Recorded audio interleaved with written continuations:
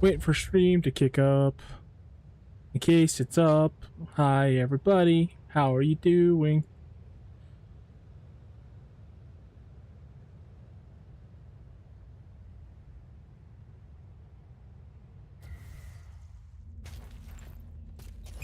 Transmitting area information. Support is ready to go. Rain punishment upon these sinners. Rain punishment upon these sinners.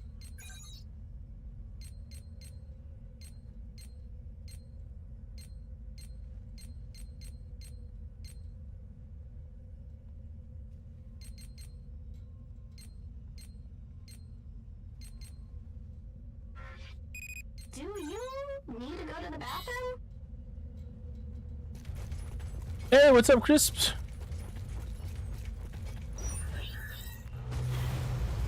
Well, well, well. I have a feeling I know what you're gonna say. Oh shit. Oh, it's the Dan. Oh, you streamed too late. I won't be able to watch, he says, then joins stream late. Yeah, it's okay, man. Yeah, I didn't know you were like 3 hours ahead, so I was unfamiliar with the time zone difference where you are. But yeah, 3 hours ahead, I would not be surprised if you're asleep. I don't know why you're here when it's 3 in the morning for me, though. Unless you like punishment.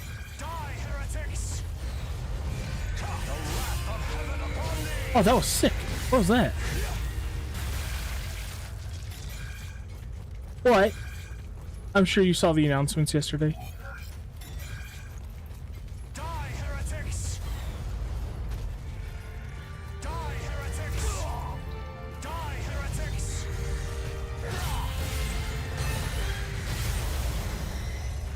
Yeah, the sleeper hit the Nintendo Direct. Who would have thought?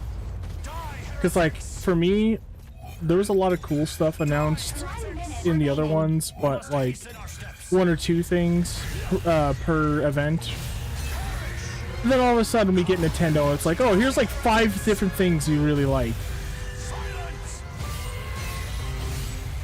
Yeah, sorry, I'm messing around in this game called God Eater. Me and my friends play it together, and I'm farming some stuff right now to get more money, because money is an issue in this game. And sorry for the confusion, Chris, but I was shit-talking Gojira Dan here. Because he's like, oh, I didn't jump on your stream because I was sleeping.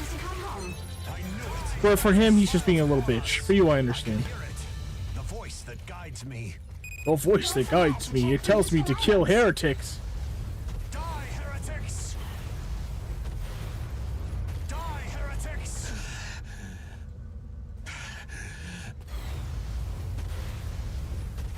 Say the line, Bart. Wow.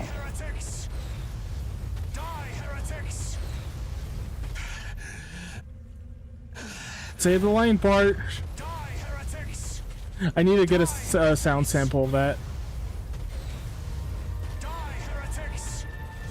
But yeah, yesterday,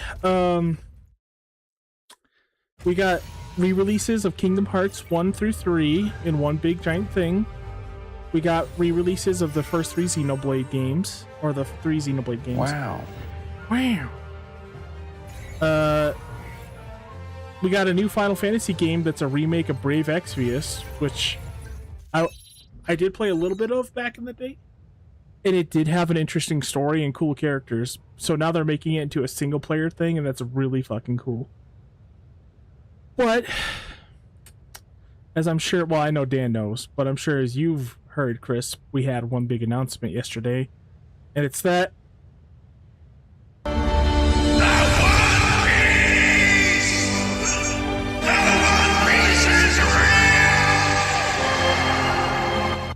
Kingdom Hearts 4 is real, baby. We finally got a trailer after 4 friggin' years. Welcome home. Were there any problems with Wow. Shut the fuck up, Dan. It took me a whole hour to make that, okay? Fuck you.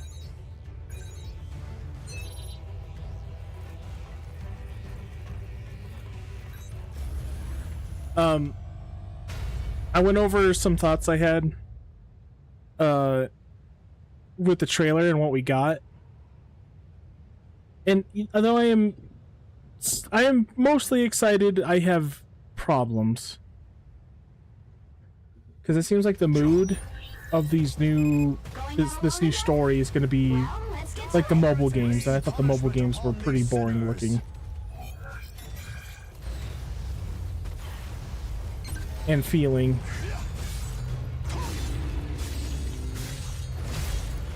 But it's set in the real world. I like the graphic style of it. It looks beautiful.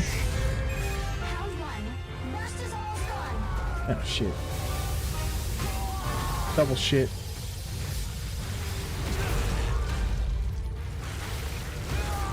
Oh, fuck you. Oh. Fuck off. Fuck off. This game's a little fucking wonky. Yeah, Neo Darkseid does look cool. I think that's a good name for him. He looks awesome. I'm worried about Sora's combos, and we can go over the trailer in a little bit, and I can explain why. But like, I'm worried about combat. Come on! Oh my god!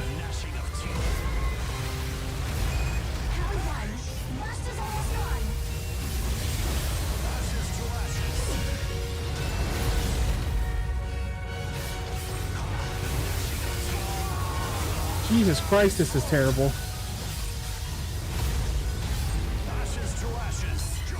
Like, I'm not trying to be a joy kill, though. Oh, fuck. I know people are just super excited for 4, but I do have concerns. And it's best to talk about it now, because we're actually being listened to by the industry, finally.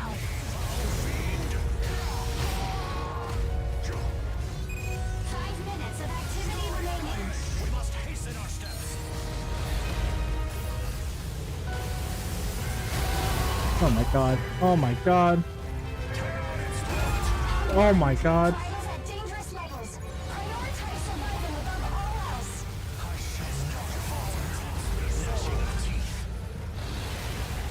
Oh shit. And we also got a trailer for the new Xeno game, the Xenoblade Genesis. I don't know how I feel about that one either.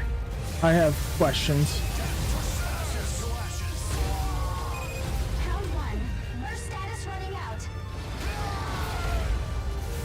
I bet so. You'd be like, oh, this white boy, he really likes Kingdom Hearts. That's all he ever plays on stream. I have to listen to him.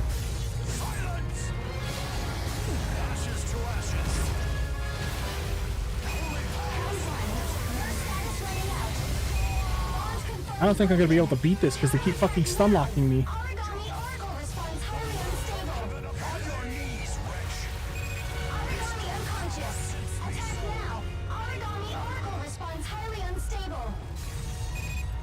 This is basically like a more weeb version of Monster Hunter. I don't think it's as good. I've never thought it's on the same level of Monster Hunter, but it's still a pretty fun game. This one is kind of annoying though. It's just like Kingdom Hearts 2 DM spam. The bosses like to spam this move that powers them up.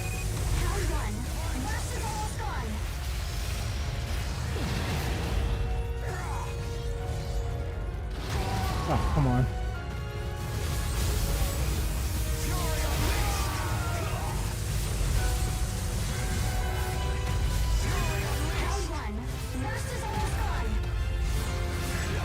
No, I agree with you, dude. Like, again, we share the same kind of love for 2D sprites and 3D backgrounds.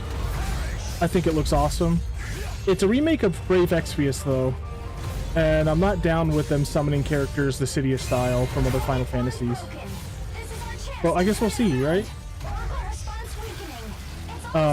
It looks fun. It's another turn-based Final Fantasy. The characters look awesome. I love the character designs. I'm a sucker for like the Dante Virgil aesthetic. One's blue, one's red.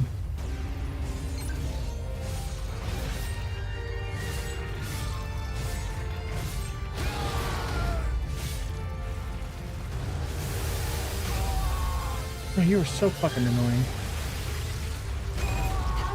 Oh my god. You could seriously get canceled for fucking anything.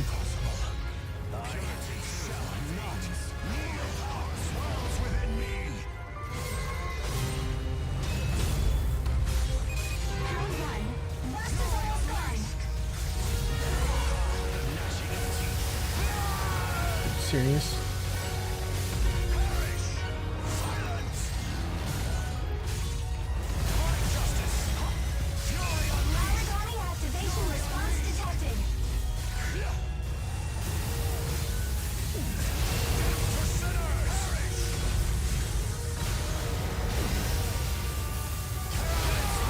Damn, why'd I do that?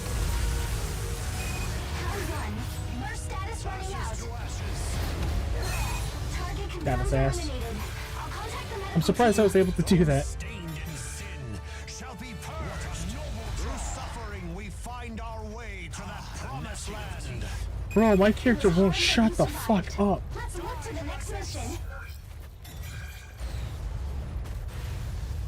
Die, heretics! Okay. Well, no, that's over. Yeah, there's a lot of cool stuff that was announced yesterday. And if you look back all week, we have so much shit. So much shit announced. The YouTuber I watch a lot,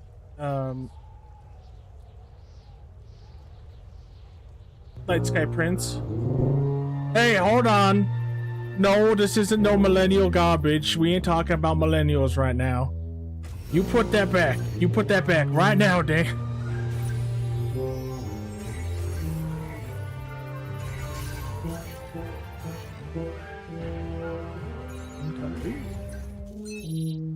You have misused your privileges. They will now be taken away from you. You have no one to blame but yourself.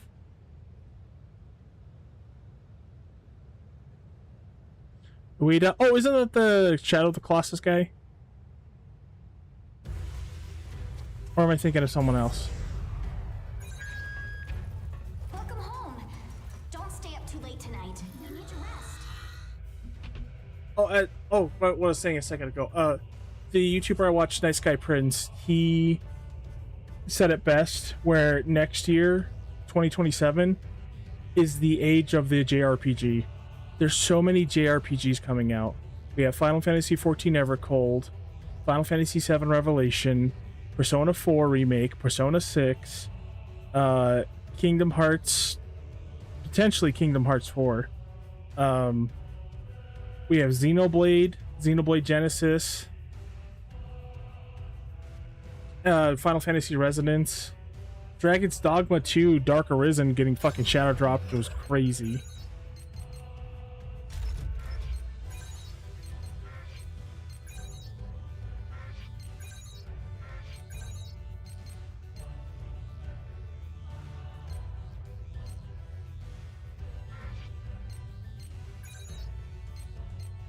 A lot of things to look forward to. I'm trying to be more excited about it, but I have some like friend drama shit going on in my life right now. It's kind of bumming me out, so I can't really feel excited for it, but I think I will once I give myself some time. Yeah, Dragon's Dogma 2 came out almost 2.5 years ago. But what they did for the first game, they released an expansion called Dark Arisen. So Dragon's Dogma 2 Dark Arisen is going to be an expansion for the first game that adds a substantial amount of content, rebalances stuff. They're working on the performance of the game. I'm going to play it on stream too. I'll have my new computer by then. So I'll play Dragon's Dogma 2 for the first time. Dragon's Dogma 2 is apparently a retelling of the first game, like word for word, a retelling, just different shit happening. Kind of like the modern day remakes we are accustomed to.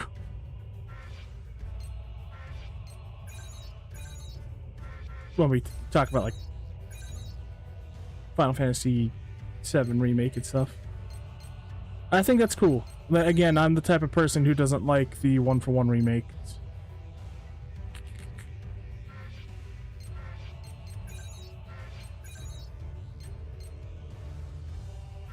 Okay, I think that should be good. I have a decent amount of money. I'll go check the shop up here.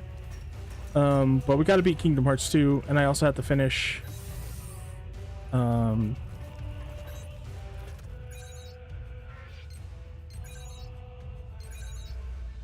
damn, nothing new.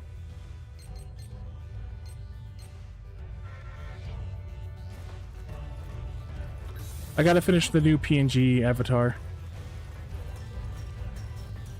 I wanted to get people's opinions on it. Let me save this. Oh, I think I saved at the terminal. This game's alright. I've never been a huge God Eater fan though, but it's fun.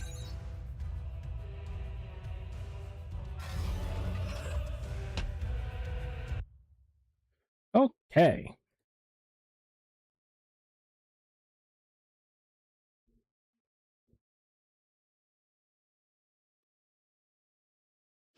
Very slowly, I'm opening Crutia for my artwork, but it takes a while. Oh, and then I gotta finish the emote we were working on. Let me pull that up.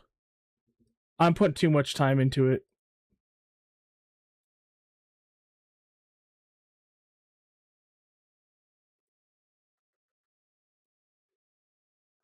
Or sorry, not too much time, too much thought into it. I'm putting too much thought into this. I just need to get out the cape. The way it looks now is honestly fine.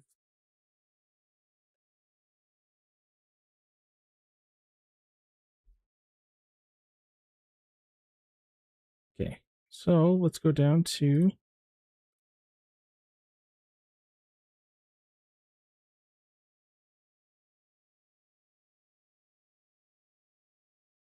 There we go. Oh, and what? See, I don't know when you're going to be in here, Dan, because sometimes you ain't here. But this is the thing I was talking to you about. You ready? We're going to the movie room. Hey, look at that. Ain't too shabby, huh? Oh, excuse me. Let me go sit down. Yeah, there we go. So yeah, I'm gonna draw PNG avatars for everybody who wants to come in here and voice chat, do watch parties. Oh shit! You're not supposed to be seeing that. But yeah, we got a little theater going. What you think, Dan?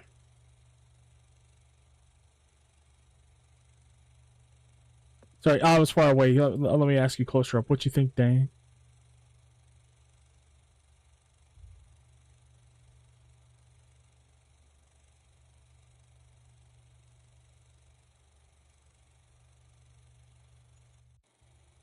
No, PNG.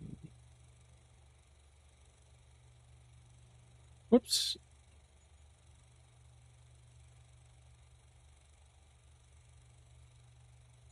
Boy, like Muay Thai?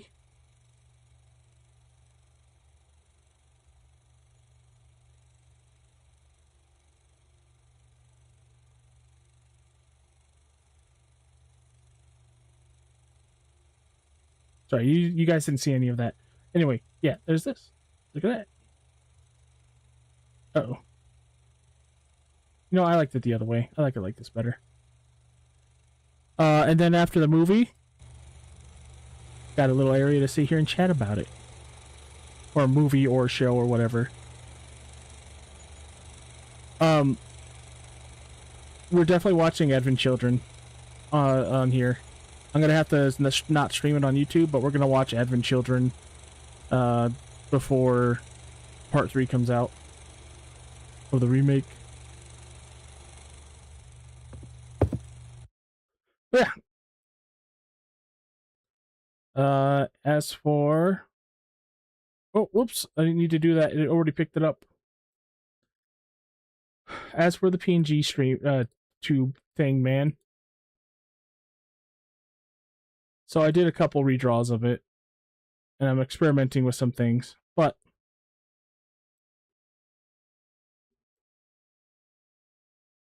this is the first one. You know, I was really proud of this at first. But the more I look at it, I realize there's things that I just don't like about it. I like how the coat looks so Kingdom Hearts, like modern Nomura looky. I put the belt way too low. And so the proportions have been weird.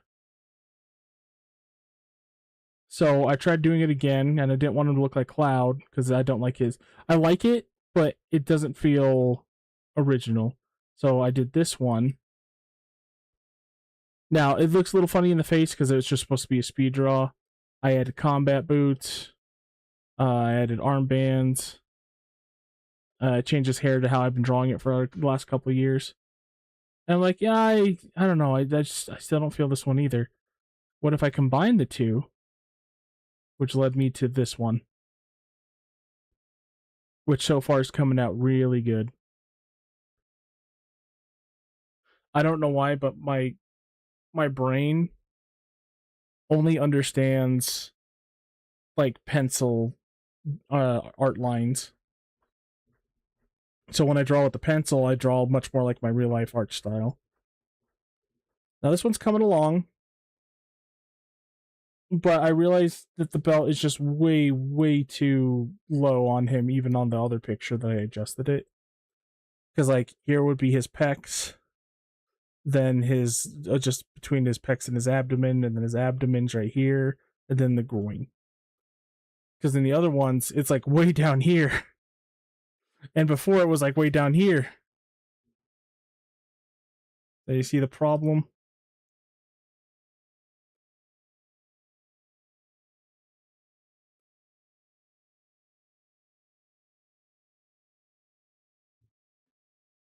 So I got to fix that. I have to draw his other arm. I got to clean up the lines. There's some stuff I want to do with his hair. He had way spikier hair last night. Like, it was like this a little bit. Okay, not quite like that. That was a little too much. But I thought that was too much, so I just did this. But yeah, now I got to figure out how to do the legs. Maybe I'll make the groin a little bigger. Yeah, looking at it from this far, it's actually a little too high. So I could probably do this and move the belt down. But I've been taking my time with this one. There's a lot of cleanup I got to do, but it's coming out a lot better. Like this part, I need to... This is with my mouse, so it's not going to look good, but these are too close together. This button needs to be like fully shown instead of tucked underneath a little bit of the cloth like it is, because it'll make more sense with how this side is. I need to bend this a little bit over his shoulder. What kind of awesome is this? It is the best kind of awesome. I don't even know what that's from. Maybe I should learn where I get my soundboard stuff from. But I need to do that and then make the stripes line up a little bit more.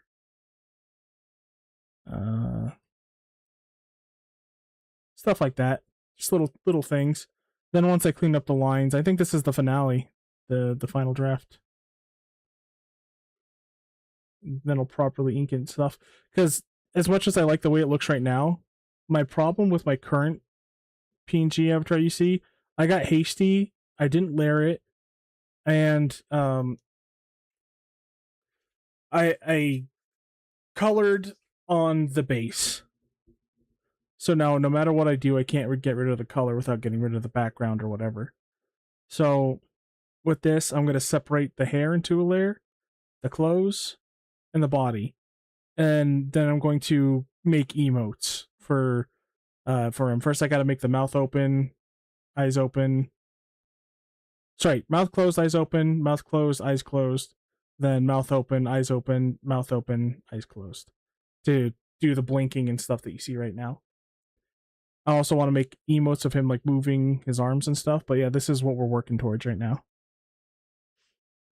I need to go back and edit the zipper because the zipper is a little all over the place. But it's getting there, and I wanted to get your guys' opinion compared to how this one looks to this. This part of the hair, it looks a little funky, so I might get rid of this part right here of the hair. But it's supposed to be like Leon's hair where it goes like that, like where it bends forward and down. And because this is right here, it's a little confusing. But this is just hair that bends up a little bit and then goes behind the ear, which happens when you press if you have long hair, if you press it behind your ear, it tends to do that. The hair bunches up a little bit right here.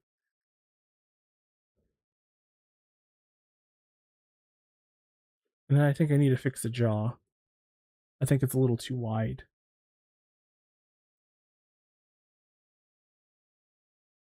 So something like that, maybe. But I'm not going to do it with my mouse. And then once I'm done with that, we're going to try doing this. I got to put something underneath it because all these like little white squares here are going to be transparent. So anything I put it up against, it's going to go straight through. So I'm going to have to put like some dark stuff behind it. I'm thinking like a dark blue and then have these black lines for like a texture. His shirt's going to keep this pattern going down it.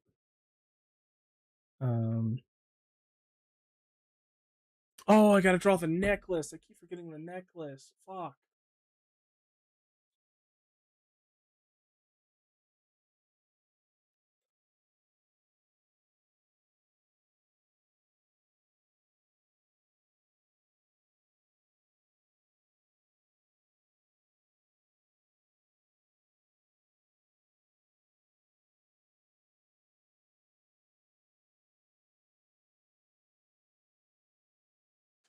Okay, but yeah, that's what I was thinking of. And then gotta finish this. Just gotta do it. I think all I need to do is just color it in and then put a Sora in the background getting smashed. And it's done. Might pick better blues for his little glidey thingy and then clean it up, obviously.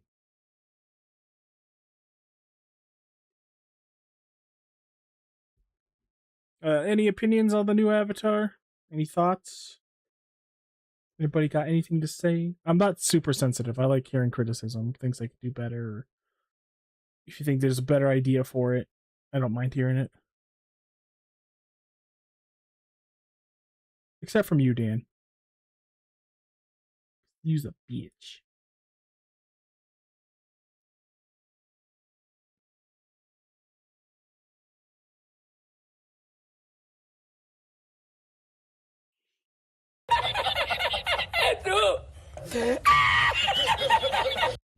Don't laugh at me. I'm sensitive.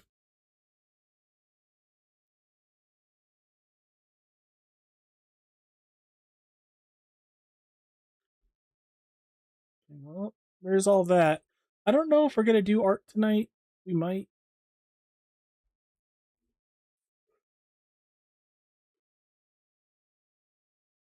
I don't know. I've been sleepy all day, so maybe not right this instant.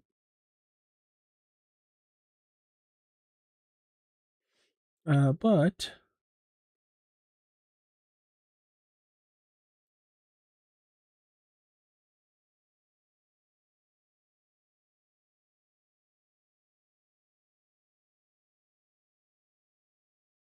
oh, interesting. Kingdom. That's all you gotta say. Look good. Thanks, Dan. No criticism. Nothing you can say that would like enhance it at all. Nothing you would prefer to see. You son of a bitch.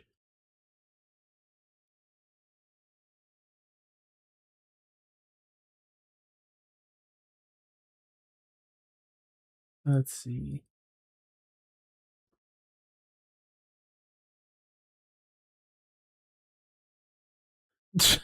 I was just joking with you, dude. I was just joking. You should know me by now. I joke all the time. Yeah, that's generally the color scheme too. Is gonna have red going down those stripes, red checkered pattern.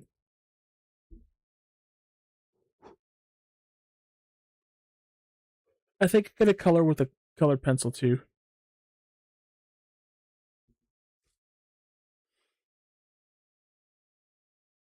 It doesn't look like anything you've ever seen ever, Crisp. It is totally original, nothing like it. My OC, do not steal.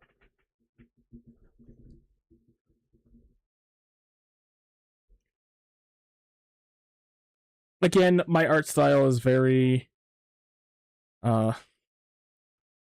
Nomura-y because I grew up learning how to draw by studying his art style, so you could see there is a lot of inspiration to it.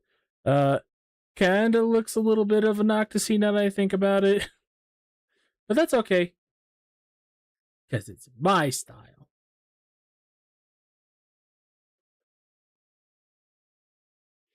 I'm just debating. It's like, oh, let's get the full view.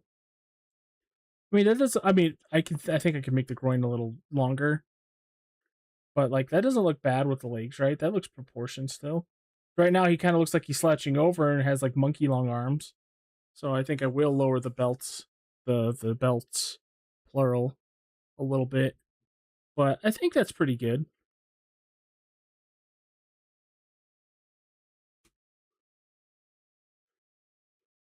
I don't think it looks better than Nomura, but I do think Nomura's most current art style is a little lacking in bite that his old one used to. So I'll say that much. I think he's just old and beaten down, which is sad. Not for him, just that his company he basically gave his life to is treating him like that. Oh shit. I might have to take this part and lengthen it here and cut this whole part right out. Because it's not going to make sense when you put it together to this zipper over here and then this whole fold connects together like a dress. He doesn't want to retire. At least not yet. He's got to make Virum Rex and then he can retire. Which that's just so sad to think about. Most of his career is chasing a passion project that he almost had. And now in the twilight of his career, he's gonna finish it. Not the way he wanted to, the only way he can.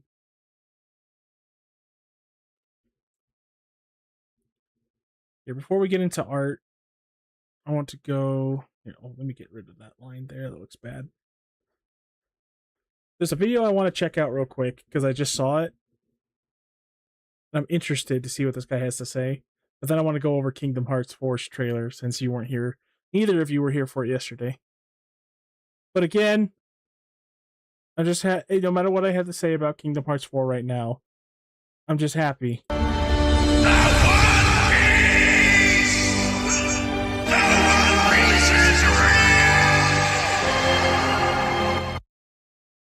Can't take that away from us. Not even me. Okay. I want to hear what this guy has to say. Unprofessional critics. The thumbnail was just him saying combat is not it or something. Huh? What? Huh? What? You don't like my joke? Huh? You don't like my joke? You can fuck off. Hearts fans of the internet, listen, you guys got to do better.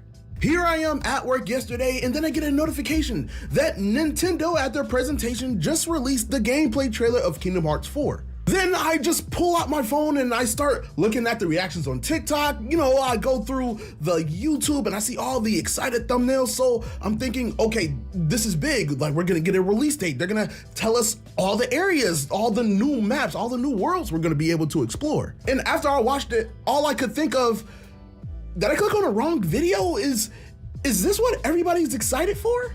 Because they actually gave us nothing new. This is the trailer that just came out. Yeah, it looks good, right? And this is the trailer that came out 4 years ago. Yes, 4 years ago. They're basically the same thing. Yeah, this new gameplay trailer showed us more Sora's moves and some other characters, but that's it. There's nothing. There's nothing. Not even a release date. Not even a release year. The only thing that this announcement served was to tell us that at launch, this game will be for all systems. And look, I want to make one thing clear. I'm an OG Kingdom Hearts player, right? I can't wait for 4 just like the rest of you guys. And actually, Kingdom Hearts 2 is still my favorite game of all time. But as Kingdom Hearts fans, we can't get excited for this. Something that they already showed us in different views and angles. Because if we keep getting excited about recycled content, this game won't come out until 2050 on the PlayStation 7. Kingdom Hearts fans. I don't know. I think it's a bit of a stretch, you know, because I see what he's saying. Getting overhyped and pog facing for what little what little they showed us, yeah, but it's more than that, honestly. And also, it's hard for me to take him seriously because he's got Funko Pops right there. I don't trust any millennials with Funko Pops.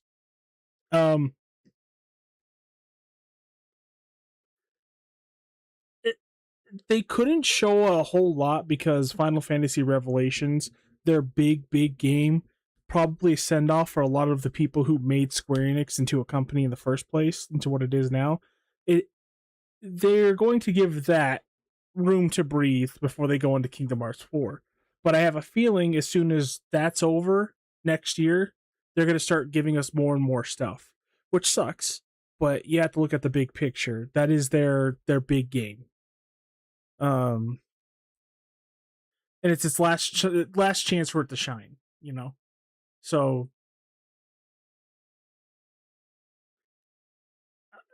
I get it though. It wasn't a lot. It's still in the same starting area. No new information came out. But again, if you look at the context of the video, we actually get to see how the game plays more. It's actually it's an actual development. It's been 4 years of silence. So being corked up for 4 years, of course we're gonna be excited. And that's okay. I'm not excited, but that's because of real life stuff. But there is a lot to go into with that trailer, at least. But I don't think us not complaining about it and not demanding more is what's going to take this game to release like 60 years from now. It's going to take its time. He will not release a game until it's ready, which I admire, but at the same time, what's taking Nomura so long to make his games, man? So I don't know. I don't agree with this guy entirely. I get his point, but still. I get it when I see reactions like this. I don't like the gamers joint. He's very clickbaity with his stuff too. Man, he does. I'm not gonna say nothing. I'm not gonna bash people's physical appearance, but he just looks rough. But anyway, let's go into the actual trailer. And oh, you sent a video, Chris. Let me click that. この世界の構造はとても Konosekai. I almost understand what that means in Japanese now. Sorry, ignore that. Ignore that. Ignore that.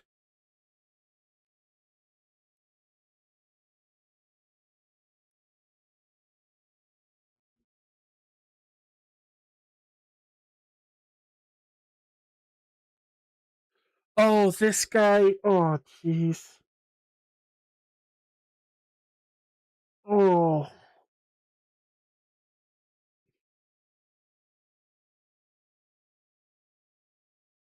Yeah, I know him. He's very, very, very, very critical on the Rebirth series. Or on the remake series, sorry. And he's a little too aggressive and a little too he's got an ego, we'll say. So I don't know. Last time I watched this video was like probably more than that. I think it was like 6 years ago when remake came out. Because it's just all these people who think that this remake doesn't need to exist or whatever, and that it's a waste of time. And they can think that, but they're also saying like you shouldn't be allowed to like it kind of attitude.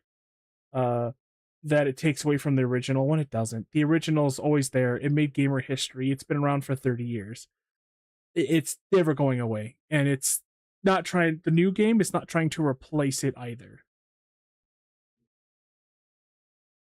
And I feel like people like this guy, they're afraid of their thing that they love being replaced by the new thing, and then the thing they love being forgotten to time. Whether it's because they think it's a masterpiece or they like it or whatever.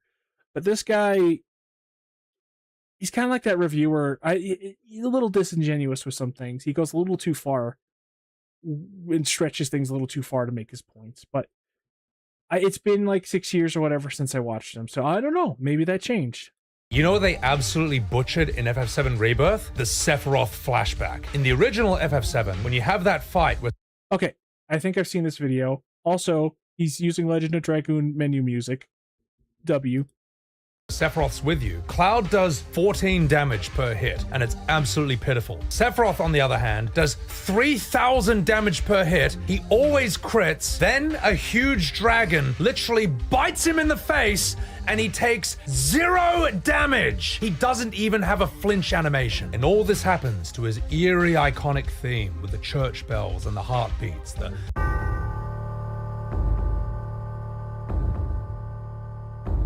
So right away, through gameplay alone, you learn that this guy is at an unreachable height above you. Yeah, that is true. He is absolutely right about that. When he talks about, I can feel his passion for the original 7. What he's saying is true, and when he makes statements on stuff that he likes, he's usually pretty... he's being honest. I feel like he's being honest with everybody, because 7 is an incredible game. And then as soon as he goes to, like, he'll blame Nomura for everything. Nomura's this, that, XYZ problem. And that's such like a blanket statement that everybody uses. But they don't even look at the people who are writing the games. And then when you show them that, this happened to me recently, where you show them Nomura isn't on the writing part of this game. He doesn't deal with any of the writing. He does the creative stuff. He'll come up with ideas. He'll come up with artwork. He'll come up with things to maybe happen in the game. But he is not the writer who puts these ideas into the game to change it from the 7 fundamentally. He's not that guy. And I showed this to a person I was talking to. They said, yo, you just don't understand how much pull Nomura has in the company. He's got his little fingers in everything, even Final Fantasy 14. He's got nothing to do with 14. In fact, I don't think he likes 14. I think he actively hates 14 because it took him away from making his projects twice with 1.0 and 2.0. And the only notable inclusion that he's had was when he designed Gaia for Final Fantasy Shadowbringer, 14 Shadowbringers. I don't think he gives a shit about 14. He says he plays a lot of multiplayer online games, and 14 is not one of them. So, like, people will just, they really like to hold on to this, their ideas of dogma that don't want to be challenged or changed. They have an idea on something, and they will hold steady to it no matter how much reasonable information you give them. No matter how many facts you give them, they'll hold on to it because they want to believe this. No, this is a remake that is being made by people, mostly people who worked on the original, some new people, and the old people are old. They had their tastes and view on the world has changed in the last 30 years. And they want different things. Nomura is the only one trying to keep this game Final Fantasy. He's the one who said, no, we have to make sure it's still an RPG. It has to have a command-based system in it somehow. Because Kitase and everybody else just want all Final Fantasy to go strictly action. And I'm glad Yoshi P made an action Final Fantasy because it showed that's not what's going to work. That is not a Final Fantasy. Nomura is not a godsend. He's not the greatest gift from God to mankind. But he does a lot more good than people give him credit for and blame him for fucking everything. Kitase wants to make this a happy story with a happy ending where everybody has all their problems just are gone because he likes the characters and he's so attached to them from 30 years, which is a bad sign for writing and creativity. You can't get too attached to your characters or else you lose the edge and bite that you used to have. Same thing happened with Kevin Smith and his movies that he makes. After he had a heart attack, he switched his tone and things that he did entirely to be more soft, have more bite to it now. You can't get too sentimental for your characters or ideology for things like, what was it, Clerks 3, I think it was? No, it wasn't Clerks 3. I haven't seen Clerks 3. Jay and Silent Bob, which one was that, Dan? The one where he has his daughter in it? His real life daughter?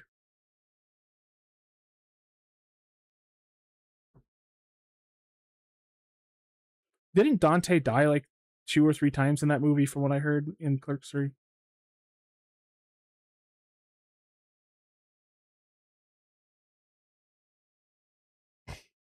Anyway, my point is, Kitase, the original director of Final Fantasy VII, wants to make it a happy story with a happy ending. Nomura has been advocating for it. Oh, and Kitase wants to make it an action game. Nomura wants to keep it more traditional, give it RPG elements, make it focused on story and characters. And he wants to keep the hard stuff, the hard pills to swallow, intact in the game.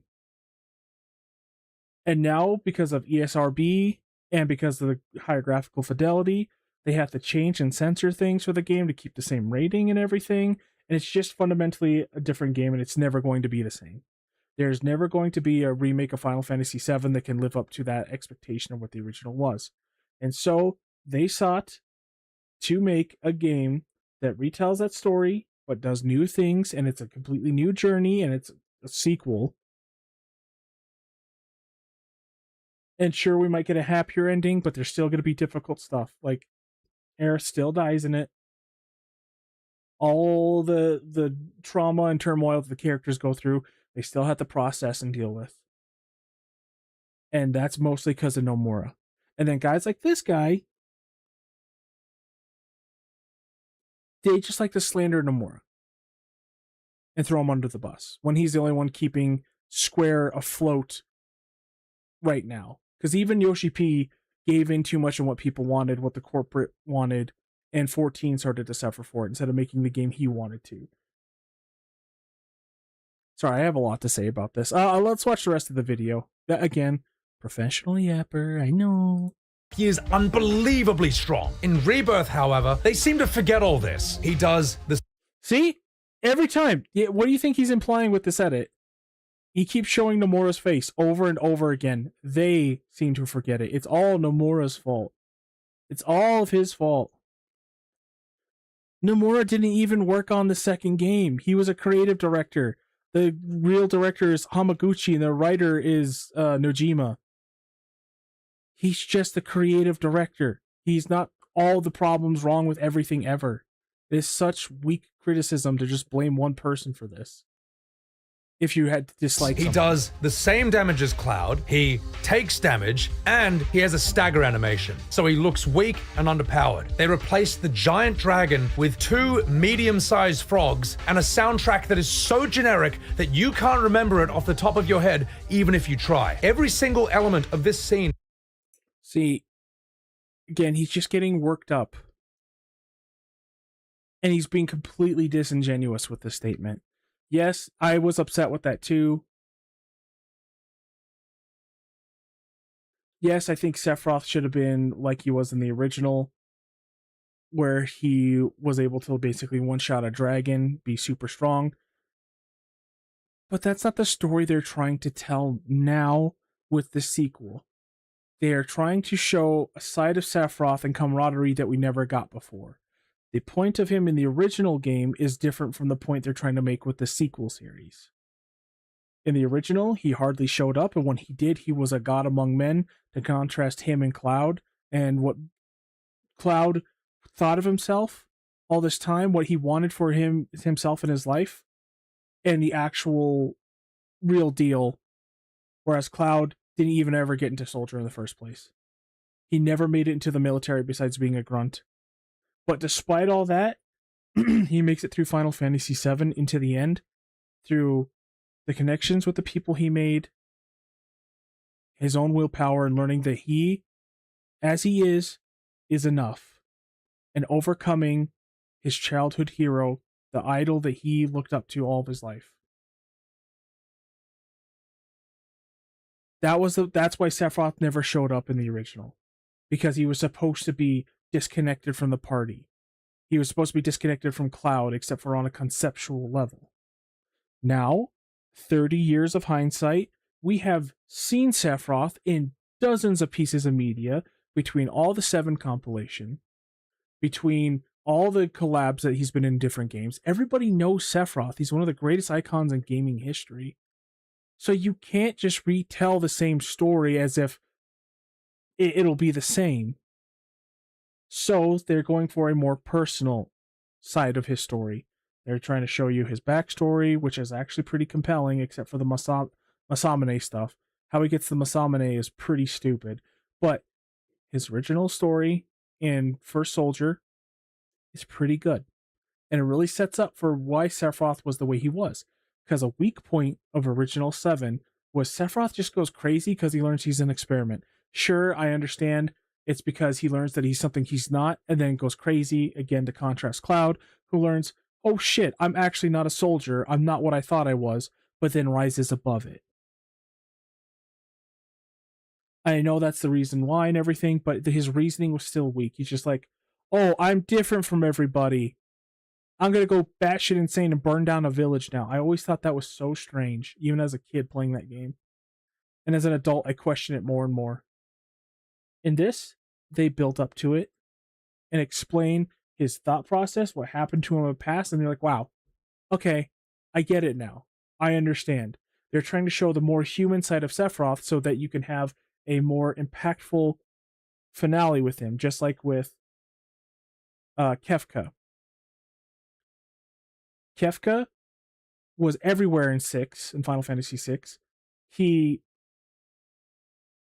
had his toes in everything that happened with all of the main characters, which helped them band together in a unified goal. All these people from all different walks of life come together and overcome this great evil. And it felt personal, which is why I think a lot of people view that as like one of the greatest games of all time.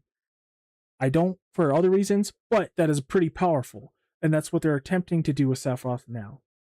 We understand him much more fundamentally as a character, and it's not going to excuse everything he's done, but that final battle, that showdown, to where we're going to truly kill him forever, the final death of Sephiroth, and no more coming back in Advent Children, no more living in the live stream, true death.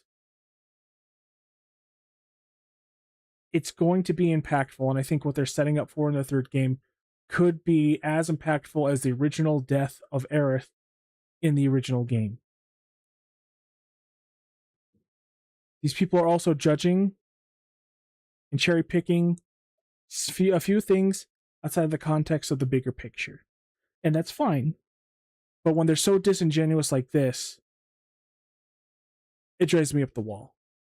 Because they don't want new things. They don't want people to try new things. They don't want to explore things differently. They just want the same thing, the same exact way. But that can't, again, as I explained, it won't happen.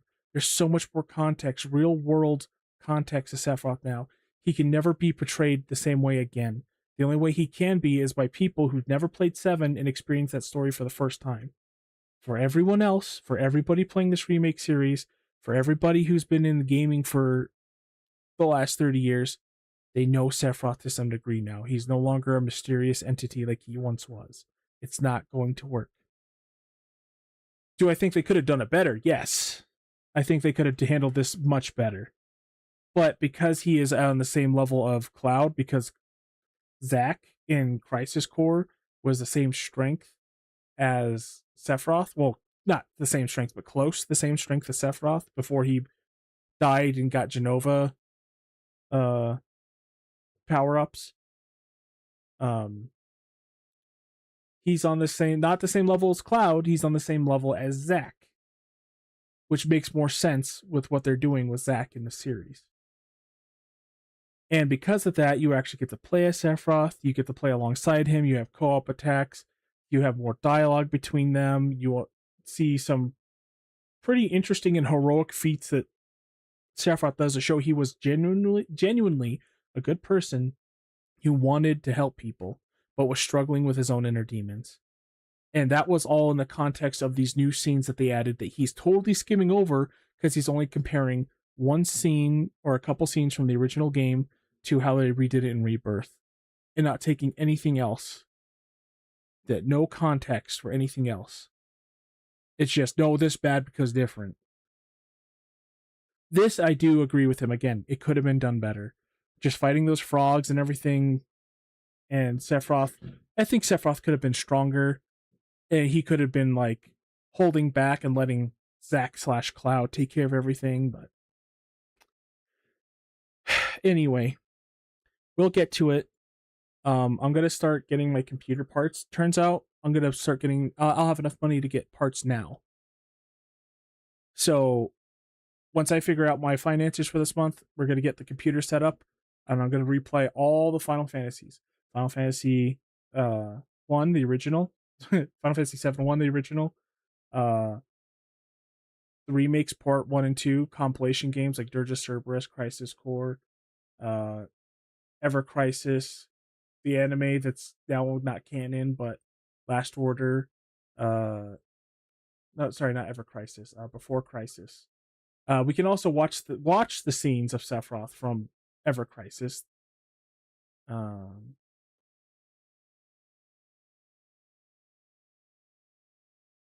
What else is there? I feel like there's something I'm missing. And for the heck of it, we can just do a normal playthrough of Kingdom Hearts 1 and 2 and just go see Cloud and do some Dissidia, you know? A big celebration for the 30th year of Final Fantasy VII and the last part coming out. But you guys will see firsthand what I'm talking about, and I'll go into more context and details on why I think and feel the way I do about this game when we get to that. But again, I feel like this person is like cherry picking things without the context of everything around it to farm for hate for people who don't like the remake on a fundamental level. You don't have to like it, but at least be honest with it. Don't try to manipulate people's opinions and their ability to enjoy the game because you disagree. Let people experience it for themselves. That's what I say for everything. Everybody should experience something for them. The thing that's the focal point of whatever you're discussing, they should experience it themselves. And by framing it the way that he does, he's trying to pull people away from it. And I don't like that. I mean, do whatever the fuck you want, man, but I'm going to call it out when I see it. Is done worse than the original, and the result is that Rebirth Sephiroth has none of the iconic mystery, none of the sense of danger, and none of this grand sense of awe surrounding his character, the way that... And again, it's because we have 30 years of context between the original game and now. It is a completely different story now. You can't have Sephiroth be the mystery that he once was. That's over. That's forever gone. The original was able to communicate. You know what they absolutely... And again, it's just, he keeps bringing up Nomura, and I watched more of his videos because I was interested, and he'll just keep bringing up Nomura over and over and over again. Apparently this guy made a video about Kingdom Hearts 4 recently, and I'm kind of curious to see what he has to say about it, because I'm sure it's not good. Anyway, sorry, let's get to the trailer for Kingdom Hearts 4. Which, by the way, it looks fucking beautiful. The textures on the coat are amazing. The city, the lighting is fantastic. I know exactly where this is because I played The World Ends With You, Neo. 私たちが定義する光と闇を具現化したものは存在しなかった。でもそれを定義するものがこの世界に来たことで、この世界にも私たちの定義する闇が現れた。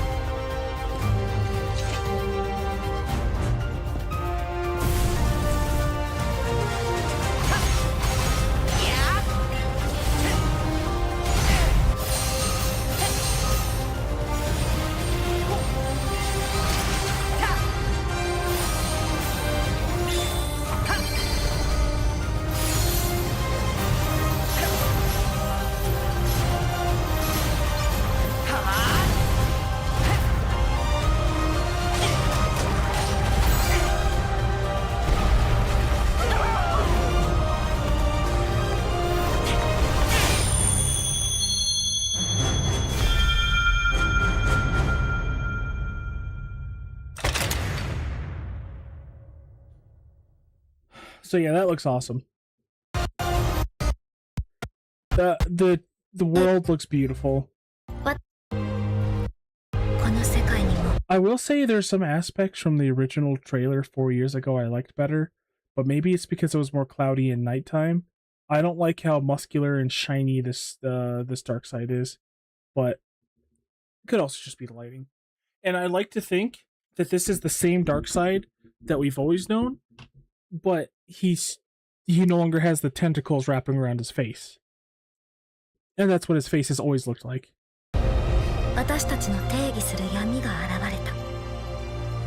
Don't know who this girl is.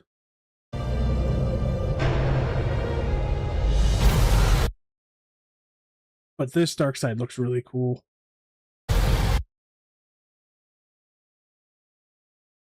And I hope I'm making sense with all my ranting. I'm trying not to go so hard that nobody understands me. You know? Because I ramble so much, sometimes I loop around with what I say.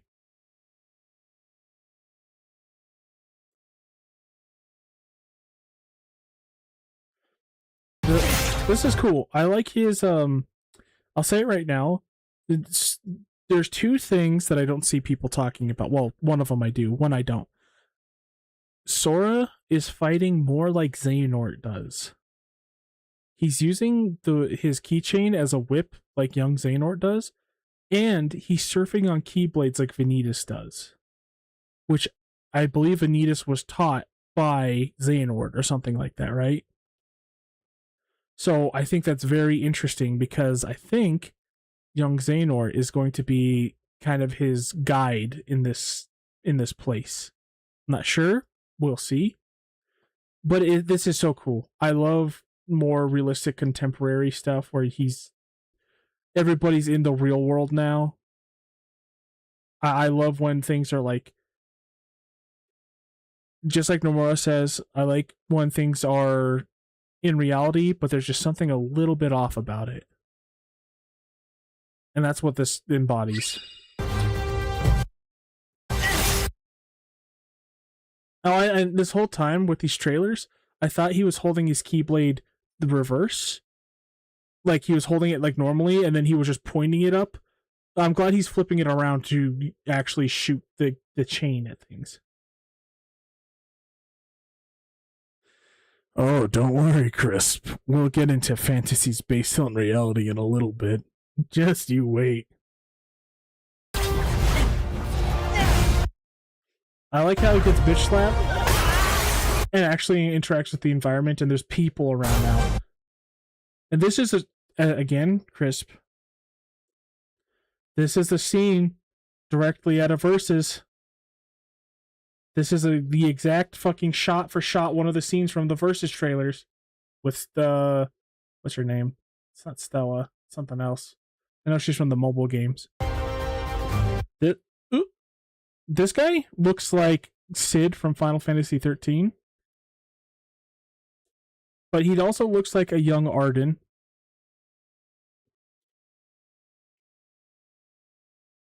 Which is the main villain of Final Fantasy 15. That's what I've read some articles online of people talking about this. Yeah, I think you're right. I do think that's Sigurd without his hood. I don't know much about the mobile titles. I just know of a Sigurd and what he looks like with that like hoodie with the cap. And his color palette matches this guy immensely. And then we have Noctis number 12. But I know this is also a character from the mobile games.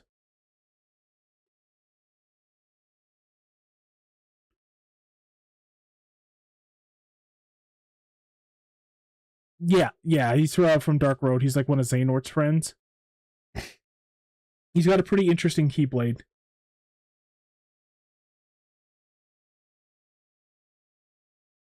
You can dance if you want to. You can leave your friends behind.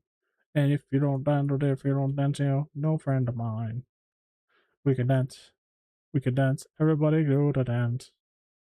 We can dance. We can dance. Everybody do the dance. Sorry.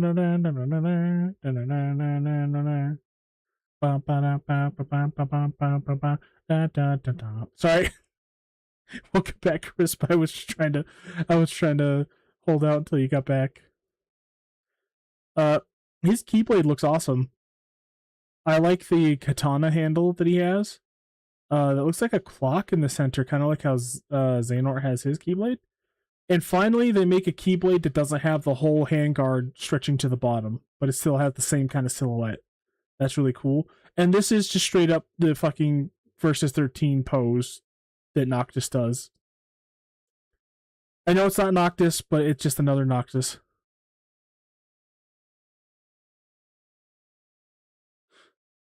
Yeah. Yeah, it makes sense to me too. As soon as I saw that, I'm like, yeah, that makes fucking sense.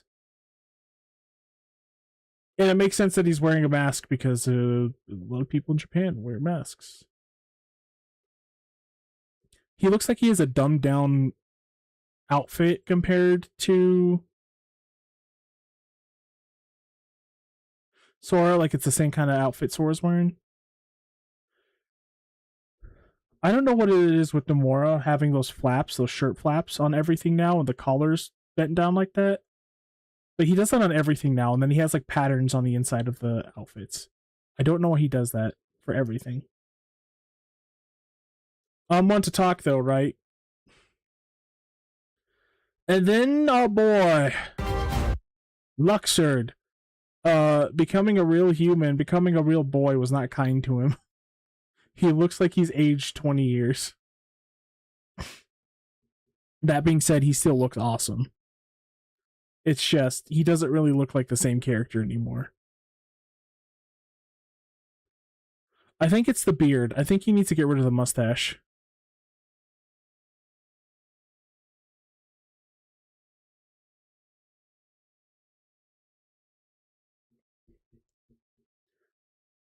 Yeah, that's funny.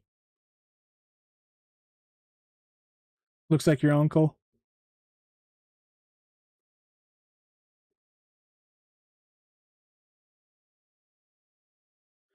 You know, you're the third person to tell me that, actually.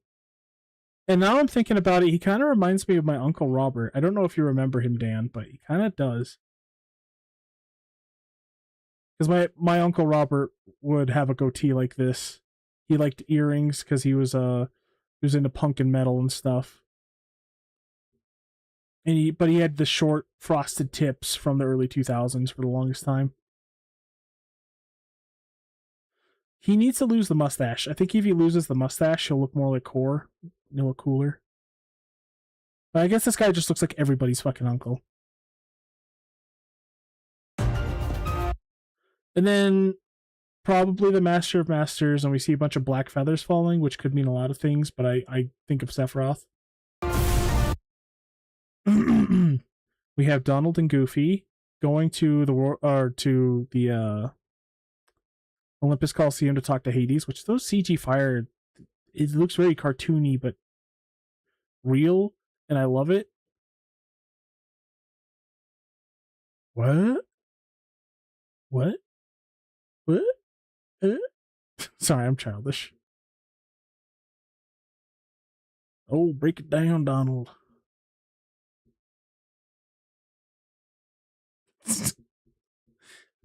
I'm like a 13-year-old, okay? I have ideas for what's going to happen in this game.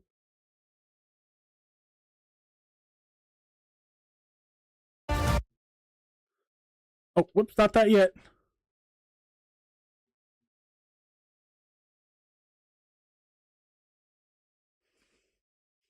I hope Kingdom Hearts 4 has a Sephiroth super boss. It would be the worst fucking thing ever if they do not have a Sephiroth super boss if this comes out right after 7 Remake Part 3. What a missed opportunity.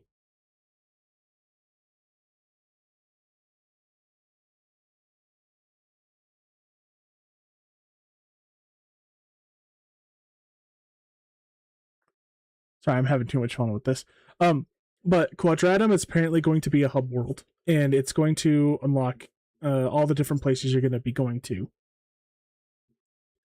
I don't think we're going to go to Disney World again. I'm not sure. And if we do, I think they're going to be like dead Disney worlds, you know, or like ones we haven't seen before. Hopefully, no live action stuff. I really hope there's no live action Disney. Oh, please don't let there be live action Disney. I think the Disney worlds are going to be, we're going to have two parties, and we're going to have Donald and Goofy and maybe someone else, maybe Mickey, and we'll do what they originally intended, where Mickey Mouse is the playable main character. Because we saw Mickey jumping around and doing a bunch of stuff in Disney worlds in those screenshots. So maybe King Mickey and these two, maybe that's how they'll try to differentiate these. I don't know if that's a Moana Keyblade. I don't know. I've looked over some things, and it could be. It might not be. I'll get to that when we get to it. But I'm hoping there's only Disney worlds. What the hell? Oh. I'm hoping there's only Disney worlds when you're here, because like the original concept of one was Mickey Mouse was going to be the main character with Donald and Goofy. And maybe they're trying to differentiate this version of Kingdom Hearts and make Viram Rex. And take it away from the Disney ownership.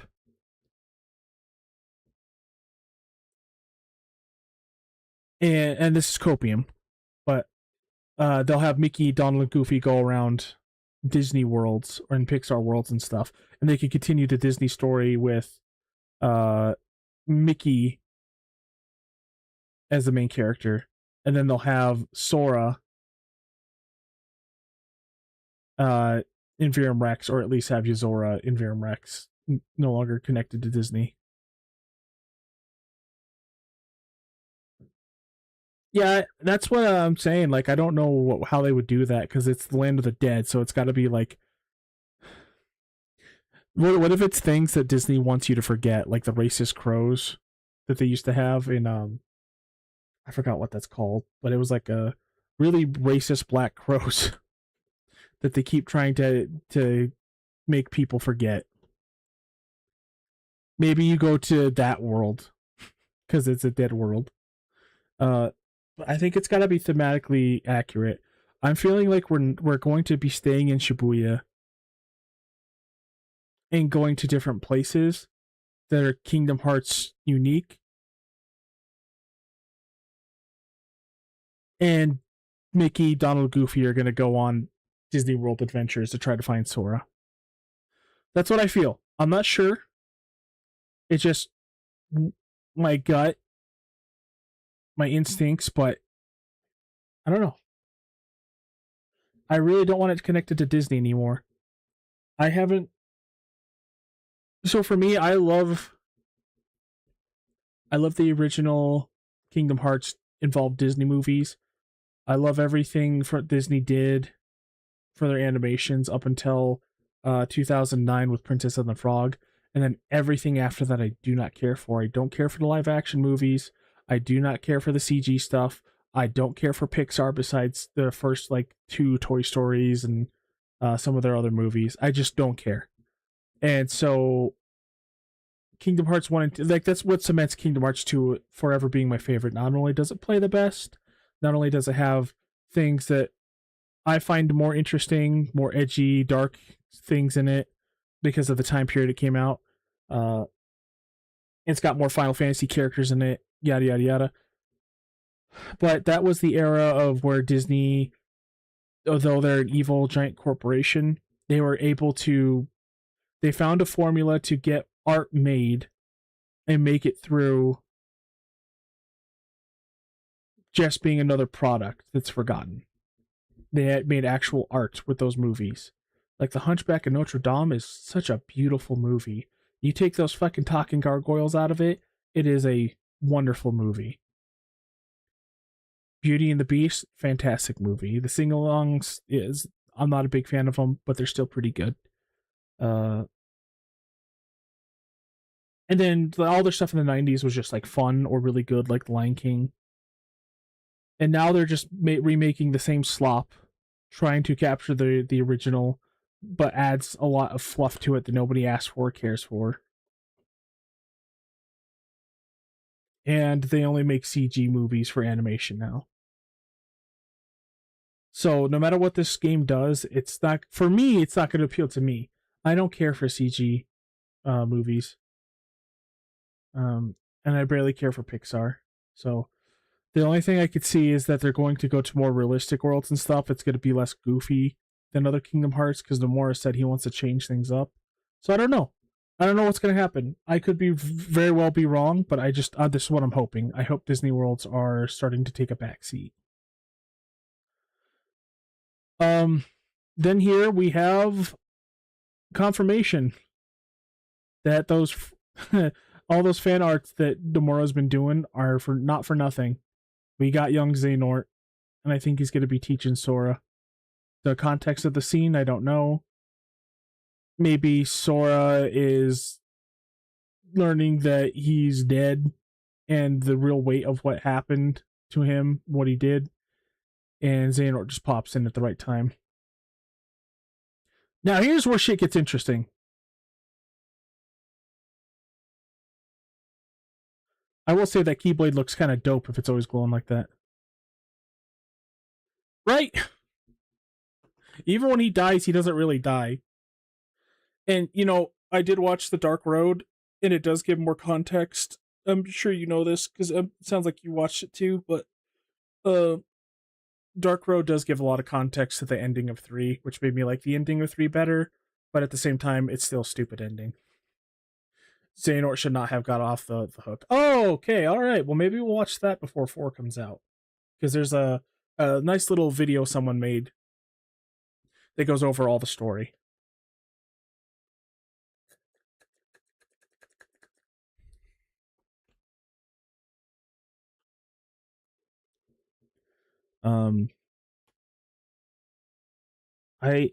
I like the ending for 3 better now, but I just Xehanort, after all the terrible things he had done, should not have just got off scot-free with it and then had a happy death, basically. I don't know how I feel about that still. But now he's back. He's back again. He's going to be the main hero of the story now. He's actually the main driving force of this entire series, if you think about it. He was the reason why everything bad was happening to Sora and all of his friends. And now he's going to be the one who helps Sora come back. Or whatever's going to happen with Sora. It's very interesting. And even though they're more realistic, they're still quite cartoony looking, which is kind of weird. Whoa, that was fast. So if this Keyblade glows blue at the handle, and unless that's just shine, this Keyblade actually looks pretty dope. Hey, Galactic Gurgle 6 WWP. Get banned.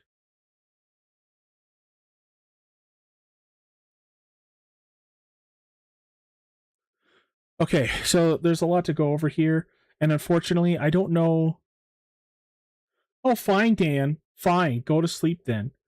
Get ready for your job and shit. Thanks for stopping by, bud. I thought the same thing, Chris, but I thought it was Axel's Keyblade 2 for a second until I started like looking at it a little bit more. Because like right here, it looks like the effect from Kingdom Hearts 2. So I thought it was Axel's Keyblade, where I had like the dark trail following the fire. Unfortunately, I don't have the clips of the original trailer that showed the command menu. Hold on, my computer's burning up.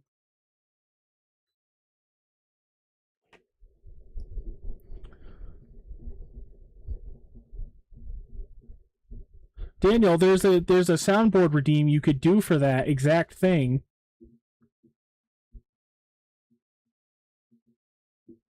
You now have to activate it before you leave.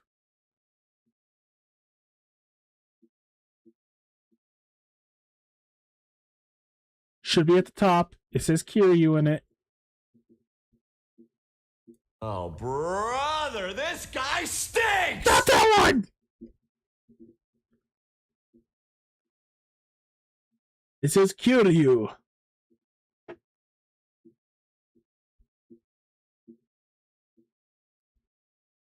I'm waiting. You're not allowed to leave until you use it.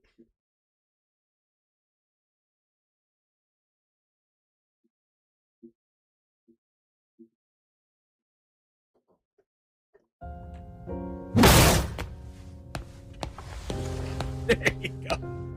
Wait, don't leave, Dan. Don't leave. Come back. We can talk about this. Dan! Oh, sorry, Dan. See you, buddy. Have a good night.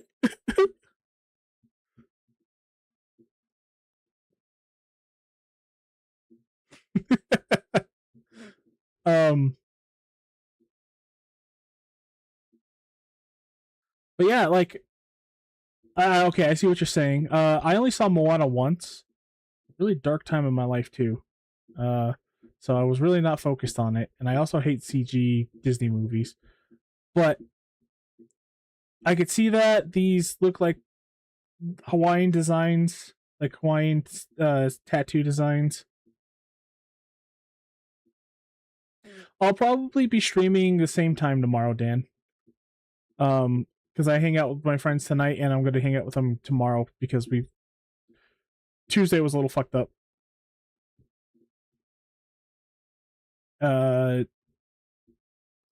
Other friends. I might stream earlier because I think you get home at like 5-ish, right?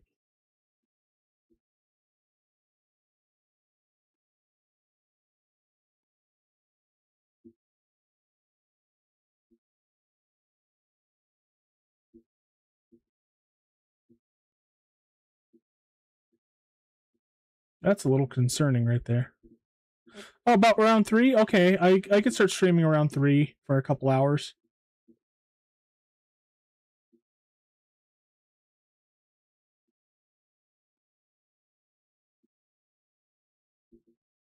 I was gonna do that today actually, but I just didn't.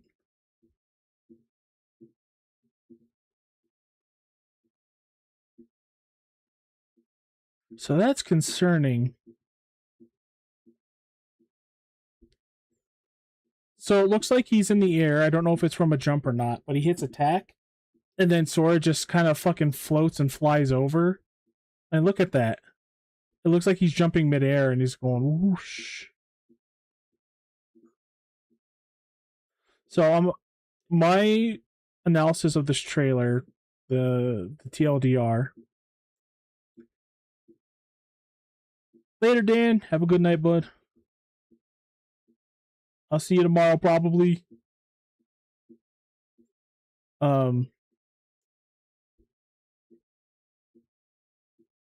It's very floaty like 3 was. And I'm not just using that as the generic, Kingdom Hearts 3 floaty game, bad game. You explain why. No, it's floaty game.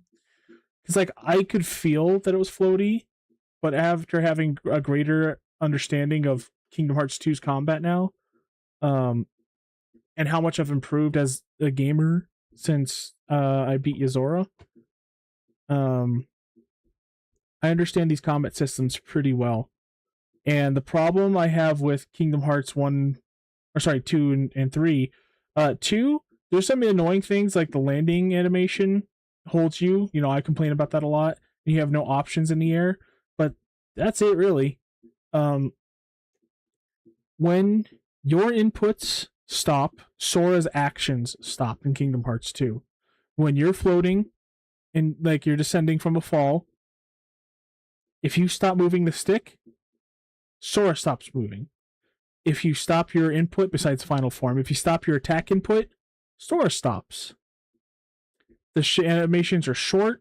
Gravity is instant and more realistic, because if you, sure, you do a combo string in the air, that's little anime funniness, but as soon as you're done, you drop. In Kingdom Hearts 3, you stop, pause for a little bit, then you drop, and you start falling with momentum as if you're sliding through jelly. It's very slow, and there's very little punishment for you being in the air. They did add air dodging and air blocking And I will be forever grateful for that. With Kingdom Hearts 3, though, the Osaka team, when you hit one input, and it seems like 4 is like this, you hit one input, Sora will like fucking fly over and then just pull up bullshit momentum out of nowhere to keep attacking. Like, this kind of makes sense, right? Because a little bit. Because even though he's floating right here, like if this was a jump into an attack, I get it more. But he flies over and then he swings around. Now, this is the same kind of attack that Sora does in Kingdom Hearts 2. He would flip like this, and only once, though, for a finisher, and then he'd immediately drop. Because in 2, anything that would pull your momentum down, like an overhead swing like this, will pull you down.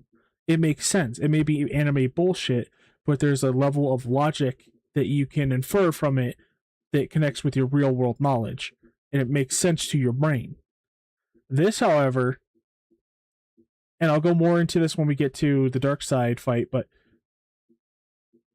I don't know if this is a jump or if he just hit attack, but he hits attack, he goes up, goes down, swings back up as if he touched the ground with his foot and jumped again, but didn't touch the ground, does a swing, loops around, and then loops around again, which is forgivable. But then he does another attack, halts his momentum, he doesn't fall, he does another round,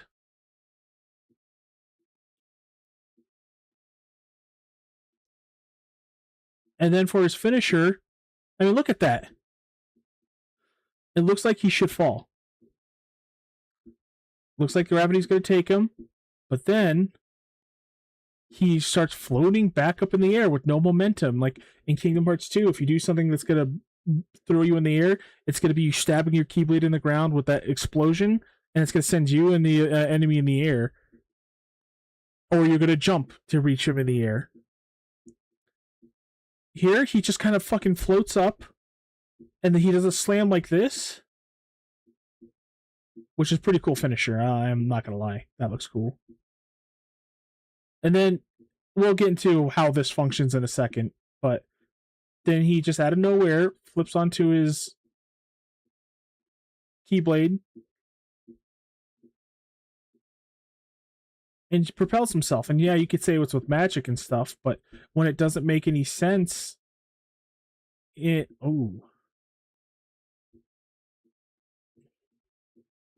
it doesn't make doesn't connect with the real world logic that you have, at least to some level of degree, some level of believability,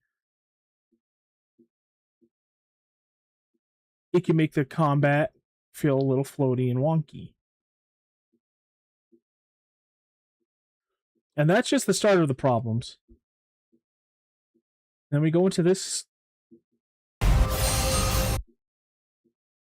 So this is the new build feature, which we saw here as well. Now, Namor says that there is reaction commands in this game that is yet to be seen. But oops. Let's watch this scene in its entirety. Damn it.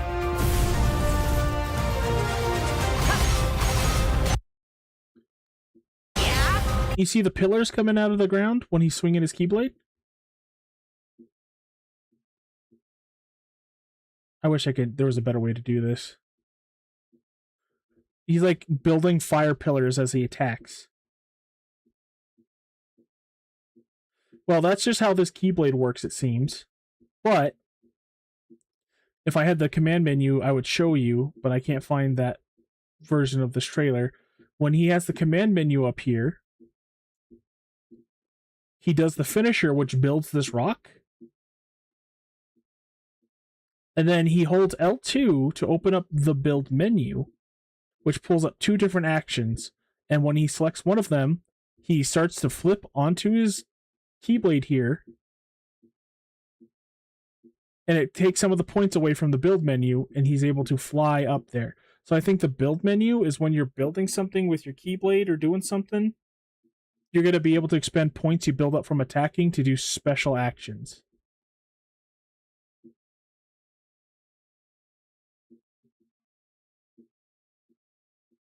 Another thing that's concerning, which we'll see here again, this is the big shielded Heartless, right? Even though this guy's blocking, Sora's going through him like no problem. He's not being deflected like a large body or one of the defenders in the original game. He's just going right through this guy. Oh, and here it is again. This guy holds L2 and starts summoning these Keyblades. Or these chains. And then his build meter gets depleted when he selects the option in the build menu. Then he hits R2 and just starts fucking slow motioning on it, which is awesome. I see a lot of potential with this system. It opens up so much more diversity in options and things you can do. And you should have your L1 shortcut menu for your like magics and forms and stuff, if forms are back. And then he goes into the build menu and selects this. And it takes all of his points. But then he does a very Vanitas move, which has me worried. This looks like flow motion. It takes all your control away from you. And it's also very slow and boring. Just like one, and another hit, another one. No. But maybe it's because he didn't have a lot of build meter built up. And that ends with a big fucking room-wide explosion. And as he's wailing on these enemies, there's no impact. There's no impact when he's hitting these enemies. I mean, with the chains it makes sense, but with his Keyblade, there's no impact. There's no hit stun. And then bam. And then we get the dark side, which this all looks fucking cool. There's a lot of stuff to go over in that part. So, this combo we see Sora go with, I mean, it's good that we have dodge roll. It's always nice to know that. After Kingdom Hearts 2, or OG, I'm always afraid we lose it. So he starts running at him. Then he hits jump, and that looks fine. Then he hits attack. And then Sora, in these weird animations that they've been doing since Dream Drop Distance, because it looks cool. But again, it's contradictory to Dissidia in Kingdom Hearts 2 of how things worked in that game. So he hits the attack button, and then out of nowhere, he starts flying upwards a little bit. Does an overhead swing. That's fine. Like that's okay. But as soon as he goes down, that looks like a finisher. That looked like a finisher in 2. And this is where he would fall and land. Instead, he just rotates and starts flying back up with no momentum. He's not kicking off of anything. He's not using magic or anything. He just swirls around as if he's flying, or if the metal of his Keyblade is weighty enough to like give him momentum and he's moving fast enough to swing around and do another hit. And then he does it again. In Kingdom Hearts 2, you would be stationary from the where you started your combo, moving ever so slightly forward. Like you'd maybe move this much by the end of your combo. But this one, he's fucking flying. He goes all the way across his freaking arm and he's still going. Which makes me feel like it's very floaty. Now, this is cool. So, but it also has me a little worried. He goes into a block. He blocks the hit, and it pulls up a magic barrier. That's fine. Is this going to be a skill that we're going to be able to equip? Or are we just going to have defend be also like a secondary barrier? Is that what's going on here? How powerful is this barrier? How will it affect blocking? Oh, hi, Gizmo. Sorry, 1 second. I got baby kitty girl. Hi, cutie. What's up? You got love for me all day. All day. Can't be selfish like that. You can't be selfish. I gotta talk to people about video games. Oh, I love you. I love you, sweetie. You go lay down in your bed and I'll go give you love when I get off stream, okay? Or go play with your brother. Why don't you go play with your brother? That's right. Oh, she's so sweet. I gotta show her. One thing I'm gonna do with my PNG streamer, I'm gonna draw little Gizmo and little Mr. Pickles and have them sitting on screen with me from time to time. Their animations will just be their little tail swaying back and forth. I love them so much. I love you. Oh, I love you, Gizmo. I love you. Oh, butt scratches for Gizmo.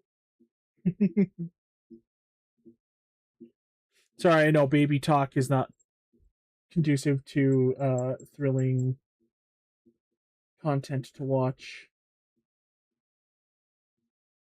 Okay. I pull my hand away and she just starts butting her head into my hand.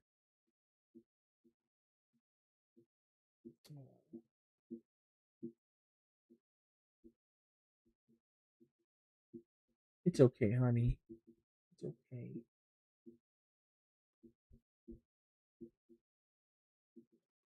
Okay, so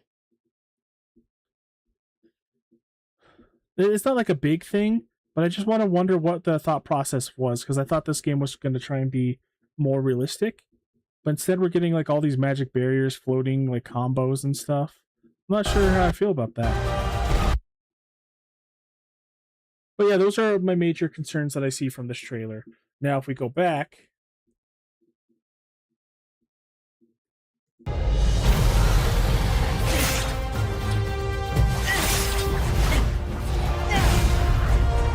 it's super cool for him to actually interact with the world more now.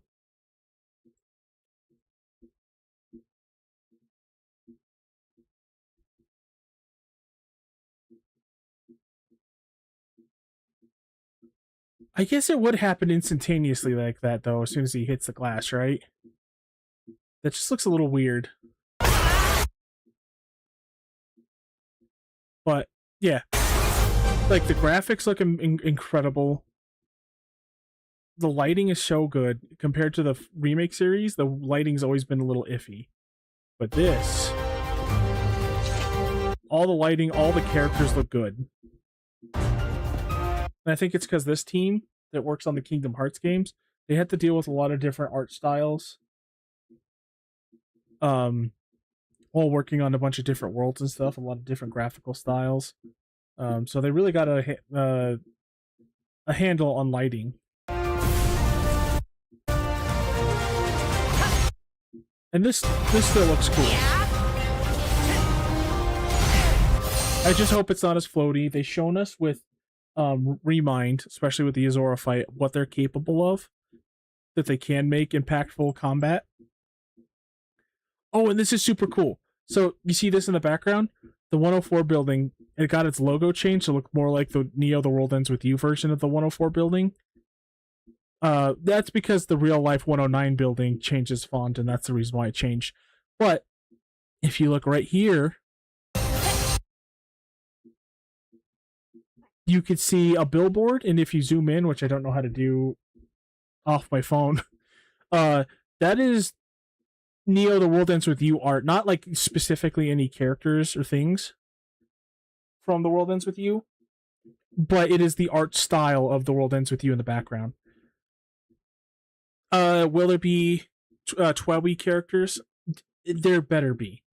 There's no reason. This is the greatest opportunity they could have.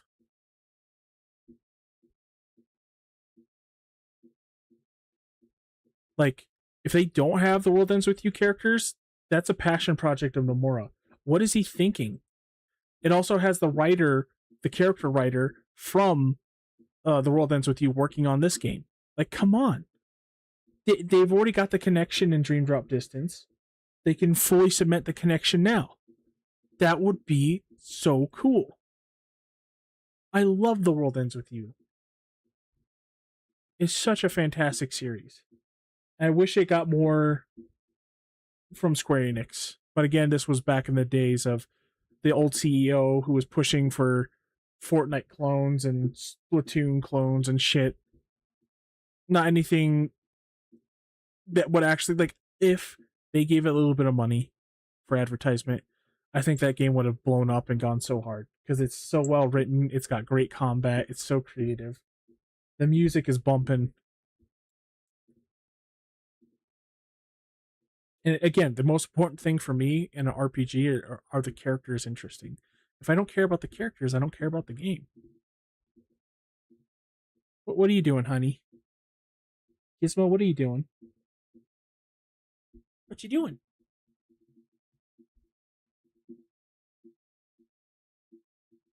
Hold on, she's walking on my desk. I don't know what she's doing.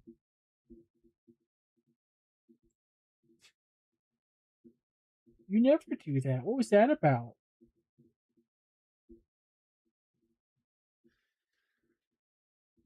Oh, she sees the RGB lights from my desk flashing off of my gold controller, and she's like, "What the fuck? What the fuck?" What I'm also speculating, or at least hoping for, Final Fantasy has been really, or sorry, Kingdom Hearts is really desperate for Final Fantasy characters. They need more Final Fantasy characters in this game. Whether Nomura wants it or not, because he said the only reason why we had Final Fantasy characters in Kingdom Hearts 1 and 2 was because we didn't have enough Kingdom Hearts characters to carry it in on its own, and nobody would want to play a Disney game with Mickey Mouse as the main character, or these brand new, or sorry, that's not what he said, sorry. If we're not going to have Mickey Mouse as the main character, who's going to want to play this co-op game when there's nobody recognizable in it? So, like from our franchise as well. So I'm making these new original characters nobody knows. We're going to put Final Fantasy in there. And then for 3, he said, we have enough characters now. We don't need Final Fantasy characters to hold it up anymore. Well, too bad. You already have like 13 games. It's 13. It's always 13. 13 games in the series where Final Fantasy and The World Ends With You characters show up time and time and time again. They're part of the story. They're part of Sora's journey. They need to be involved somehow. So, Final Fantasy Duellum. It is also in Shibuya now. I want them to connect them to where Sora sees all of the Kingdom Hearts characters here. Which would make sense why we don't see Sid. In Duellum, there's no Sid from 7. There's no Aerith. There's no Tifa. There's no Yuffie. There's no Squall. There's no Titus. Waka or Selphie. None of the Kingdom Hearts Final Fantasy characters are in this game. In Duellum. So I'm thinking, except for Cloud, but Cloud disappeared at the end of Kingdom Hearts 2, right? So I'm thinking they will try to work Duellum with this game and have us able to interact with more Final Fantasy characters in a real world setting. That would be so fucking cool. Like, what if your party in this game are a bunch of Keyblade wielders and Final Fantasy characters? That would be so fucking cool. But that's speculation. It's just what I could see from this building is the artist for The World Ends With You did this. And that's what makes me think this. And you said there was a loser sign? Where's the loser sign?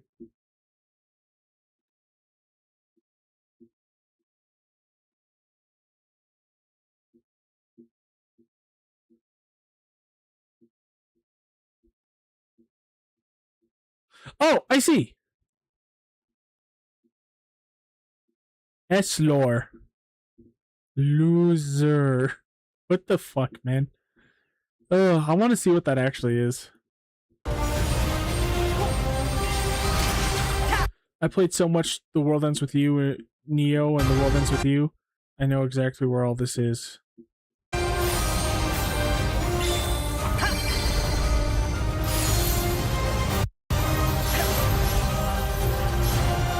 And this attack, it just looks so slow and boring. It looks like an attraction ride. I don't know, man.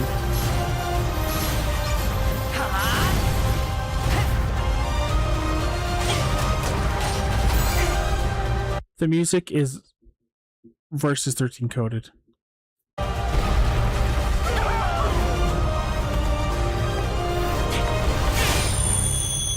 Alright.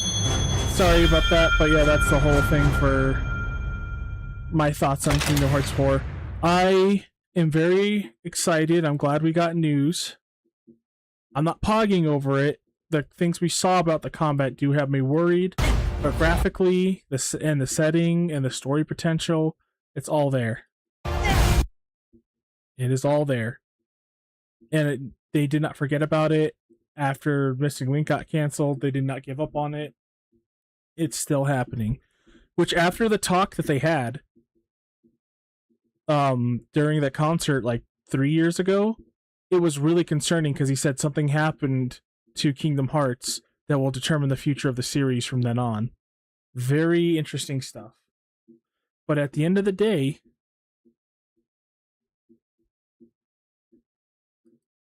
whoop, shit, where'd it go?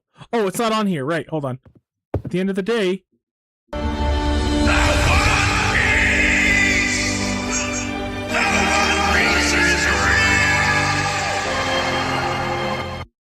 that took me an hour to make yesterday. You guys are going to see it at least 20 more times. Let me copy this.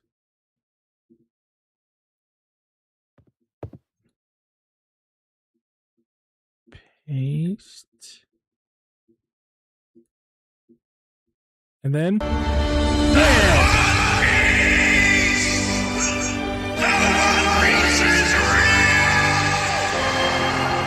Kingdom Hearts 4 is real!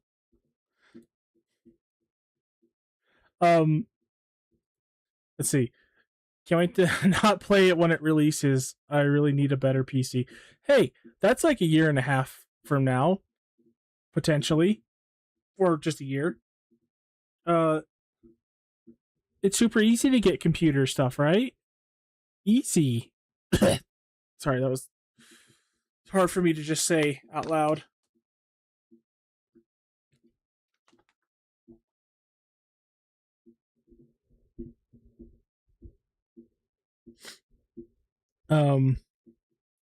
With the prices of PC stuff right now, me and my friend did a PC build like 4 years ago. No, sorry, 3 years ago. I was going to build a new PC to buy everything from the tower to the CPU, motherboard, graphics card, RAM, memory, power, keyboard. I think I said monitor, but if I didn't, monitor, everything together, power supply, everything together was only going to be about $800 to $900 for a PC that blows my laptop out of the water. For something equivalent, a little bit better, but equivalent, to get half the stuff is $1,000 now because of the rampant uptick in prices for RAM and other components like that. I sure picked the best time to wait to become a PC gamer and start streaming.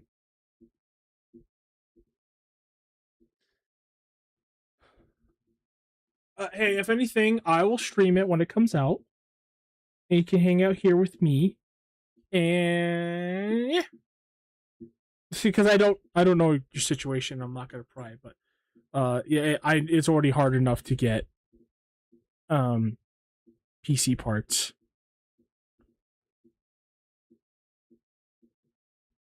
Oh, that's fine. Just say, hey, I'm borrowing this for a second, then just rip it out of the wall. Alright, bye! See you in 3 months! Oh wait, hold on, I gotta add this.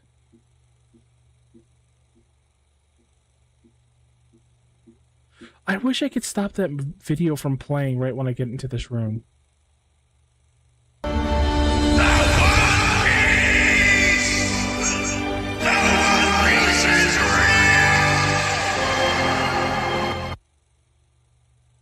why is it translucent on that piece of hair? It's painted in white. What the hell?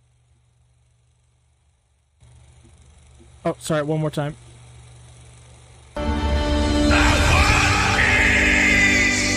Okay, everything's working.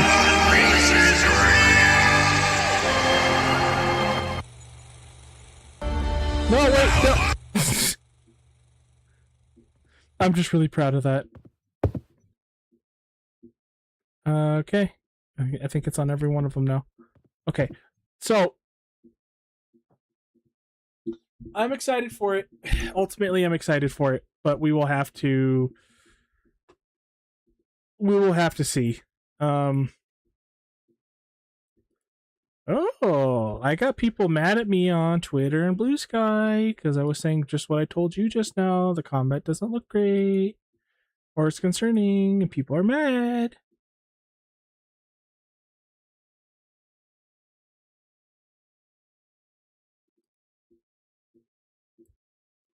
That's funny.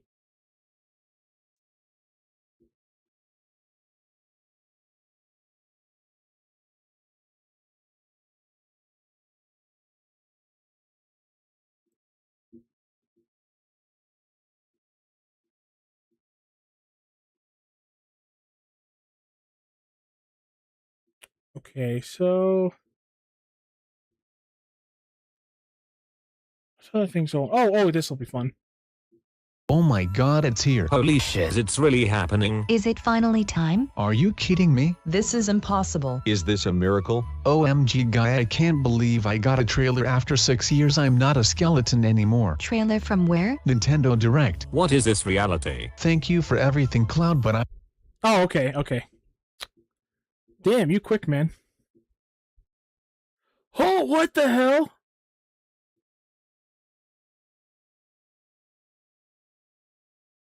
And this motherfucker talks for an hour and 45 minutes about Xenoblade Genesis. Okay, let's see.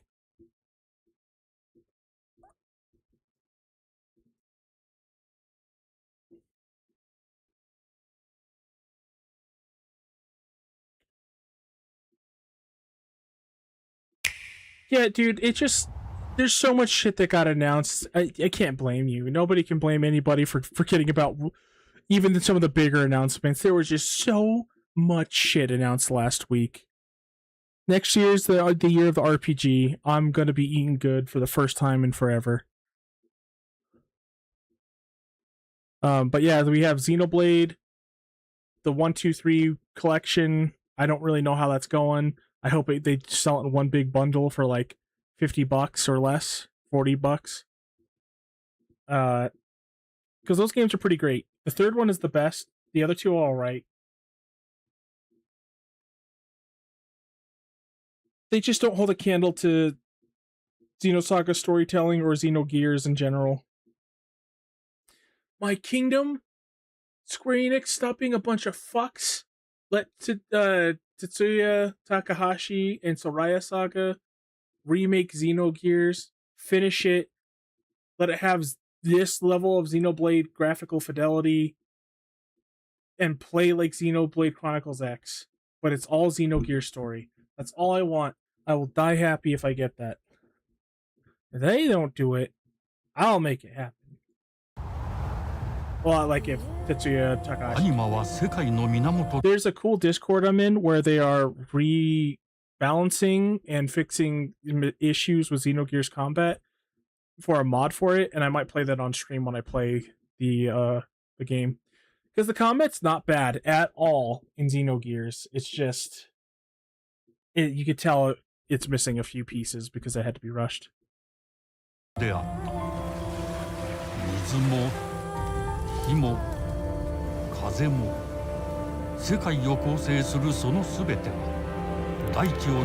if I could get a Xenogears game that looks like this.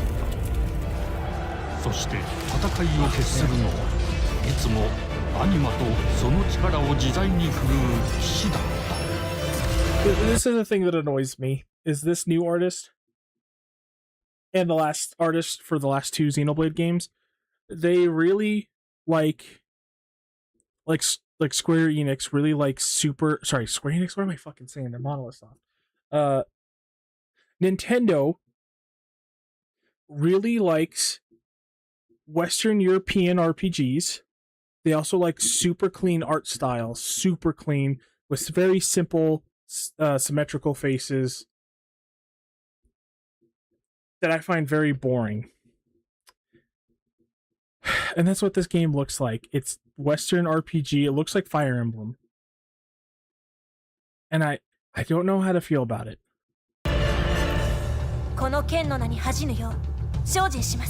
I will say, I said this in stream yesterday when Salamander was in here, but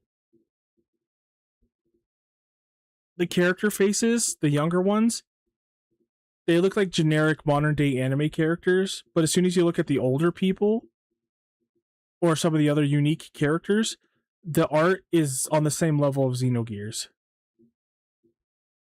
Right? It's Western European setting. It's in a school setting, like a freaking magic school setting. It's super clean. I just don't know. Their ability to make architecture is phenomenal. I said this yesterday and I'll say it again. I love when they make churches like this. Like big church buildings. They always do a phenomenal job. Tetsuya Takahashi is a great he understands level design immensely. Because that's what he used to do for Final Fantasy and stuff. その石はアニマ小石。騎士の力を増幅させるだけでなく、そのものの行動や思いも刻みます。これからのあなたの学院生活のすべてが。So it acts like kind of like materia, where these anima crystals absorb the knowledge of whoever's using them. More like Final Fantasy XIV, actually. The soul stones in that, or job stones, are just stones that are passed on from generation to generation that collect knowledge from each person who uses it to pass on to the next.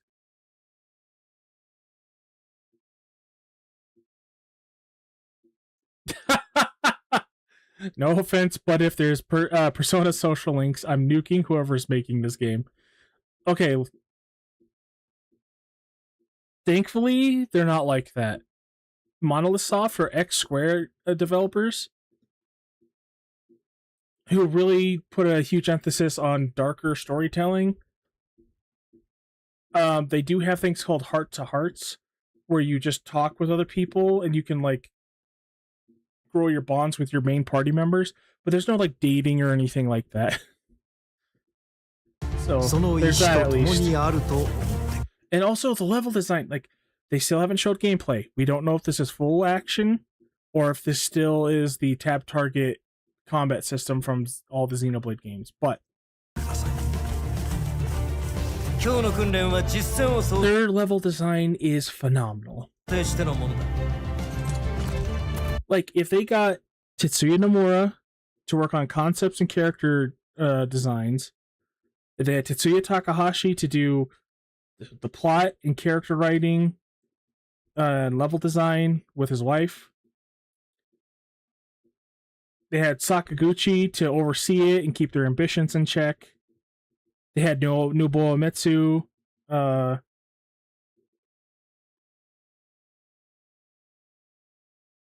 Yasunori,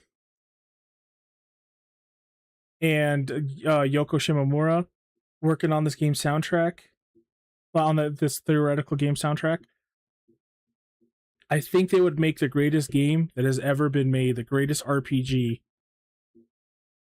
Oh, and they could also have Matsuno in there as well for political intrigue. He's really good at writing political stuff in his games like Tactics and 12. And he comes up with some great concepts, and he's got a really good eye for art. Right now, and he's admitted it, the guy who makes this game, Tetsuya Takahashi, he's been burnt so much from the industry taking his passion projects from him and watering them down that he's now saying stuff like, stories in video games don't matter. Just focus on level design. He doesn't care about storytelling anymore, when that was his main ambition when making Xenogears, was to tell this giant grand epic story. Video games aren't good for telling stories, he said. I just think he's been beaten down so much by his by everything around him, but also his own ambition. Oh shit, I forgot where I was going with this. It happens when you're a professional yapper.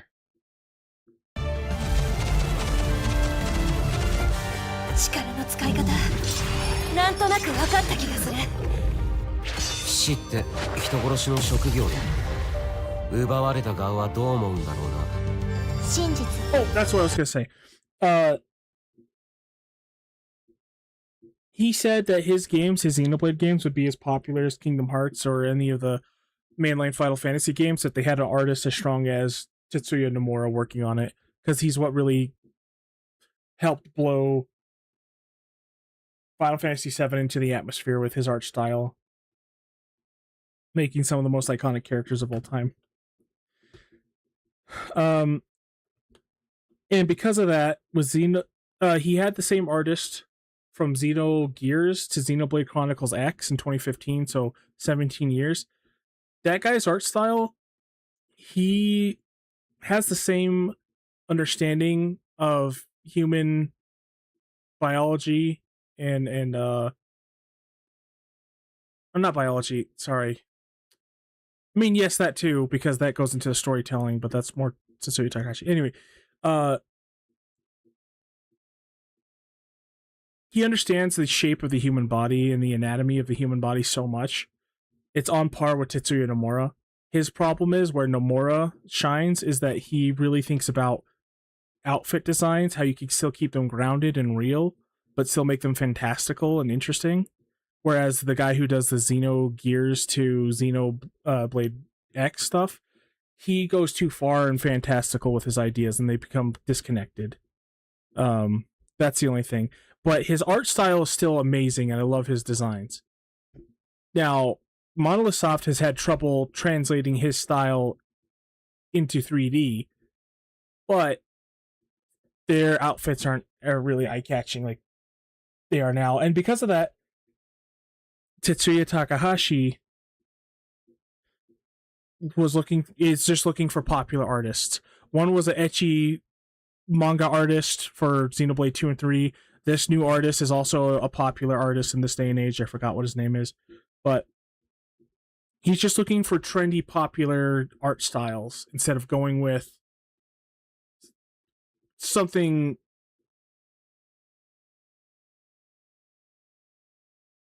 that fits his tone and style more.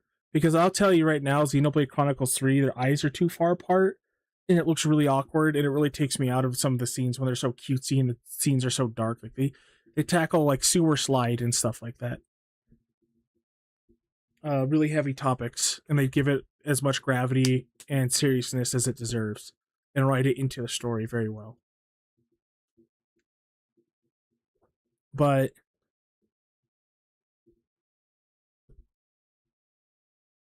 the new artists, they're not bad. They just don't fit the tone of these games. And I think these games are lesser for it.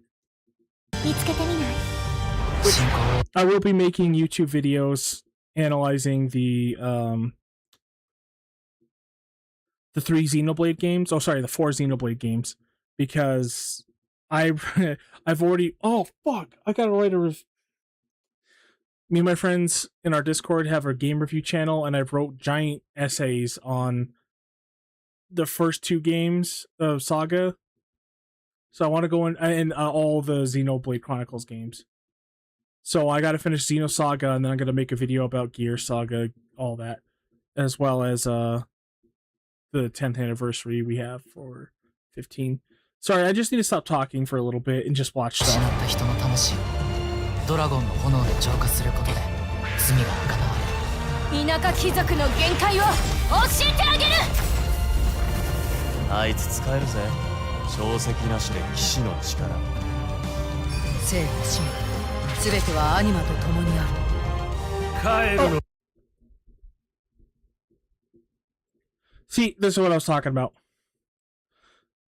That character looks fucking awesome. Very unique. Still super clean, and I've seen that kind of clean art style with Nintendo a lot, for like Fire Emblem and stuff, but like,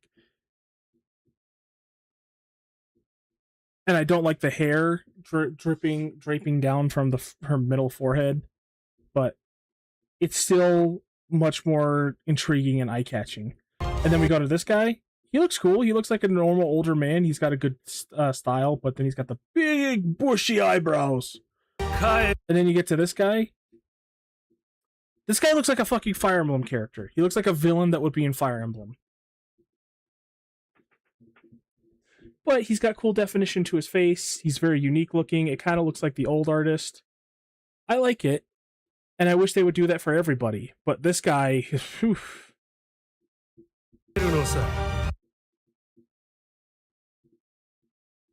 I don't know who that is, but I think I know who that is just based off of his looks. Oh, yeah, then, like, look at this. He doesn't have a flat anime face. He's got a very well-defined face. You can see all the curvature from his eyebrows going into, circling in back to his eyes and everything.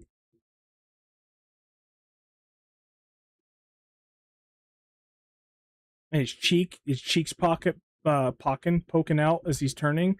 It's not like the generic like anime faces, like I'll be honest, with Persona and stuff, where they just have the flat faces with little definition besides the nose. So it looks good. It does. And that's something I also forget about while doing art all the time, is that eyes actually fucking sink into your head more. Which maybe for the Cridia art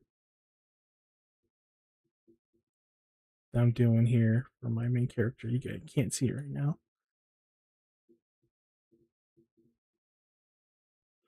Oh no, I think I did a good job. Okay. But I always loved art that did this. Like, that's why I like Bleach so much, where they focus on these details of the human anatomy.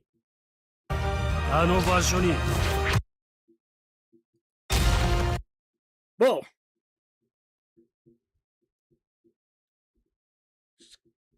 The cake factory, bro.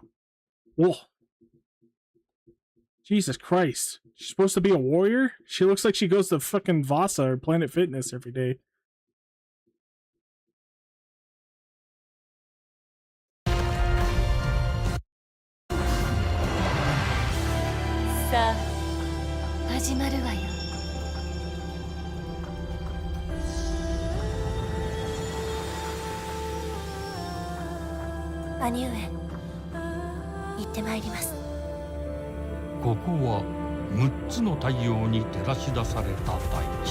They have 6 sons.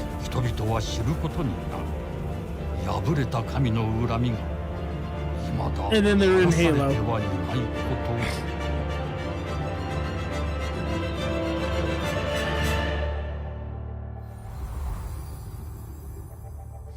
Excuse me. Yeah, I don't know what to think about this game. I hope it's not fully in magical girl high school, medieval high school the entire time.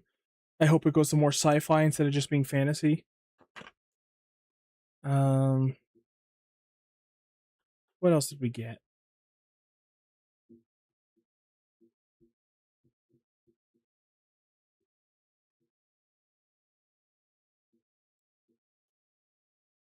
We got Persona 6, which I can't be excited for because they just showed a title that looks like the DC Comics trailer or title logo and a graveyard. It's cool they're working on it, but there's nothing to really go into. I mean, not really. Not like I did these 2 trailers, but we can still look it over.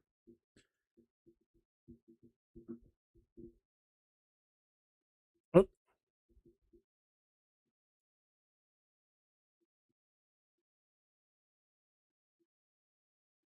One thing I'll say right now is that I love the character designs, at least of the 2 main characters. Oh, you can watch this one. That guy has a baby face. I think the two main characters look freaking awesome. I think they look fantastic. You know that girl, the art for the girl is also nice too. It's like kind of Nomura-esque art, but not fully Nomura-esque. I like that.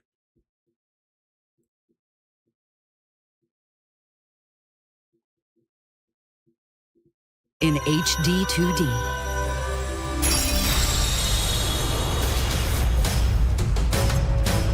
Final Fantasy returns to its roots with cinematic pixel art in a classic tale of crystals with a new twist.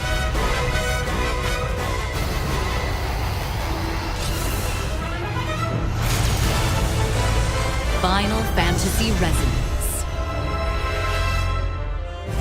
A mysterious warrior driven by revenge and shrouded in darkness seeks to shatter the 8 crystals that sustain this world. As a knight of the realm, you set out on a journey to protect the crystals.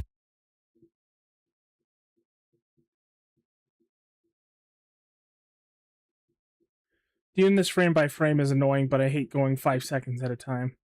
They have trains in this game? This isn't purely fantasy? They got fucking trains? I'm in.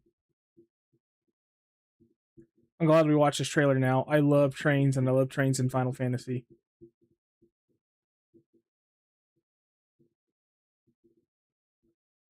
This is a really nice aesthetic.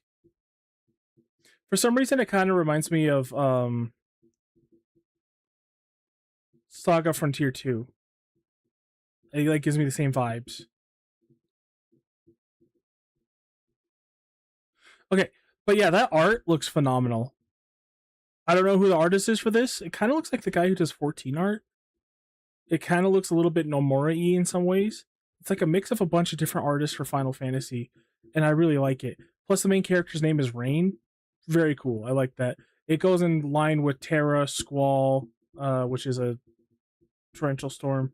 Or what was it? No, it's like a cloudy rainfall. Squall. Then there's Cloud, obviously. Zidane, I think, is the torrential storm. Titus, water. Tide is. So yeah, that's like a big theme with all the. Oh yeah, then lightning. And then Noctis is, well, it's night. But yeah, Sora, Sky. It's how Nomura names things. It comes up with ideas for things, but also how Final Fantasy does things. So this guy being named Rain is like right in line, and he looks really cool. I love his design. The realm. That 3D environment looks very appealing. It's like they're not trying too hard. Like I feel like Star Ocean 2 was. I feel Star Ocean 2 was trying way too hard with its visual 3D environments. This does it just right, I feel. There's still like pixel art everywhere, and some of the 3D models are pixelated. You set out on a journey. And they have fucking trains, bro! That is so cool, going through a desert, train. So this is like part, like most Final Fantasies, it's got mostly fantasy elements to it, but it's also got some modern or higher technology inside of it. To protect the crystal. Fina? What an unfortunate name.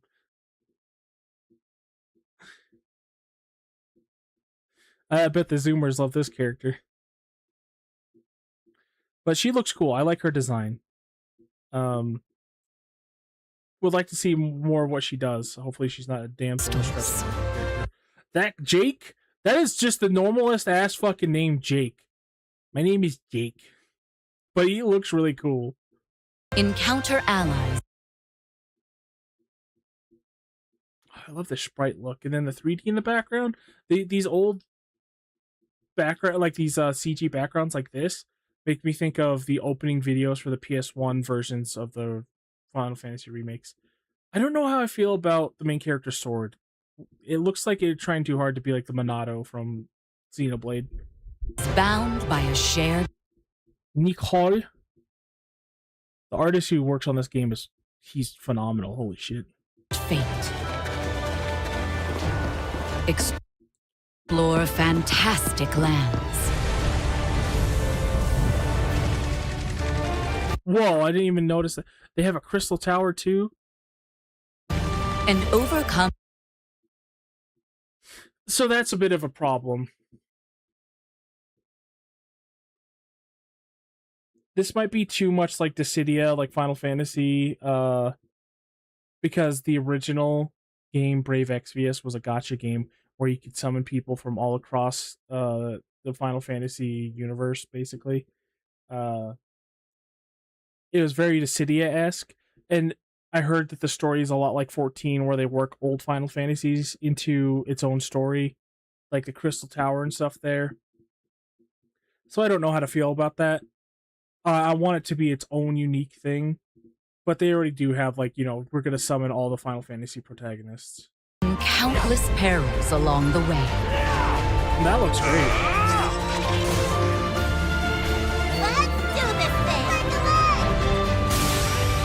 Uncover the secrets of the past as you discover the truth of this world. Summon new strength from outside and within. I think that's super cool. Hold on. At the beginning they showed it.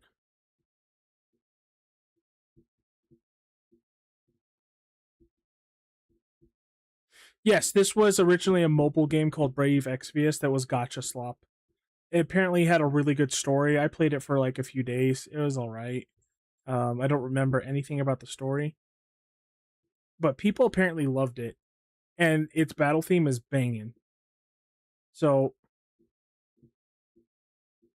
it's very interesting because I feel like they're shutting down all their mobile games and they're going to remake them into their own little standalone titles now, like all the ones that had a story to them. Like Mobius. Apparently Mobius had a really good story to it, but that was a really bad phone game from what I hear. Oh my god.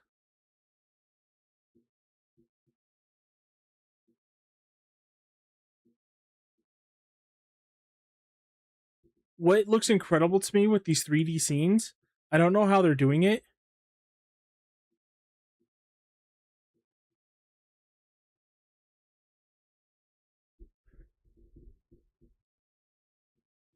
Oh, come on. Look at the CG here. It looks like full 3D, but then it looks like it's like really high fidelity pixel art, like super high fidelity pixel art. Like look at the jagged blades on the propellers. It looks like this is all just extremely well done pixel art. And that alone has me really intrigued because I love pixel art and I love stuff like this. It's like it's just extra, you know? But yeah, if it was a mobile game, that's why they added they have you could summon main characters from other Final Fantasies. So hopefully there's no like one thing I noticed, I saw a video about this earlier, which really put it into perspective. Pickle? Is that gizmo?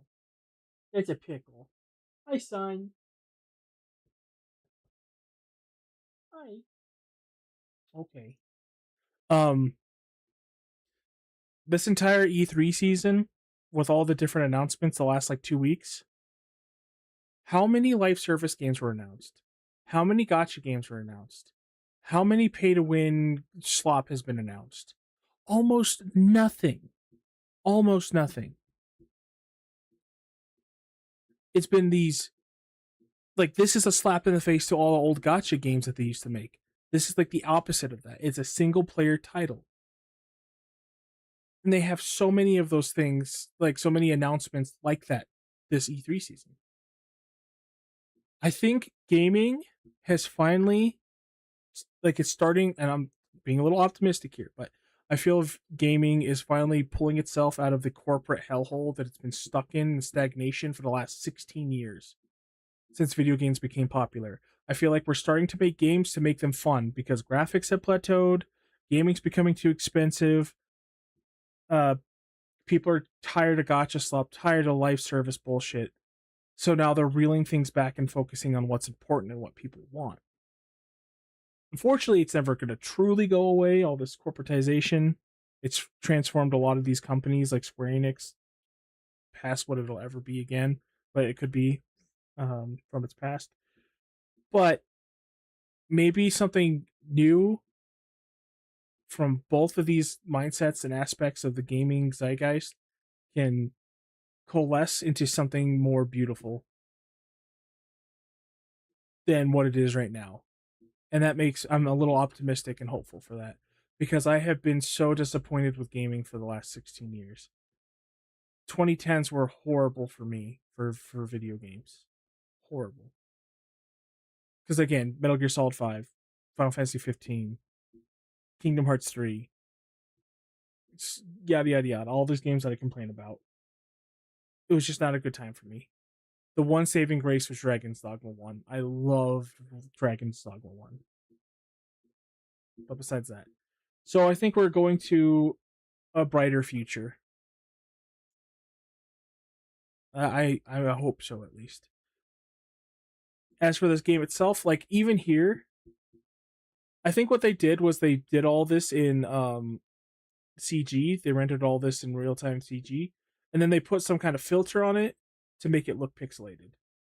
Because this is crazy. From outside and within. Hoden looks dope.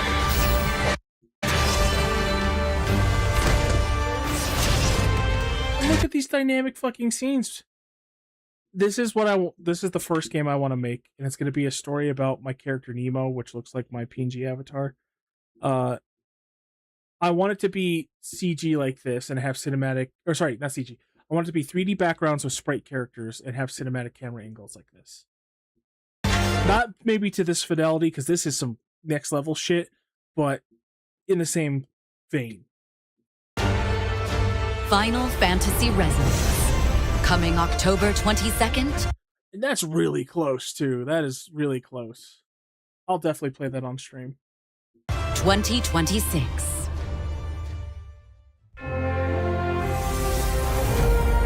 This is the part I don't like, especially because we got Duellum, and it's kind of a spit in the face of the Cydia. Heroes resonate across worlds.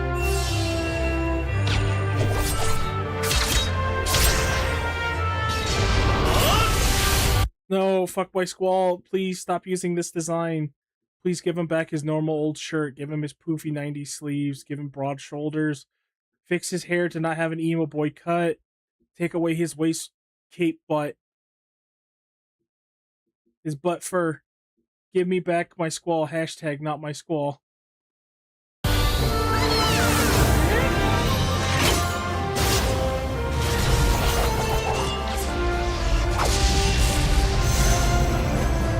Also, I don't know how to feel about games that, like, you know, there's a lot of these mobile RPG games. Come on.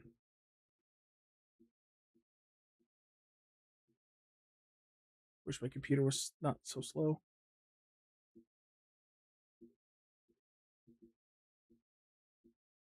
Okay, fuck this. Where, like, oh, they have a stagger system? That's interesting. And it still kind of looks like a mobile title at the bottom right. It's kind of funny. And yeah, my associate of mine that I talked to in Discord, he said that the visions are like JoJo stands. That they kind of do seem like that, because I see Bart's behind that black-haired guy. I see Squall behind whoever that is. I see Vaughn behind the other good person, Jake. And then Cloud is obviously with Rain. But yeah, I don't like this this HUD looks like it's a phone game. This HUD looks like it's a fucking JavaScript phone game. Anyway, the mobile titles, the RPGs that like have you do this kind of damage, where it's like 50, 60 different hits of something. I always kind of hated that. Because it's really hard to get a sense of what you're doing in terms of damage. It's to be like, oh, look at all the flashing big numbers. Keep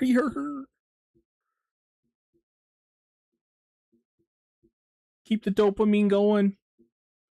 I want to see what this is real quick.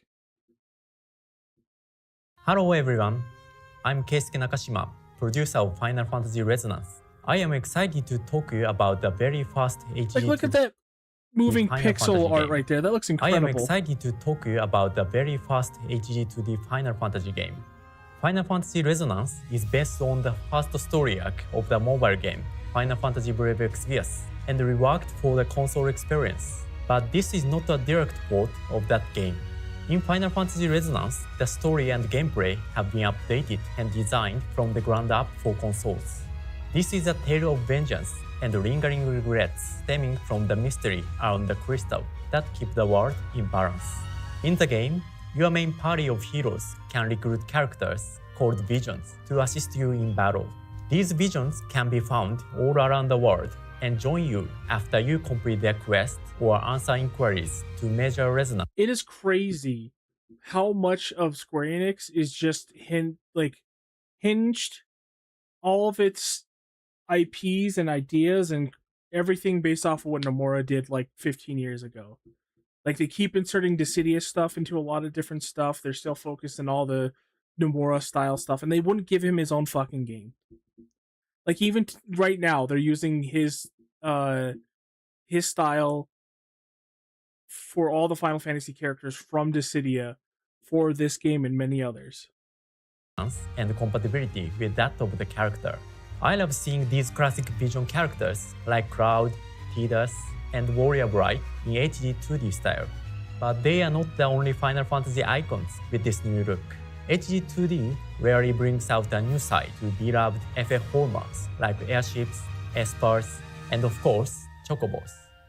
Personally, I have always loved the classic turn-based FF battles, and Final Fantasy Resonance has returned to the strategic combat style. I'm sorry, I cannot drop it. The menus in this game look awful. With some nice modern additions.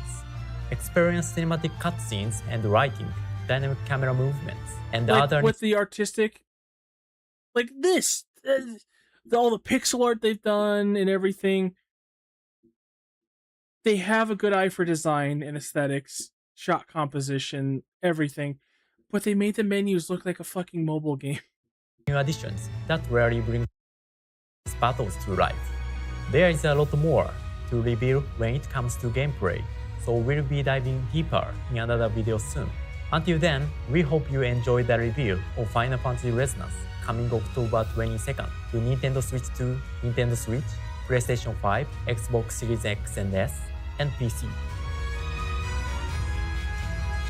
That's the new strategy, man. I think that's what they were talking about when the new CEO of Square Enix took over, and he says there's going to be a huge restructuring, and it'll take 3 years, but we will see the fruits of that in 2027. I think we're seeing it. So many heavy-hitting RPGs are coming out the later end of 2026 and 2027, all of 2027. So many heavy hitters from Square Enix, so many. And they're all being released on every platform. Even Final Fantasy XIV is on every platform. They must have worked so hard with this new CEO to get it on Nintendo finally. Also because it finally caught up to graphical standards of 14. But yeah. But this Resonance game looks really cool. I just wish it wasn't associated with this, like the City of Character summoning. But it is cool that we got a turn-based Final Fantasy game. There, that got them. A turn-based HD 2D Final Fantasy, huh? It's hard to believe it's real. As someone who grew up on old-school Final Fantasy games and... Wait, hold on, it's IGN. I have to thumbs this down and leave. Sorry. I'm very excited for gaming after these last 2 weeks. I've been so cynical for so long, and I'm finally seeing some light here in this tunnel. Shit, what else was there that was really cool? I didn't actually watch the Persona 6 trailer. I saw the title at the end and heard what people said about it in the stream I was watching because I was at work.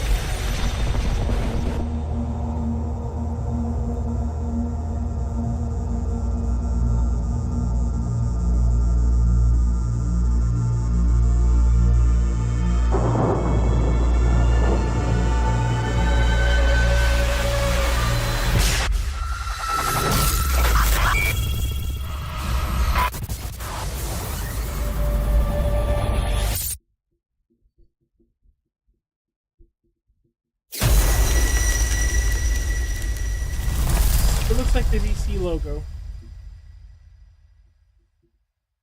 Yeah, graveyard and green, just as he said. Interesting.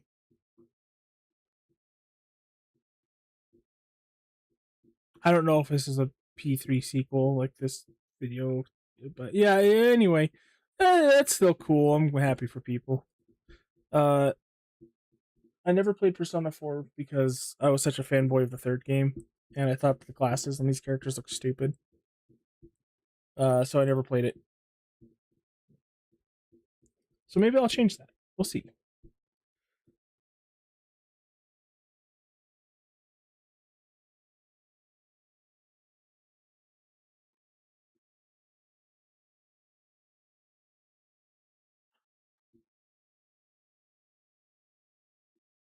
Oh, Persona 1 and 2, so like 3, 4, and 5 are all connected somehow. That's interesting.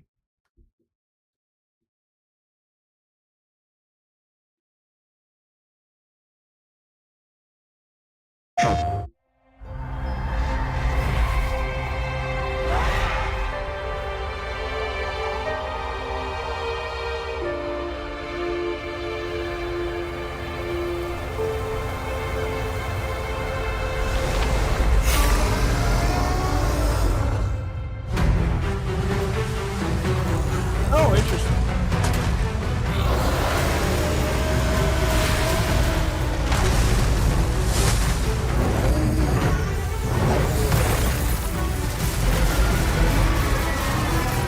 You shall not harm the Arisen.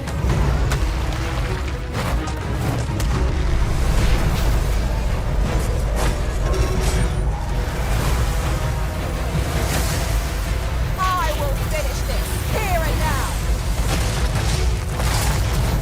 Over here, Master. I can help you up.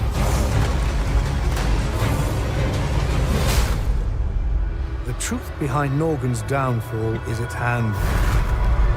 I can feel it.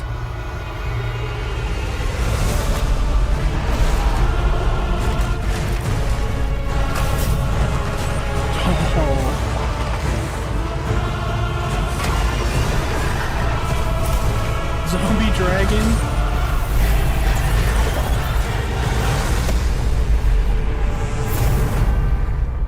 Holy shit, that looks way better. And we don't have the stupid announcer from Nintendo talking over it. Arisen. 'Tis a burden I alone must shoulder.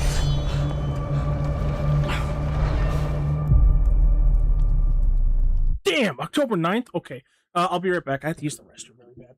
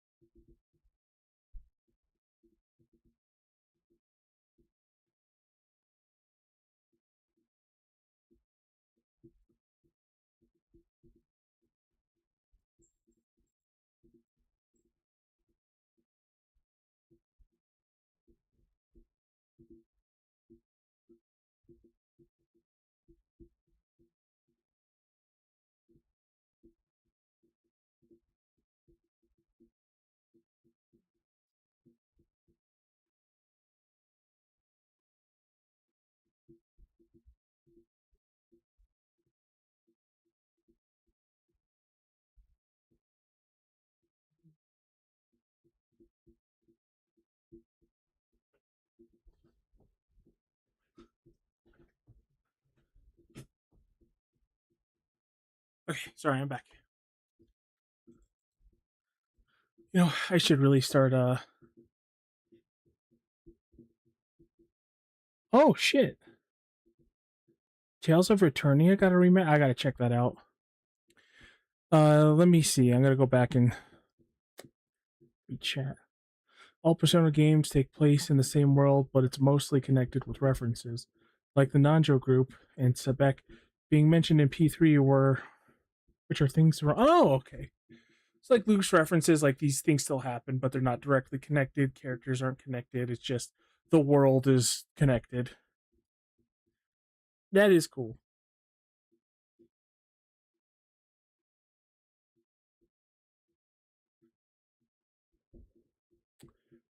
October 9th, huh? I love Dragon's Dogma. I didn't get to play 2 when it came out.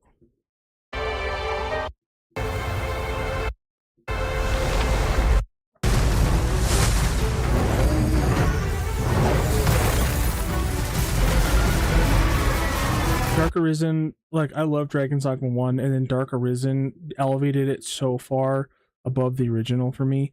I love Dark Arisen 1. And then me and my friends last year, we played Dragon's Dogma Online. That game is... it's something else. It's really good.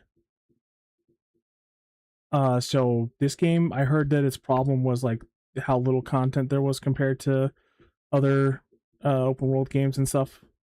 But these games are great. They're like, what if we took the weighty combat of a Monster Hunter Dark Souls style game, but gave it the mechanical depth of a turn-based RPG? Like, even picking your characters, their race, their height, their weight, because you could customize them really in depth. All that has a mechanical value inside the game. Like, if you make someone like super short and muscular, you'll have more inventory space, or not inventory space. You'll be able to pick up more and still keep running at a brisker pace than if you were like a tall, muscular, burly dude. But then, as a big, muscular, burly dude, you'll still have, you know, a lot more inventory slots before you're overburdened. Stuff like that. And this game just seems like there's more of that. You shall not harm And the we're in the arisen. frigid wilds. That's really cool.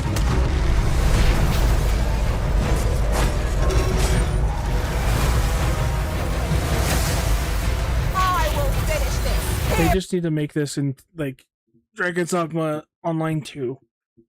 They need to make Dragon's Dogma Online 2, and have gameplay like this, because Dragon's Dogma Online 1 is such a fantastic MMO. Yeah, they just updated it with boss fights whenever they could, and so Over here, map Master. once in a while. I can help you out. That's so cool. The truth behind Norgan's down. Okay, we're gonna watch this because I didn't even know this came out. Also, everybody pog facing over what is it? Legend of Zelda Ocarina of Time. It's the same thing with Star Fox. I don't see a reason why Star Fox is being remade. I don't see a reason why Ocarina of Time is being remade. We basically have the same story of Ocarina of Time retold and remade over and over again through Twilight Princess, Wind Waker. There's slightly different variances to it, but it's basically the same thing. And they've been making the same story since Legend of Zelda Link's Awakening, where there's a duality with the character. In Link's Awakening, you can go to the Dark World and become a bunny or whatever, and then you can go back to the normal world and be normal Link. In Ocarina of Time, you're a kid or an adult. In Wind Waker, well, Wind Waker was the first one to break that mold, but then they go back to Twilight Princess, where you're either the wolf in the Twilight areas or human Link.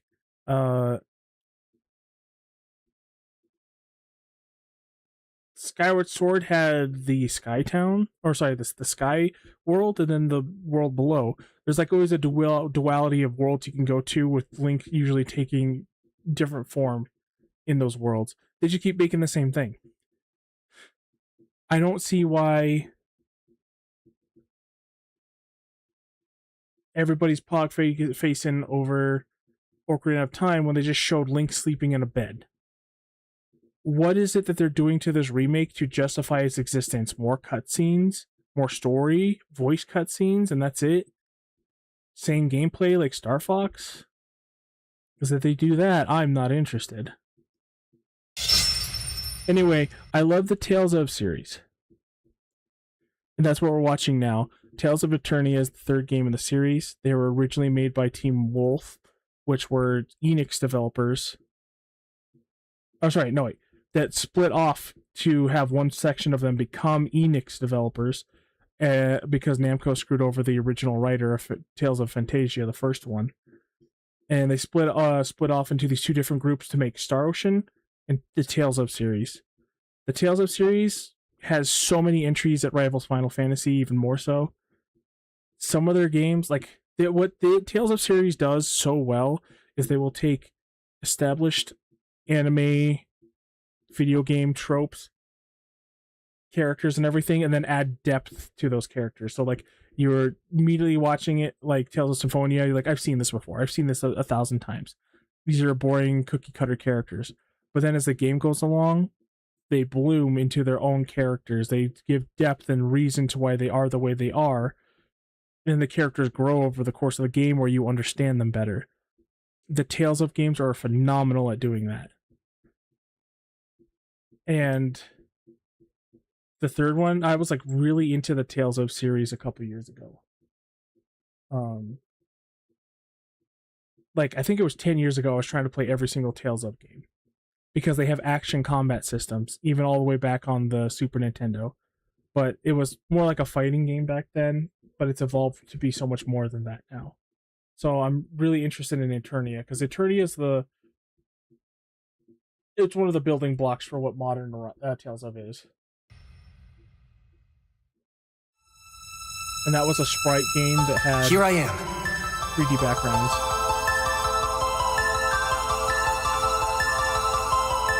You bet I will. Learning Aurora Arts is the last chance we have to save Eternia. The voice acting sucks. This is not the OG version. What's up with that light?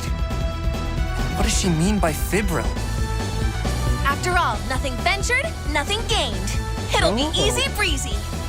Yeah! Yes! Speaking to Meredy! Is this a straight Meredy do her remaster? best! Let's just get this straight. I still don't completely buy your story, got it? Are you two all set? We've got a long journey ahead of us. Aye, aye, matey. They remade the Victory will be backgrounds and the pixel art, or like pseudo rendered backgrounds. That's all right, weird. let's get going. Oh, maybe they did that for visual parody. People can be stronger than they ever imagined if it's to. This game has a good combat system. I saw the Vorpal sword, which is the ice sword.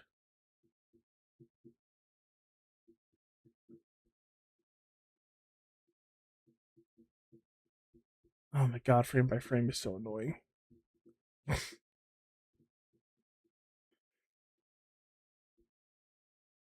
Don't kill the chocobos. Yep, the main character is Will. Oh, whoops. Gizmo. Oh my gosh, please. Sweetheart. The main character is wielding the Vorpal sword, which just was cool. So on the Tales of Fantasia, there's a sword. Actually, I don't think they have significant. No, they are. In the first game, there's the Vorpal sword and the Flamberg, which are a blue see-through broadsword and a red see-through scimitar that are like fire and ice themed, and they're forged to make the sword of Eternia, the Eternal Sword. Forgot what it's called. The big purple broadsword, like bastard sword. In every game after that, they have homages to it, where you can have the Vorpal sword or the Flamberg. But in Tales of Symphonia, my personal favorite, the main character is a dual wielder, and he gets to dual wield them, and then his mystic art, his like finisher, Limit Break, is him combining them in his hands to make the Eternal Sword. Very cool. Sorry, a very nerdy thing, but I really love the series. Ever imagined if it's to protect those they care about? It's like Star Ocean. That's why I'm here. Come on! Just look at that art. That art is so good. They still have the same artist working on Tales of to this day. Same exact artist. October 16th.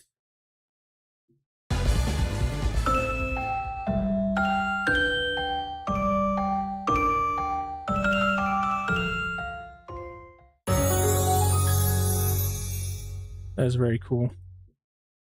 I think you'd like the Tales of series, and you could actually play like all of them up to Tales of Vesperia. That's where it starts the Xbox 360 era. So add those to your list. Or you don't have to add all of them, honestly. You could skip Tales of Destiny, and even Tales of Eternia is not the best. If you want the best of the best, Tales of Fantasia, Tales of Symphonia, Tales of the Abyss, Tales of Vesperia. Those are like the peak Tales of games.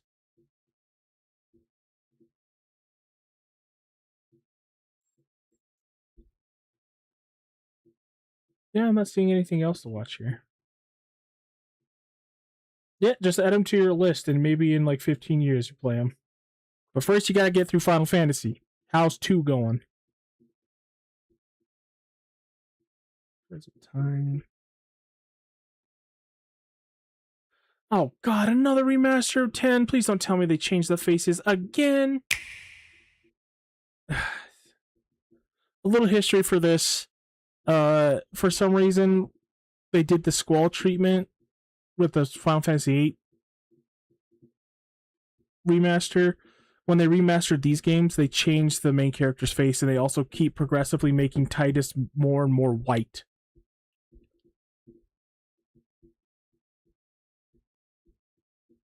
Let's see. Oh, you beat 2? Oh, the Blood Sword. Holy shit, yeah. That Blood Sword makes that boss trivial. He's got like 10k HP. You just hit him 4 times, he's done. It's crazy. Yeah, I had a dude with I had a guy with an axe. I had Furion with, what did he have? Did he have Excalibur? I think he had Excalibur. I had Maria as a spellcaster, and then Leon had the Blood Sword. The Blood Sword hit and did like almost 3k damage. I'm like, oh, that's pretty good. And then I used Haste and Berserk on Furion, and it's not like the later Berserk. He kept his cool, and I could control him still. And Furion hit him once for like 8k damage, and the battle was over. And so I redid it without buffing Furion, and then I just attacked with everybody once and killed them in like 4 hits like he did. That game was way easier than I remember. Like, what the fuck was I having trouble with? I was on that boss for like weeks. And then I would go grind for a little bit, play another game, and then come back to it after like a week and then see if I could beat it. I couldn't. I just think I was really fucking bad at the game. But yeah, congratulations on beating Final Fantasy II. You had the first 3 down.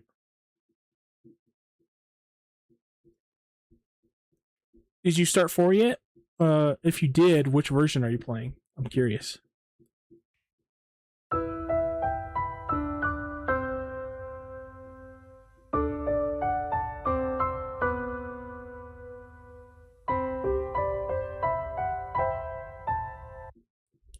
Oh, are you playing it with you must be playing Final Fantasy 2 quotation marks. I played Final Fantasy 4 but with a translation from 20 years ago, 25 years ago. It was rough. Then I played the phone version. I'm surprised. I thought you would go for the maybe like 3DS version. Or sorry, not 3DS, the DS version. Because it's not very graphically demanding, but... Huh. And it's in English?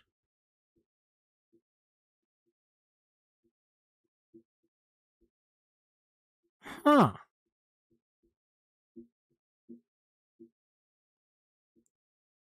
Yeah, because the original Super Nintendo English version of the game was called Final Fantasy II.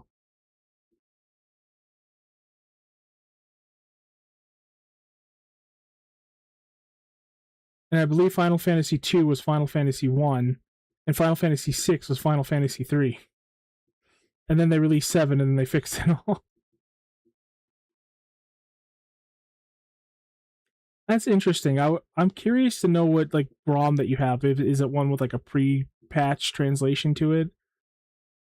Huh. Because the Super Nintendo English version, it just doesn't exist. So I'm very curious. But hey, if it works, right? I'm just curious on its origins.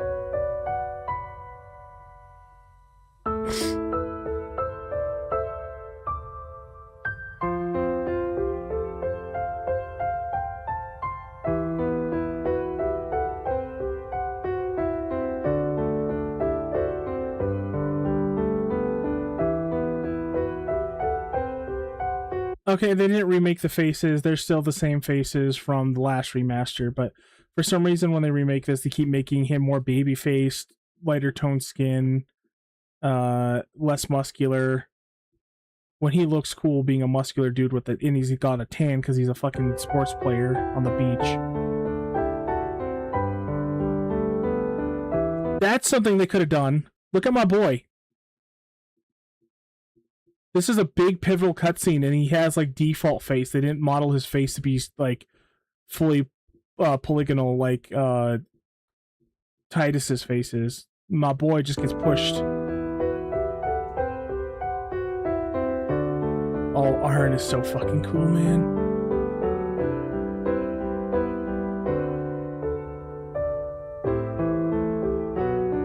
For me, it's 7, 8, 10, and Tactics are the pinnacle of the Final Fantasy series.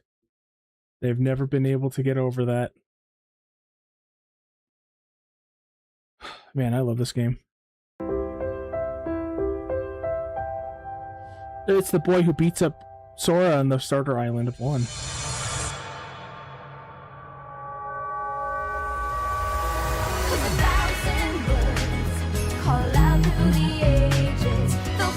Ten 2 was a mistake, but I love it. It is a bad game with a bad story, but it is so goofy and fun. I hate the ending, the secret ending, for 100%ing the game.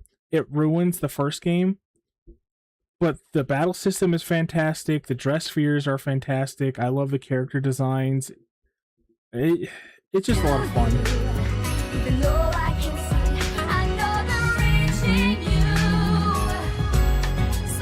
Oh my god, I remember the girl I was dating at the time was obsessed. And this was when I was like 14 when this game came out. But the girl I was dating at the time was obsessed with this fucking song. Oh my god.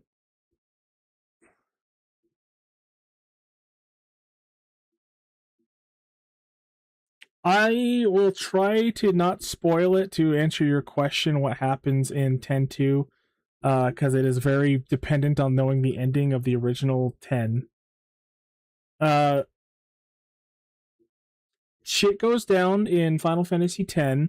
They stopped being religious zealots all over the world, believing that all machinery is bad, and that they're being punished by the gods for using machines. So everybody starts embracing it. They start digging up old relics of the ancient, the technologically advanced past, and the world becomes a little bit more modern. It's 2 years after the main game, and Yuna is looking for someone special to her. To find this person, she makes a Charlie's Angels group with her cousin Riku from the first game, and a new character named Pain, who is I think they originally were going to have, I forgot. I don't remember. I don't want to go into speculation with that right now because that's also spoilers. But the new character named Pain, which I think is this girl right here. Yeah, her. The Desert Eagle, an elegant weapon for a more civilized age. Yeah. Oh, that sword, that katana she has is sick with that skull on it. Pain was made because goth stuff was huge at the time, and also the Japanese style that was very similar to goth was very popular at the time. Weird totally separate colliding aesthetics, but or not colliding, but like they were like the same thing. Just somehow they never interacted before this. They still were the same thing. But anyway, sorry. She makes a Charlie Angels group where they fly around on a giant motorcycle-shaped airship looking for that person. There's these items called spheres from the first game that are kind of like materia from 7, where they can hold memories, but you, instead of just like you hold a materia and you just know how to cast fire now. So is this Strangers of Paradise Final Fantasy? No. It's not quite like that. So unlike 7, where you hold the thing and you just have the knowledge, if you pick up the spheres from in Final Fantasy X, it plays a projection for you inside of the little water sphere, and you get to watch whatever was recorded in it. It's like a old video camera. Which, oh my god, portable video cameras were new at the time, which is what inspired it, but now they're old. Anyway, she's looking for spheres for clues on who this person is, or where this person is, sorry.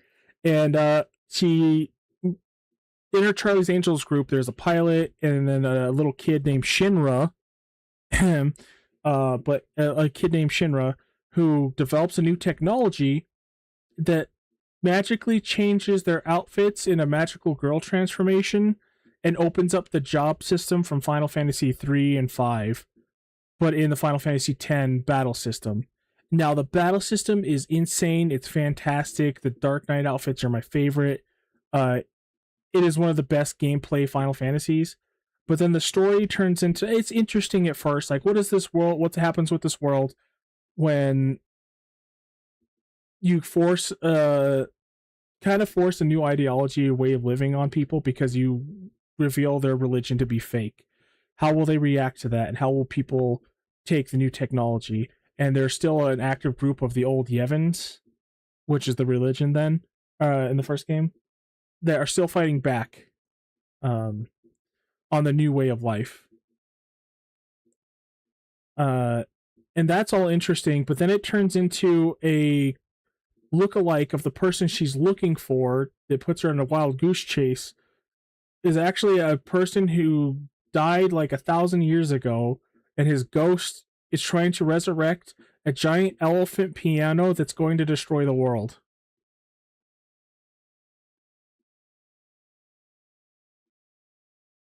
And that's the best I could summarize of this game without going into spoilers. But yes, there's a giant musical piano like elephant creature. That's crazy. It's crazy.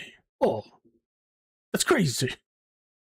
Yeah, it's a trip. This new Pain character barely has a character. A lot of the people she meets, it's very 2000s Charlie's Angels vibed.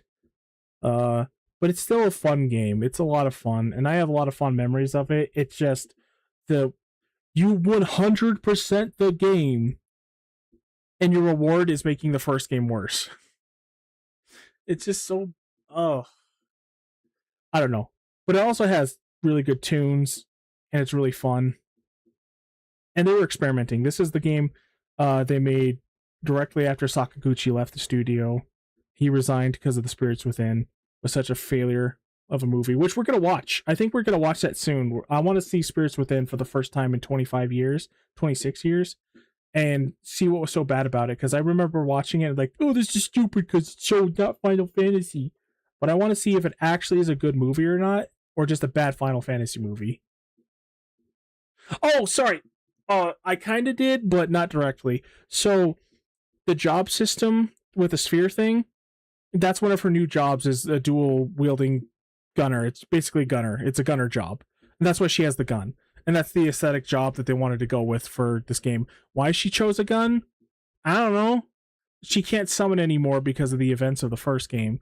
So I guess that's what they had to do to make her useful, but they're still magic. So, and the original concept for magic was so cool. The reason why everybody had tattoos in the original Final Fantasy X was because their tattoos were tied to their magic. And depending on what magic you learned, it was going to change their tattoos, but they couldn't get it to work. That's a really cool idea. But yeah, they just chose that gun for that. Sorry, that gun. They chose that job for her, and that's why she has a gun. That's just like the default job that she has. All three of them can switch to gunner, and they can all have guns, but that's like her thing. All three of them can turn into a fighter like this girl here and wield swords like this. But that's just her aesthetic. Riku stays as more of a like thief from the first game. Riku with 2 Ks. Not Riku with one that we know from Kingdom Hearts. Oh, this is her right here, right? Riku. I like Riku a lot. Not for the reasons you think, but also those reasons. Yep, the Charlie's Angels group. Girl power! Like, it's just a fun, goofy game. I like it a lot, but it's stupid. It's very 2000s coded.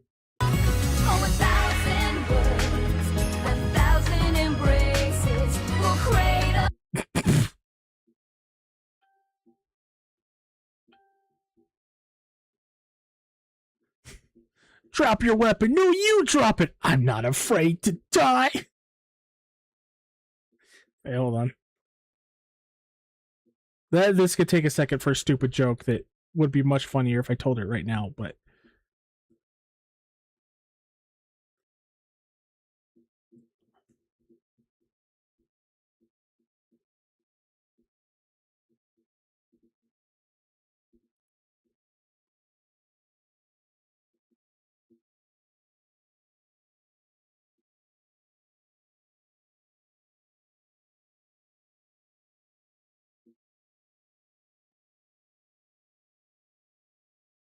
Okay, I think this is it.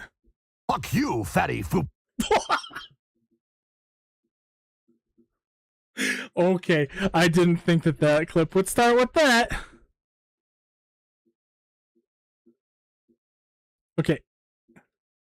Drop your weapon! No, you drop it! Nobody holds a gun to my girl but me. All right, let's fucking do this! I'm not afraid to die! Damn it. Oh, it's fucking 2 video players on my computer.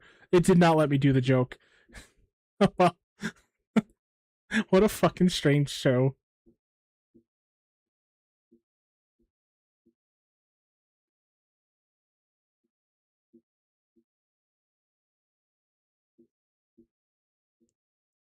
Okay. Anyway.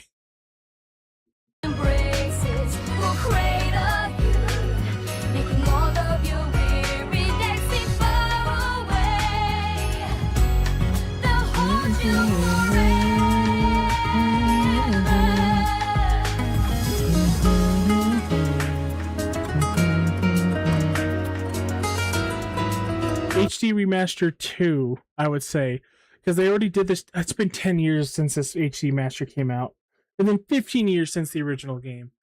Fuck. Anyway, they actually have a script for Final Fantasy X-3, and it sounds crazy. It sounds so crazy, and I can't go into it without spoilers, but there's a dude with a zombie head that they use as a soccer ball, and he explodes. It's just... I want it to happen. I want it to happen with Final Fantasy Remake's combat system. A 10-3 would be so good. And I think they're testing the waters to see if people still play this game.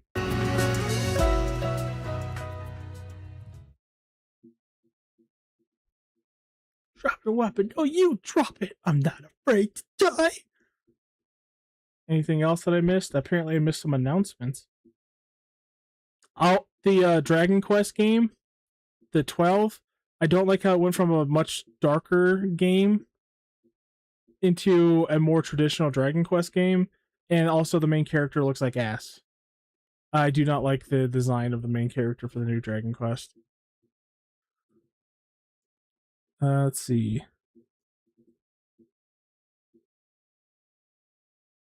I can't believe I remembered its name after playing this game 20 years ago.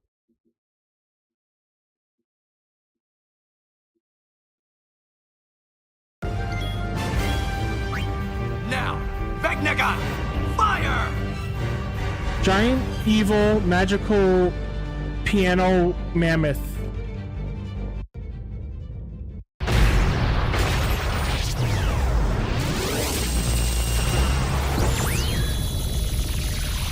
Kingdom Hearts ass frickin' cutscene.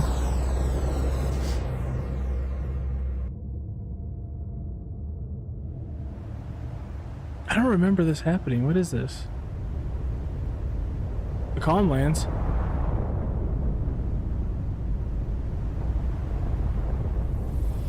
It's already been... My last playthrough of Final Fantasy X was 6 years ago. It feels like yesterday. I feel like I just played this game. Fuck. Time perception is fucked, man.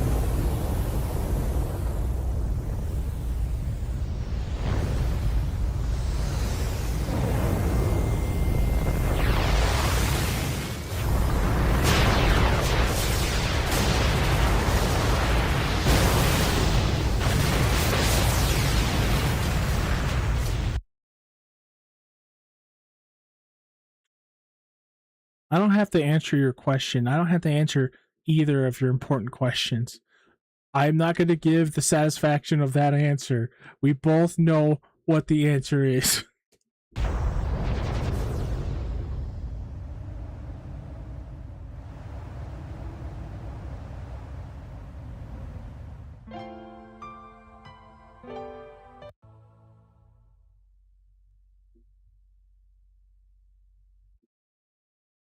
Oh, that's right. That's if you lose. Oh, yeah.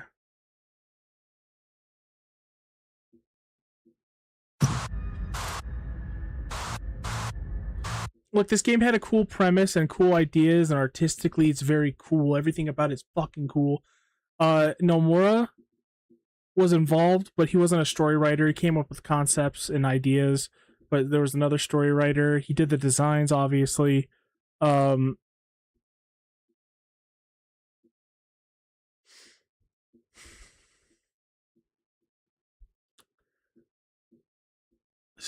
This is their first attempt at making a sequel to a Final Fantasy, like a straight up sequel. Because Sakaguchi, when he was the lead creative director for Final Fantasy, and when he was the lead creative for the Final Fantasy series, he explicitly said, we're not making a sequel to any Final Fantasies. They're all their own standalone anthology series. But when he left, they're like, well, this is our opportunity. And every single time they try to make sequel games to any of their Final Fantasies, they fucking fail.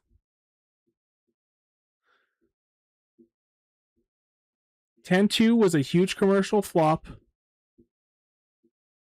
13-2 had diminishing returns. 13-3 was a huge fucking flop. Every time they try to make a sequel to Final Fantasies, people just are less interested. So Sakaguchi knew I don't know what happened with Sakaguchi, but he just fucking understood, man. He understood what Final Fantasy was and needed to be. I mean, he is the creator after all, but so many creators like lose their vision of what it should be.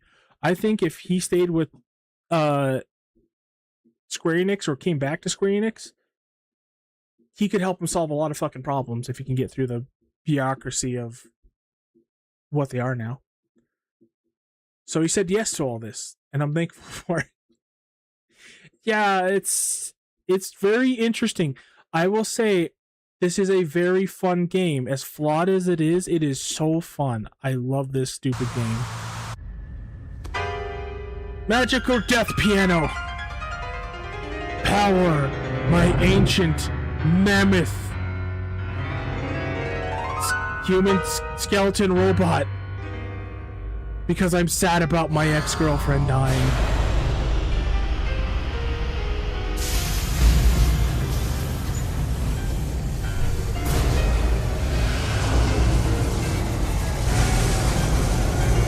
Well, I guess his girlfriend, but... Release the giant cannon that will destroy everything from its mouth hole. You must stop! That's enough!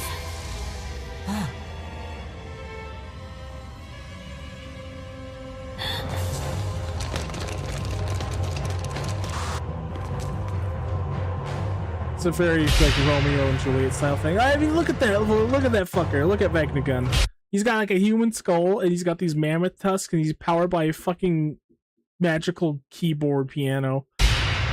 This thing was made so it could fight against Sin, which was no spoilers. It's a giant fucking whale that goes around and just kills everybody. It's an unstoppable force, and every time they do think they kill it, it comes back. So this was a weapon designed to destroy it. That's why it exists. I miss when Final Fantasy was willing to be experimental, weird, and edgy. People really don't like the PS2 era of Final Fantasy games. I love that era. I love everything they did on the PSP and PS2. It's the PS3 and onwards I hate. 10-2 is so good. This was supposed to be an art stream, by the way. God damn it.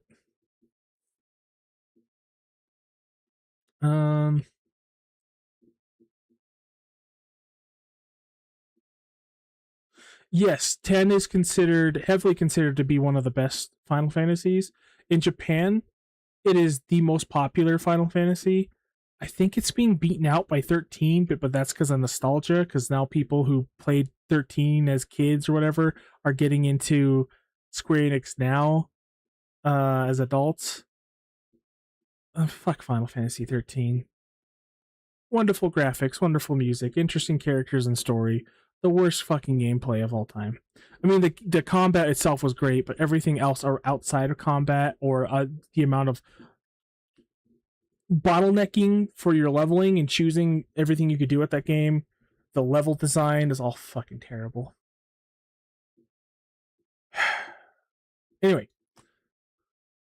But yeah, 10 is one of the most hyped up Final Fantasies. 10 and 7. And 6. 6, 7, and 10. 6, 7. 6, 7. The hell?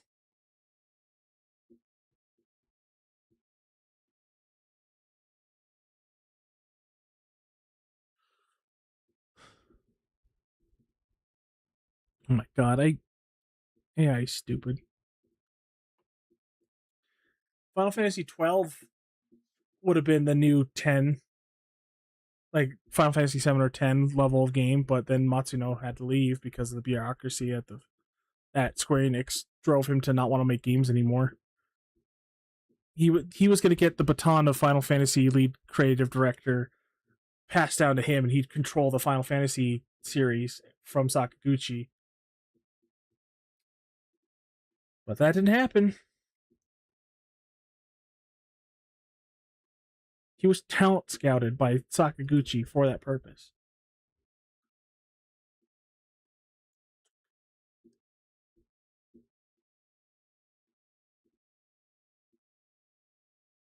I can't show you anything Final Fantasy X-3 related without it being huge spoilers, so we'll avoid that. I'm trying to think, is there anything else that was announced over this long fucking week of games? Is there anything I'm missing? I don't think so. I mean, besides Persona 4, I'm not really a big Persona person besides 3. Gen Atlas, yeah, I mean, I'm gonna be real with you, man. I never played Shadow of the Colossus or Eco. I tried playing a little Eco, I wasn't into it, and I just never got the chance to play Shadow of the Colossus. I had a chance to play The Last Guardian because I could rent it from my library that I used to live next to, but I never got around to it. I played Dragon Quest XI and I got lost in Dragon Quest XI. I don't know why. I didn't even really like it that much. It's just something about it absorbed me for the next the next month. Because Final Fantasy X, oh sorry, Dragon Quest X is Final Fantasy 15.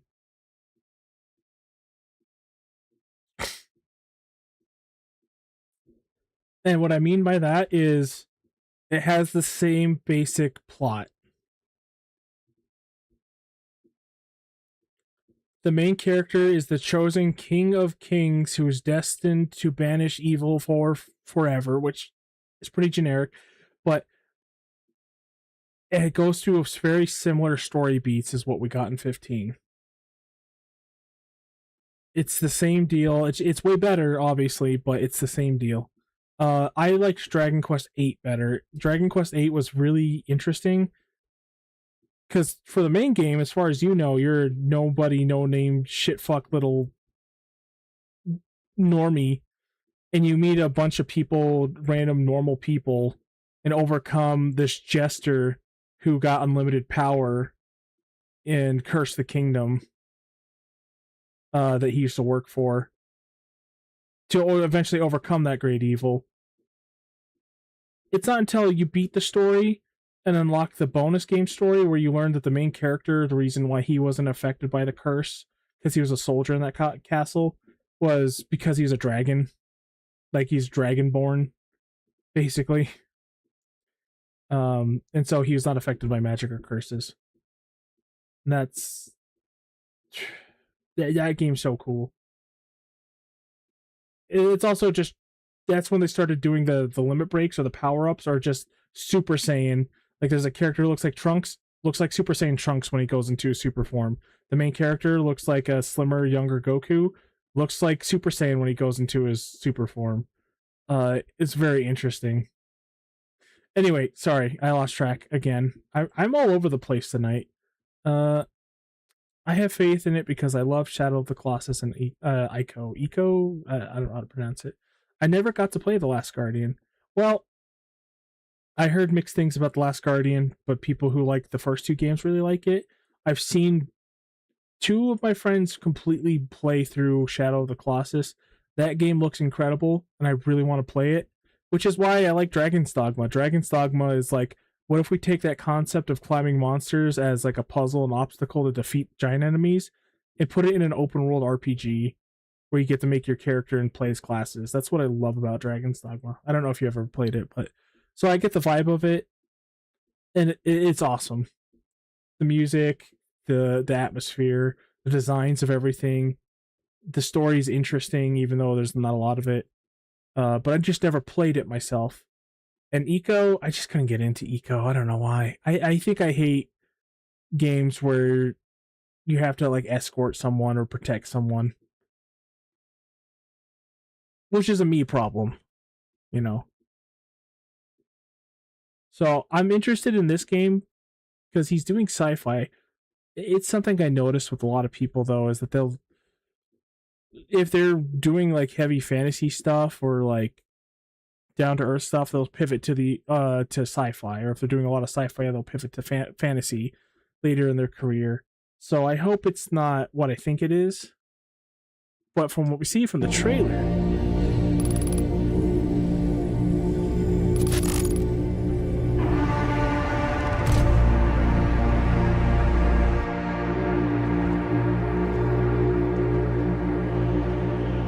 robot you play as looks cool. The graphics are phenomenal. Like, that water looks so phenomenal.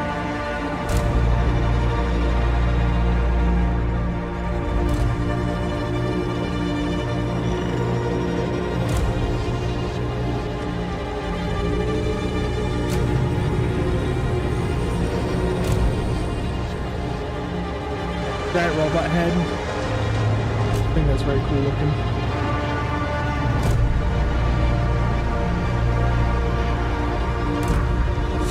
We gotta combine.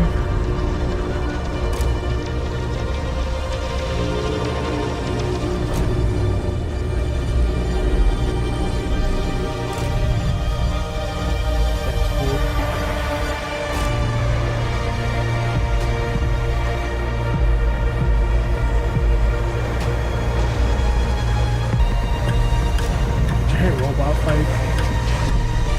I mean, it's got giant robots, man, so I'm already like, I'm like in. I just can't be I can't be as excited as you are because I don't have any history with the previous games he's made. But this game still looks incredible. I love the mood and atmosphere of this trailer.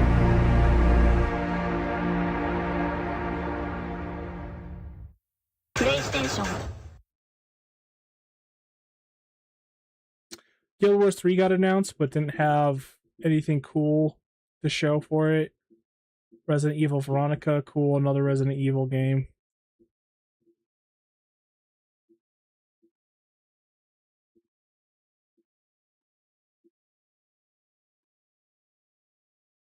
Oh, the new Gundam game looks fucking weird, dude.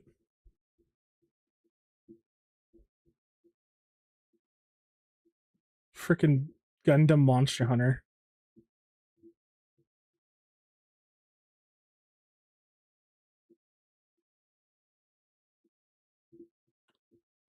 Oh, 1666 Amsterdam.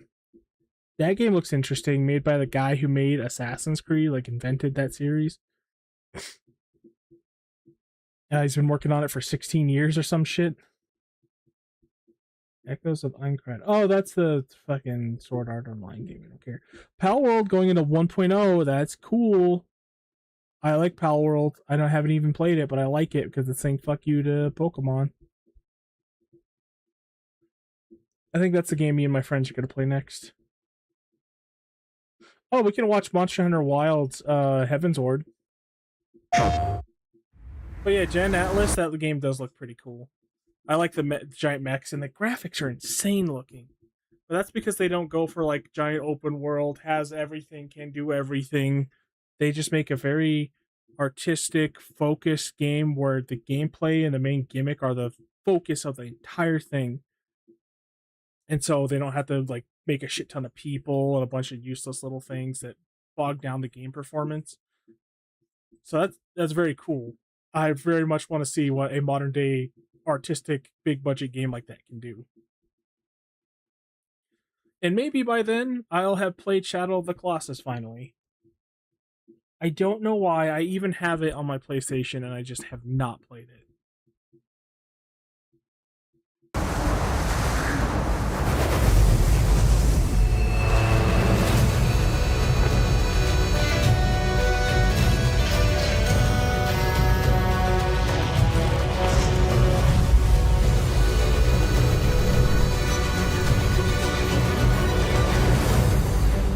Wyveria negated the weight of buildings and mounted the sky. Wyveria.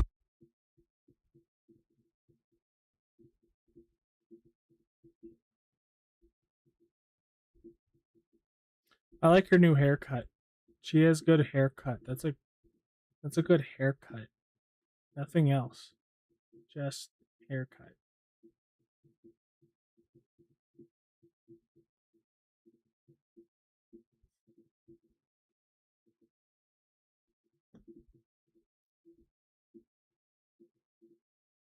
Yeah.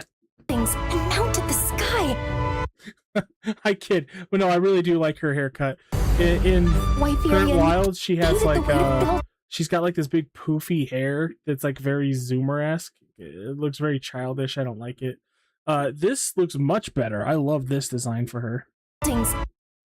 And then her hair looks a lot better too. She had that like lesbian buzz cut look going on, which is nothing wrong with that, but I just don't think it looks very good. This looks much better. The sky. I can't stop wondering, how can all this exist up amongst the clouds? Heaven's Ward.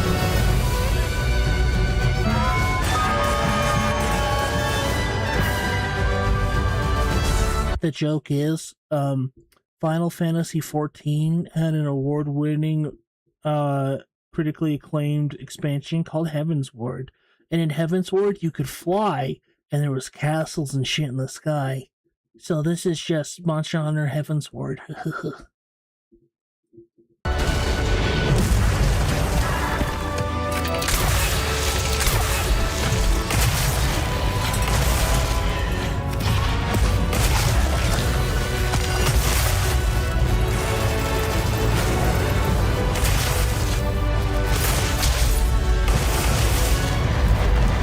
can affect the environment with just their presence. A moving natural disaster. Too powerful to tame, too difficult to reproduce. Sounds like an elder dragon.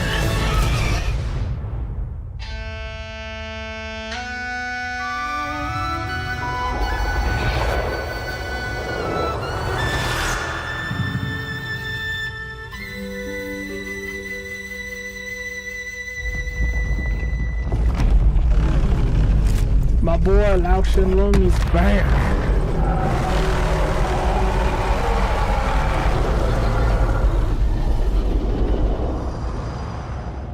I have so many games. Like, this never happens to me. For the last, like, I would say, yeah, like last 13 years, I don't care for many games coming out. But after this, it's like, it's catching me up. Me and my friends, we were talking about it, and 2017 was a huge year for games. That was the only year I was kind of excited, because that's where, like, Monster Hunter... Sorry, not Monster Hunter. Well, Monster Hunter World was coming out, but they also had .hack GU volume collection with the new story episode. Dragon's Dogma got re-released. Dark Souls 3 expansion. So many fucking games. And 2027 seems to be the same thing. There's so many good games coming out. I think that we're in another golden age for games coming up here soon. We got out of the corporate identity politics bullshit. Now we're just gonna start making games for fun instead of for profit, just purely profit. But I know better than that. I know we're gonna go back to it. Promising. But at least maybe for a little bit we can enjoy games. They're inside! They're inside! Out here, that promise is a lie.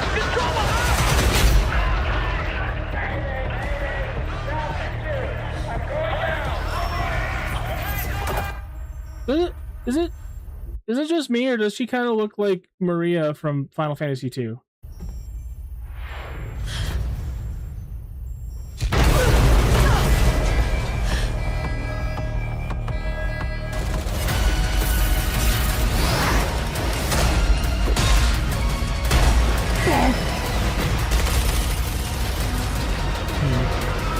Every breath Maybe taken it's just is me. inside an armored shell. If you don't see it, I'll believe you.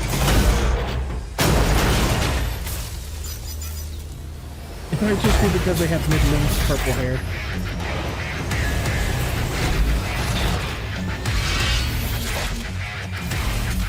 You're our last hope.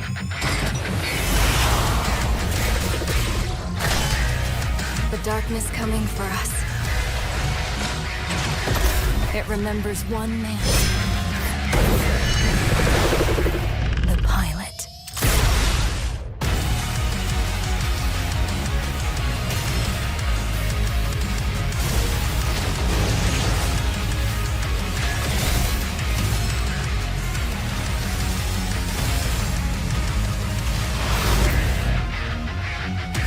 Monster Hunter in Gundams.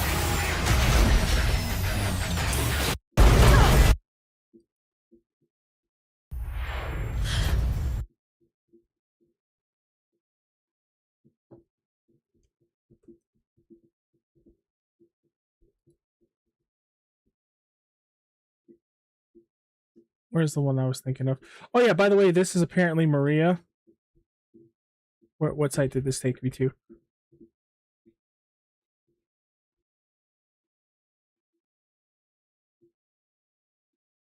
Yeah, this is apparently Maria.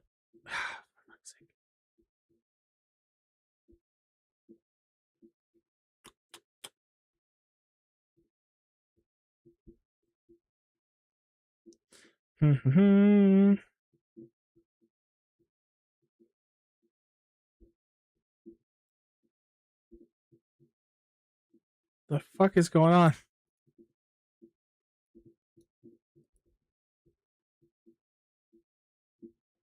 There's so many fucking adverts and shit all over the screen. Oh my god.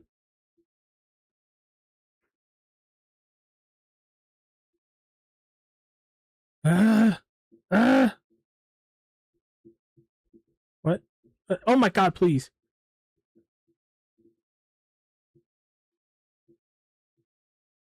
There you go. Apparently this is Maria. This is Maria in the opening CG for the PS1 game.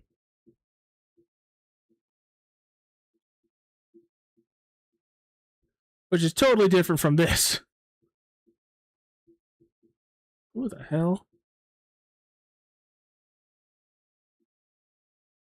But that opening cinematic was also like really cool.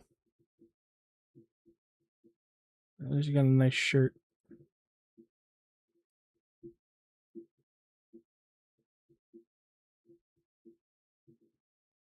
Interesting. Maybe this is what I see. Maybe that's why I put them together. They kind of look similar to me. Purple hair, mid-length.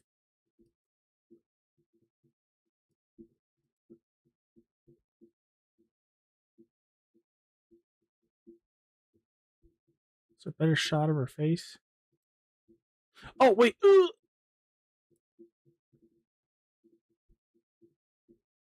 I saw it. There you go. There's Guy. Furion. This is Furion. This is Maria, and this is Leon. Leon actually looks kind of cool. He's got like those metal shoulder pads, but he looks like he's got... It looks pretty cool. What the hell happened here?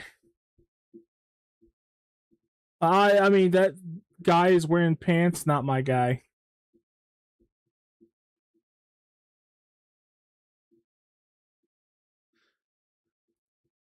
Okay, so I think that's all the interesting trailers that popped up.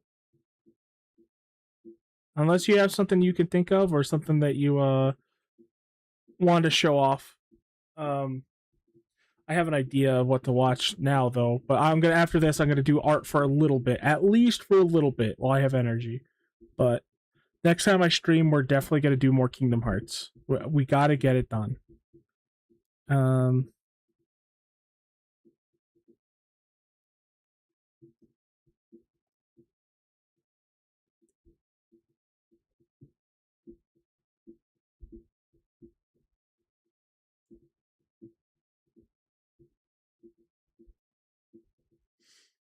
Okay, this was... I thought we could watch the opening videos for the Final Fantasy PS1 games, because they are so cool. This got me to play Final Fantasy 1. I wasn't interested. I'm like, I'll just play Final Fantasy 2. But then I saw this opening cutscene, I'm like, okay, I'm down. I'm in.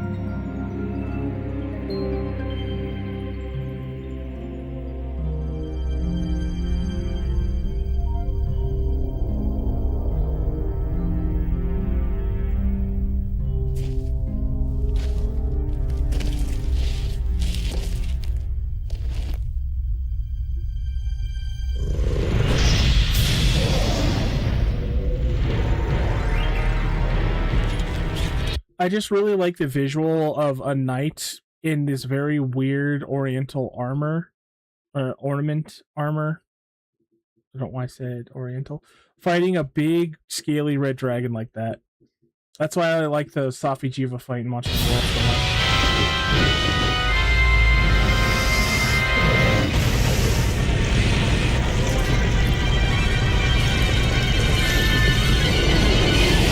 Like, that's so cool. The crystals giving him powers so he can do stupid anime bullshit. That's forever stuck in my head.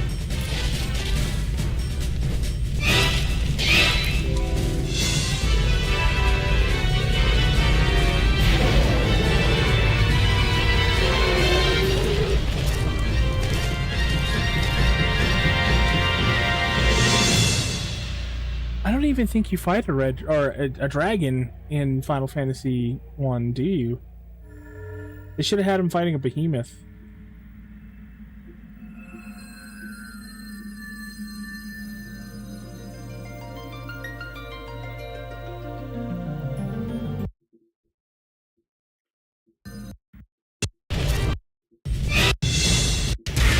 This is forever stuck in my head. Like, I can't get it out of my head when I see it. I saw this like over 20 years ago. Get ready for a fireball. He charges in. The cool underhand slash, and his crystal starts glowing. Powers his sword. Slash. Breaks through that shit. And then the mix of like, oh shit, damn it. The mix of like blue energy piercing the red orange fireball looks so cool. And then afterwards, you can really feel the weight of everything that just happened. Like the pressure pushing back on the fireball, the force of the fireball that should have hit him is now zipping past him. All that pressure. That pose, it's so cool, dude. And then throws his hand to the side, the fire whooshes.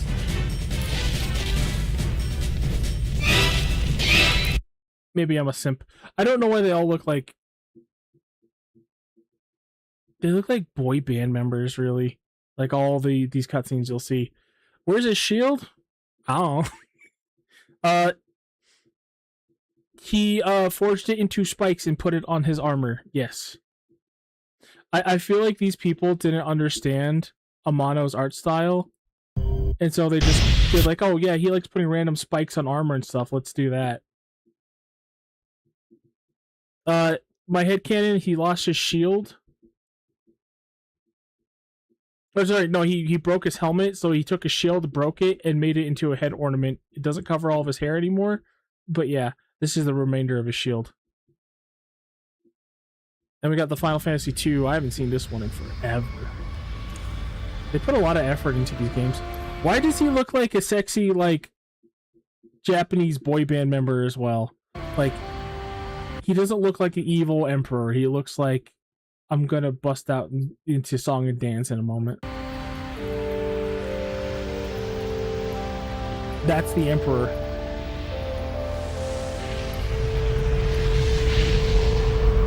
They made like everybody sexy in these trailers. Shows the beginning of Final Fantasy I.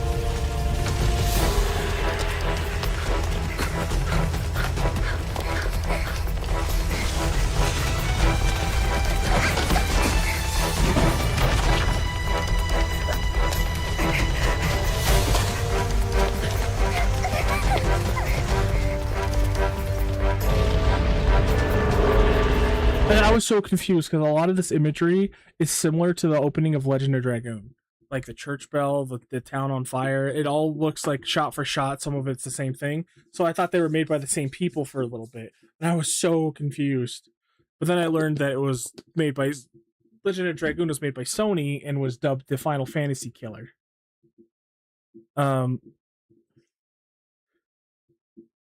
Also, I thought that was pretty interesting at the end of Final Fantasy II, how instead of having a completely happy ending, and then like when Leon tries to walk away because of his guilt for how he handled everything, because he wasn't taken over by anything, he let the mindset of having true power overpower him so he could use that power to make the world a better place and not let tyrants take over anymore. Very interesting storytelling. And then as he walks away and Maria is trying to stop him, Furion is like, no, too much has happened between us. We have to go our ways. I thought that was very interesting, like, storytelling, because it's like, yes, this war has changed us. We were kids when this started, but after everything that's happened, can we really go back and forgive everything that he's done? Because he was the Dark Knight. He murdered people. He did bad shit. Implied, because they didn't really tell you this in game, but it's obvious that he was doing the Emperor's bidding and he is the evil tyrannical ruler. So it's just very interesting. I thought it would be a happy ending where the brother comes back and like, we're reunited. But no, that didn't happen. I think Final Fantasy needs more kind of storytelling like that, where it's more mature. Not more adult like Final Fantasy 16 tried to be, with saying fucking shit a lot. But like really difficult difficult concepts to tackle. My dyslexia hit me. My brain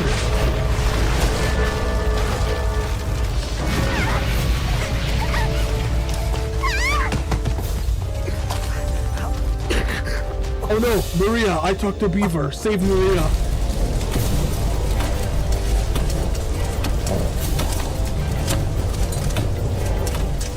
I like this implication that these soldiers are like zombies, basically.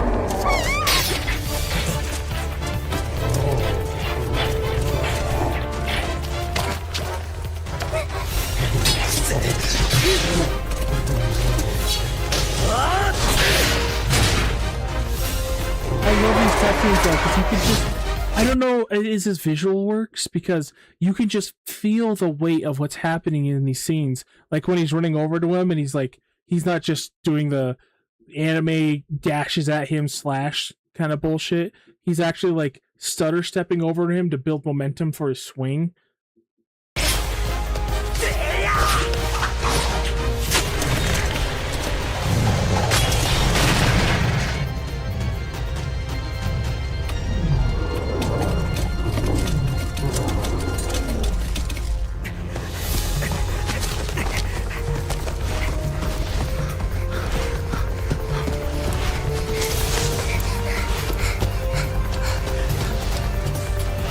So sad. Final Fantasy tried to chase like Hollywood level cinematics and stuff for so long, and when they did, it destroyed the original creator of the game.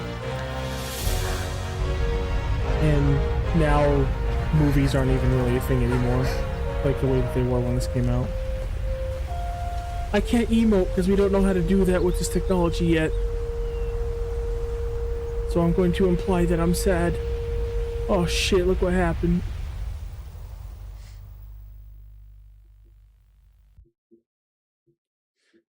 By the way, the main characters died at the beginning of 2. I never really put that together until I did my recent playthrough.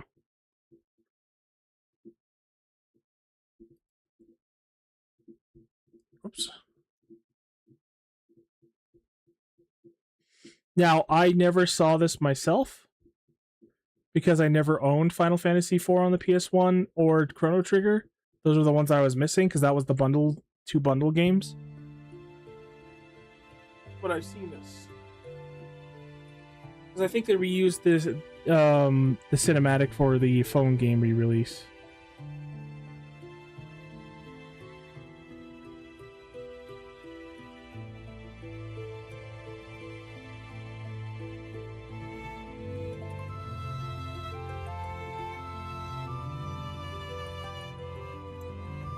Cecil in this cutscene looks awesome.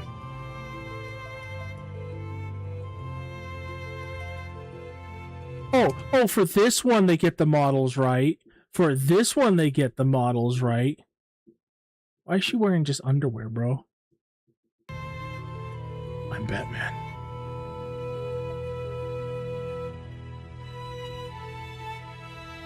She's like wearing a bra over her armor and with nothing but underwear. Ah, there's our boy.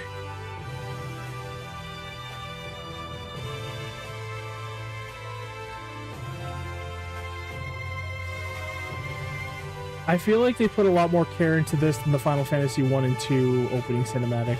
Because at the time, 4 was the most popular Final Fantasy in Japan.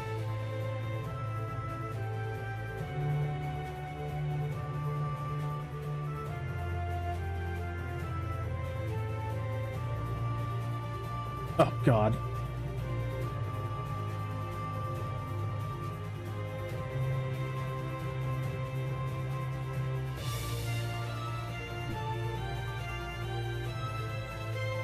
I think you'll like 4.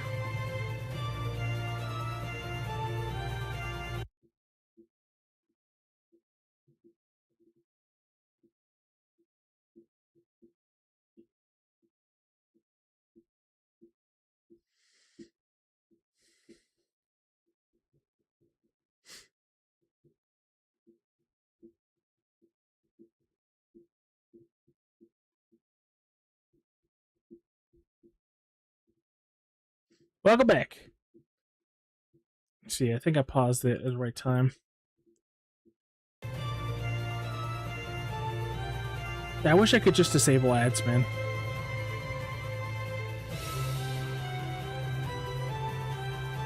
So far, becoming a affiliate has been a bit of a burden.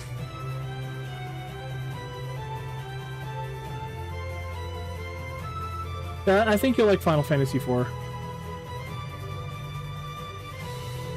Wait, what the fuck? That doesn't happen.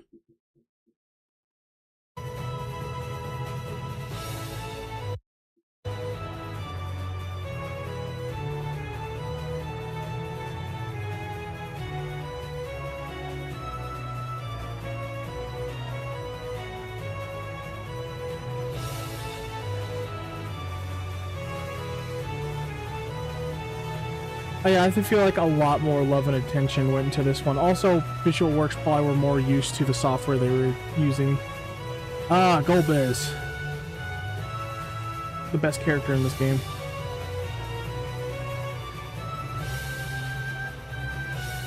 I don't know what that scene with the giant walking titan was about. That does not happen in the game. Cool, though.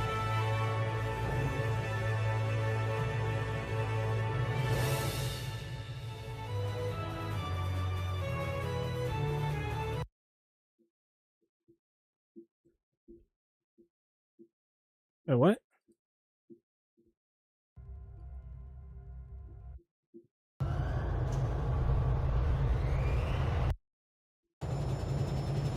What?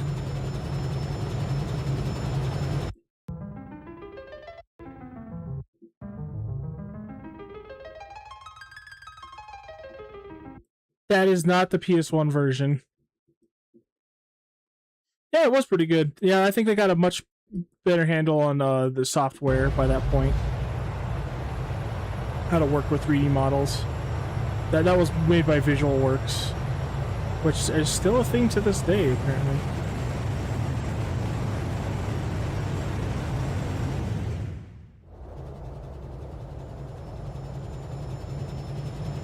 That looks so bad. That looks like the beta footage for Final Fantasy VII when nobody knew what it was.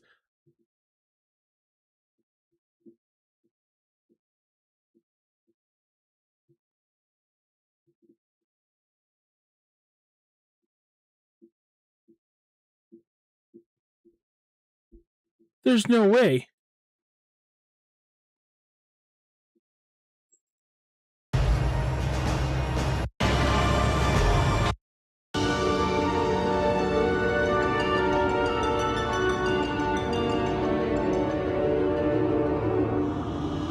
This is seriously like beta footage.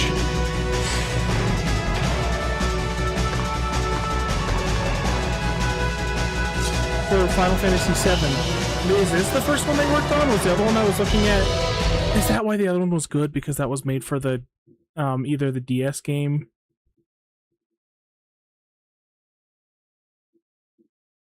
or the phone game? Because this definitely looks like PS1. It looks like absolute garbage. It's charming, but it is also kind of like, oh.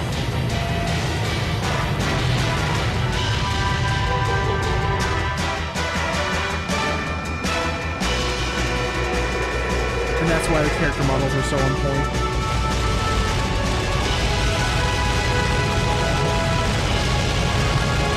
It's so he got 10 cents. At least this has no spoilers for you because, like, you can't tell what the fuck is going on. It's so disconnected.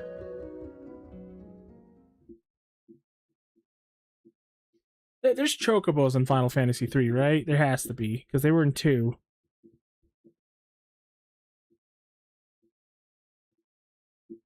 Oh yeah, the after years.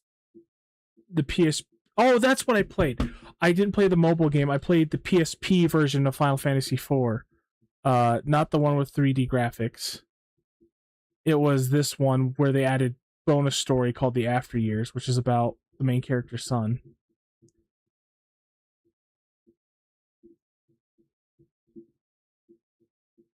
This has to be it.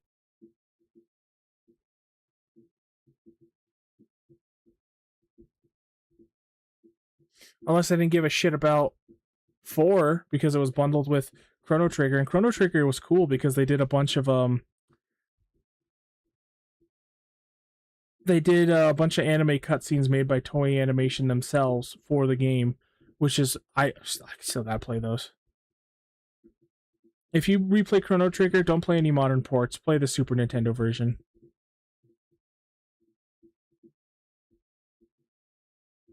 Oh yeah, we could watch that one. I haven't seen that in a while.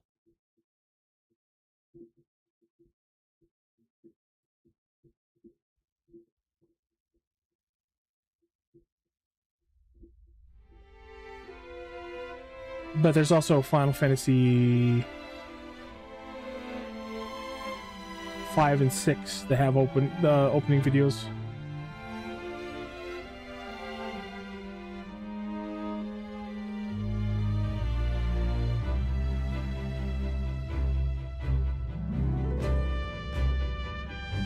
I like the guy with blonde hair. I think he looks cool. And then because of this game, they directly made Bravely Default afterwards.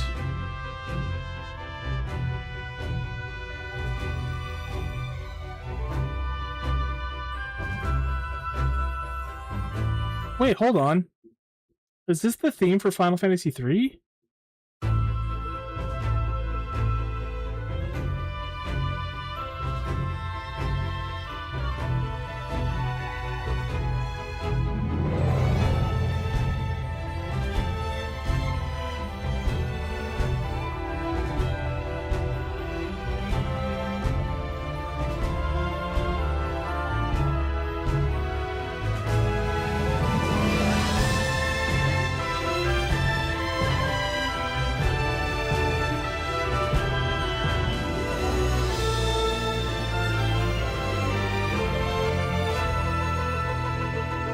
I have to check something immediately after this then.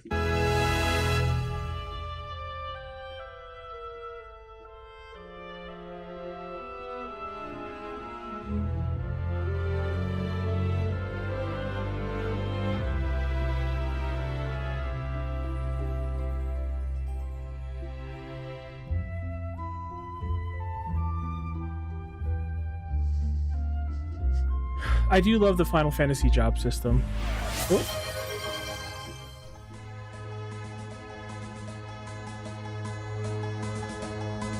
That's Final Fantasy VI.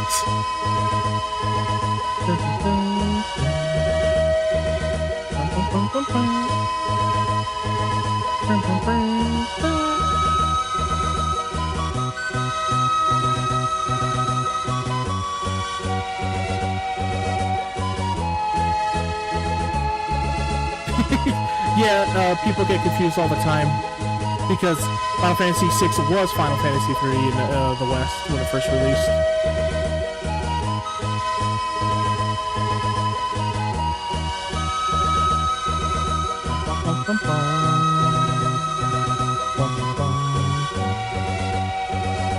Six has a great overworld theme though.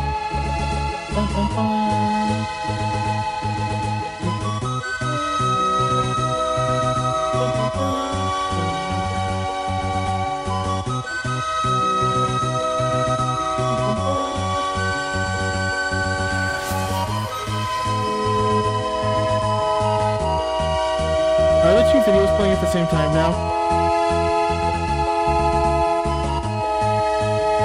Oh, hold on. How do I stop the other one?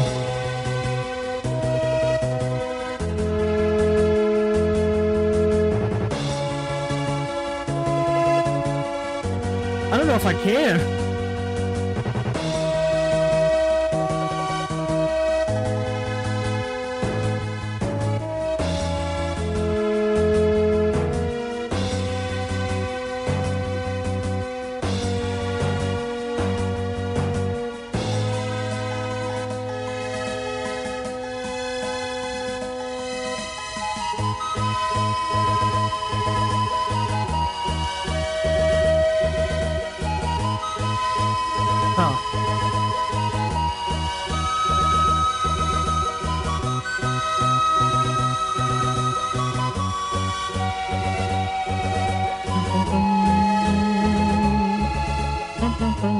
Well, it's almost over, so maybe your next video will play right after.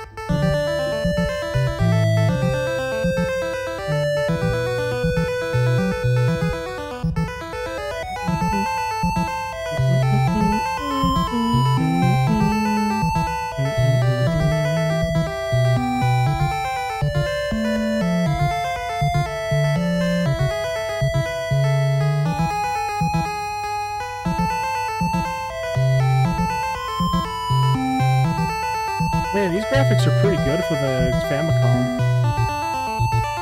They look leagues above the first 2 Final Fantasies.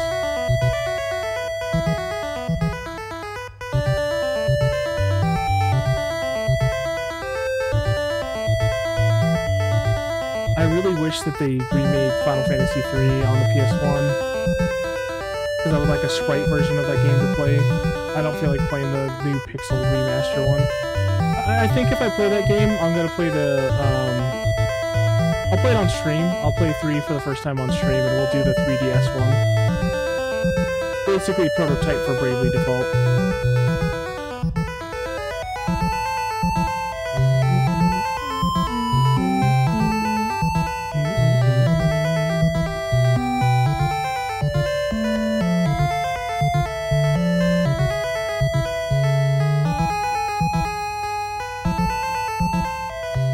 So immediately after this, there's something I gotta check. Oh, is that a Labyrinth of the Ancients in front of the Crystal Tower? Like in 14?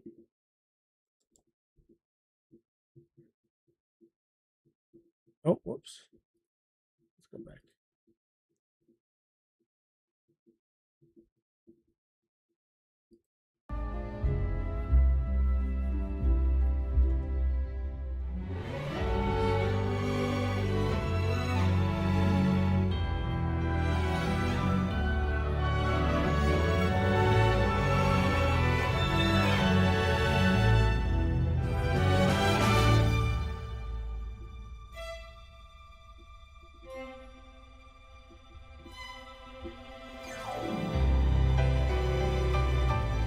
I'm replaying Final Fantasy V still. I'm about to get to the World 2. And I'm just having a blast. I love 5 so much. And I think I'll like this game more if I play with the characters, because when they're just blank and they're little kids, I just don't care. But you give these little kids character, I might care. Okay, yeah, so it's just like Final Fantasy XIV. You go to the Labyrinth of the Ancients, and then the tower afterwards, and then the World of Darkness. Okay, I gotta check something right now, though. I think it was in this.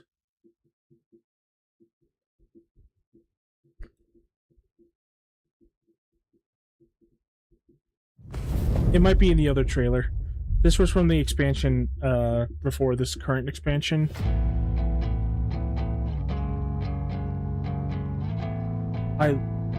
This opening it opens so fucking cold, man.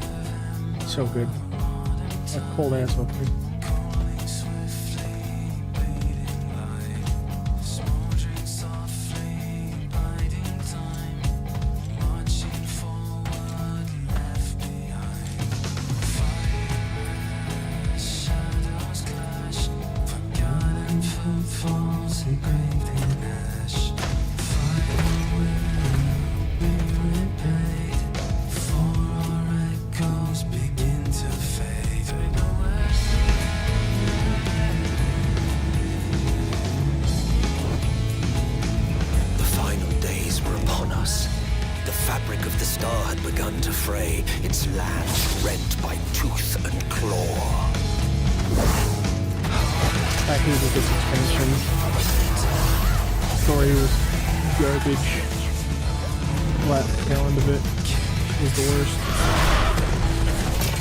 Also, just really depressing part of my life, which is the usual connecting with girls or whatever you want to say. I'm getting really tired of it.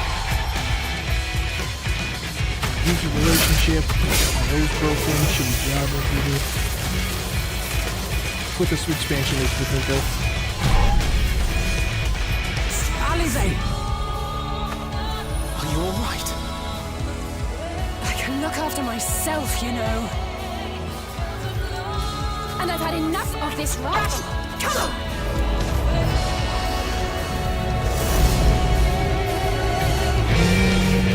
As the chaos spread, the star seemed doomed to unravel, and yet...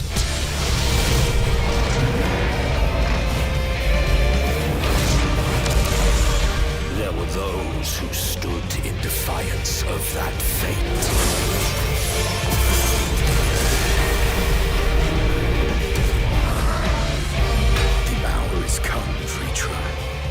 It's all or nothing.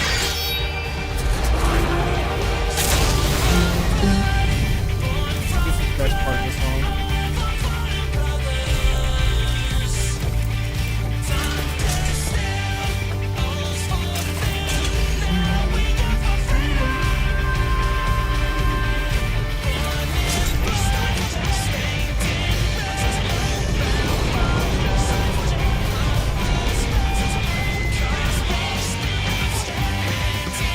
The stage is set, but will our heroes deign to play their part?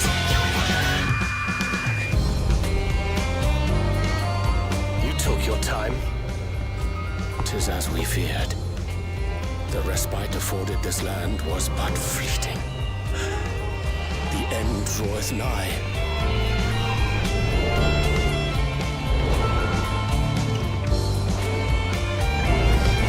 Okay, I think it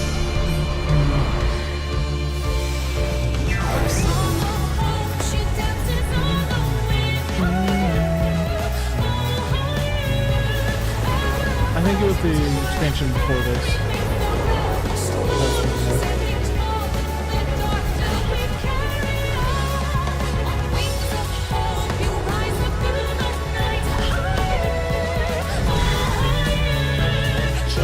I knew it.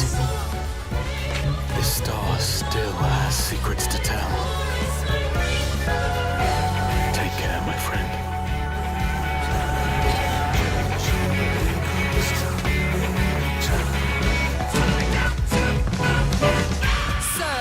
Charlian would keep its counsel while the world is lost to ruin. It would. Come what the in-game cutscenes are this good. We must. Do as you must then, but we scions will fight until the heavens fall, until our last breath.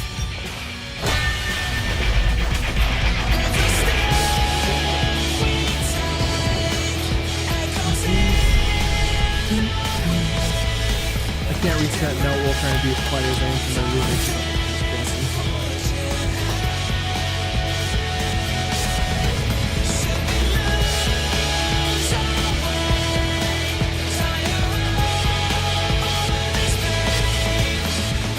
Past the far edge of fate.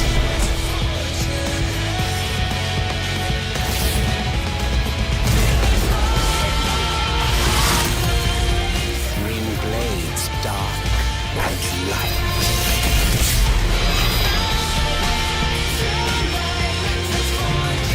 Tolling the coming of the end. The expansion that is set on Calvin, they made Calvin the poster child for the best thing.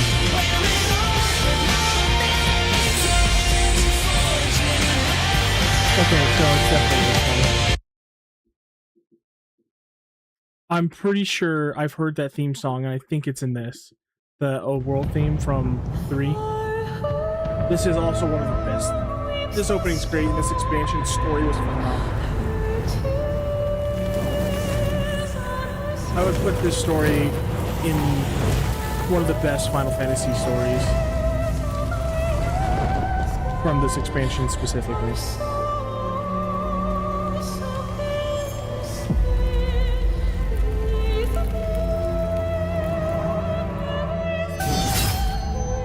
How many years have come and gone since that day?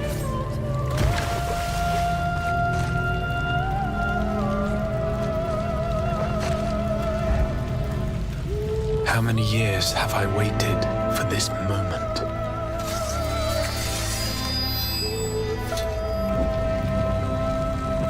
For the one that stood alone against the storm.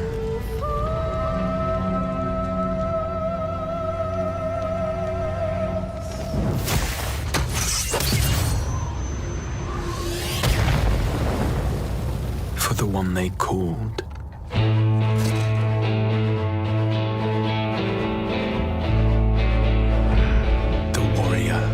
of light.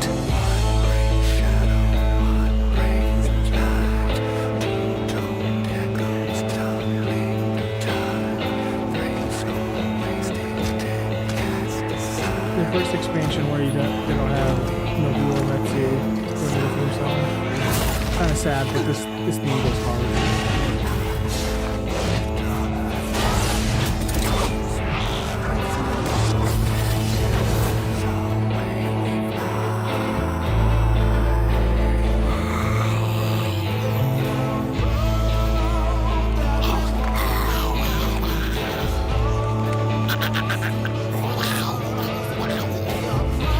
Yeah, this is your character in Final Fantasy XIV, but this is Gym Fantasy to represent your character.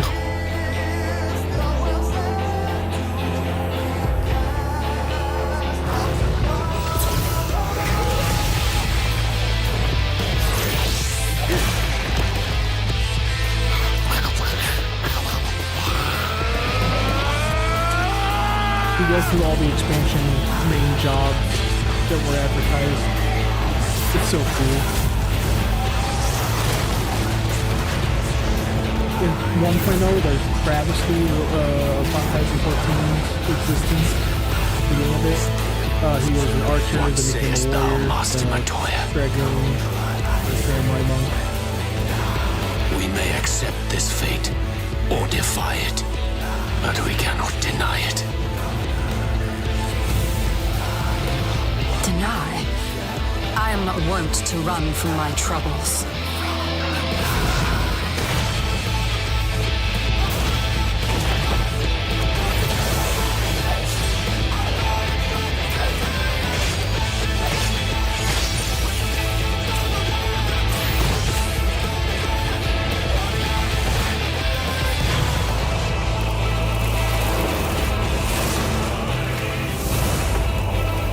Until our friend returns, I will hold the line.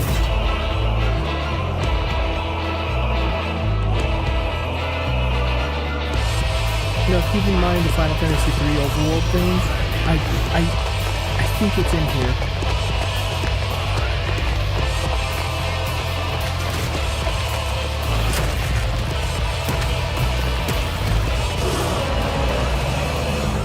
This town certainly has changed, and not at all for the better.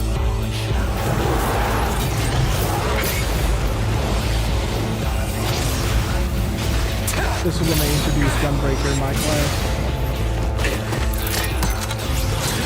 Nowhere near as good. I'm not going anywhere. I promise you, Minfilia. Here it is.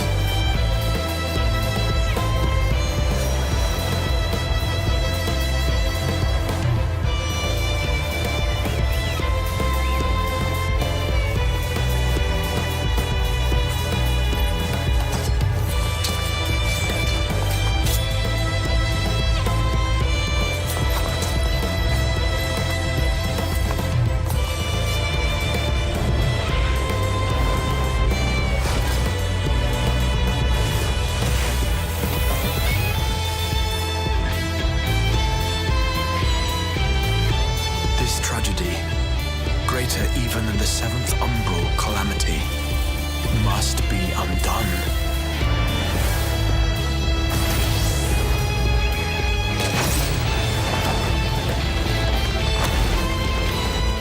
If history must be unwritten, let it be unwritten.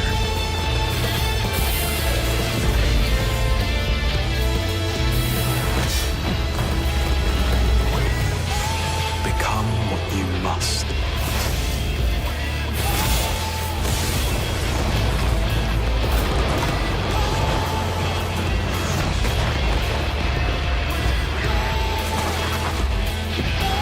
Got sold.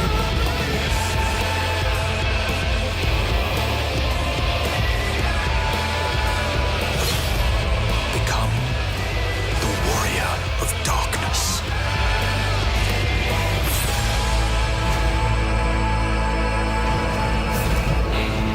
Such a good expansion. I fucking called it though. I knew it. And it makes sense because it's, you know, it's tied with the Crystal Tower and all that. Because that Crystal Tower that you saw and that I showed you last time I was playing 14, some shit happens, and 200 years in the future, Which is really funny because this happened the year before COVID happened. A giant plague that made everyone ill surrounded the earth and killed a lot of people. To create a calamity to merge one of these worlds together, because there's like 14 different worlds. The bad guys are trying to merge all the worlds into one world again, but to do that they have to create. Yeah, it's complicated. To stop that, that the redhead cat boy from the last trailer, he's been sealed in that tower for 200 years because we saw him in A Realm Reborn, the first expansion. He works with the descendants of Sid, dig up Omega parts from the Omega weapon and parts from Alexander when we fought Alexander in Heaven's Ward, combined them, and made a time travel machine that ran off the energy of the Crystal Tower because it was so much energy required to time travel.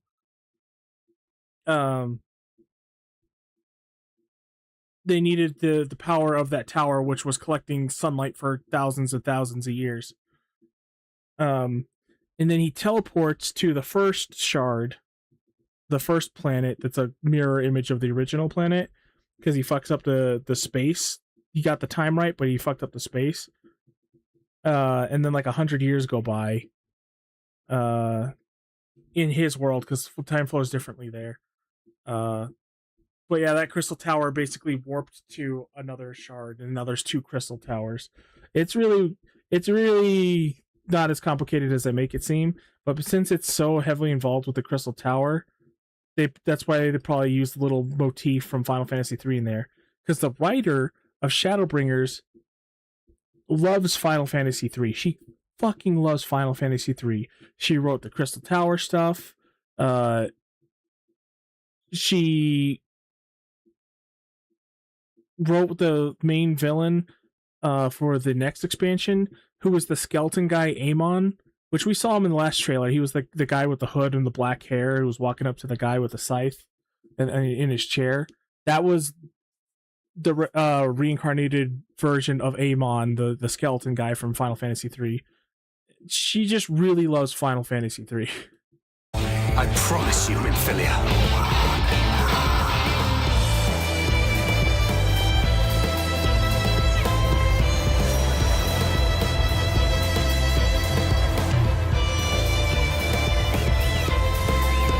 So this expansion, this is in the Final Fantasy I world, basically, but with like motifs from Final Fantasy III mixed in. She really loves Final Fantasy I and III. Final Fantasy, they have the Warrior of Light from Final Fantasy I here as a boss. It's one of the main villains who transformed into the image of the Warrior of Light, and it's in the same world as Final Fantasy I, technically. And then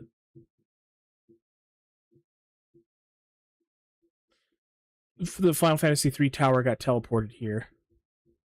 So it's like a mix of the two, which is interesting. And the latest expansion was Final Fantasy IX, like entirely. Mixed with Final Fantasy XI. What would I say the last one was? Kind of Final Fantasy VI mixed with 4.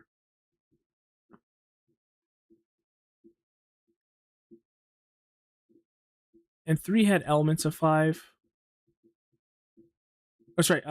The third expansion had elements of 5. But it wasn't until Shadowbringers where they started like taking 2 Final Fantasies and mixing them together for an expansion. They also had notes of 8. So this was in the Final Fantasy I world with the Crystal Tower and Final Fantasy III stuff. And then the Raid series was Final Fantasy VIII because there was Eden there and Gunbreakers and stuff and all. Yeah. But yeah, I knew I heard that before. I knew I heard this somewhere. It, like, as soon as I heard it, like, what? My memories, my brain. I remember something. Fucking Walker. I'll show you 5 and 6, and then I'm gonna start. I gotta do some art. I gotta do at least a little bit of art. It's my fault this is happening, nobody else's.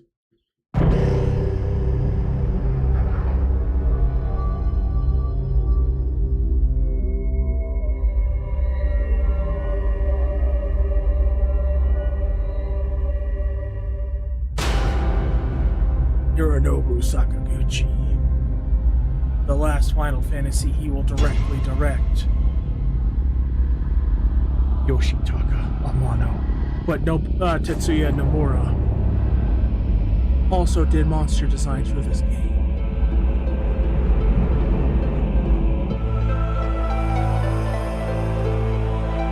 And I think Nomura just loves Final Fantasy.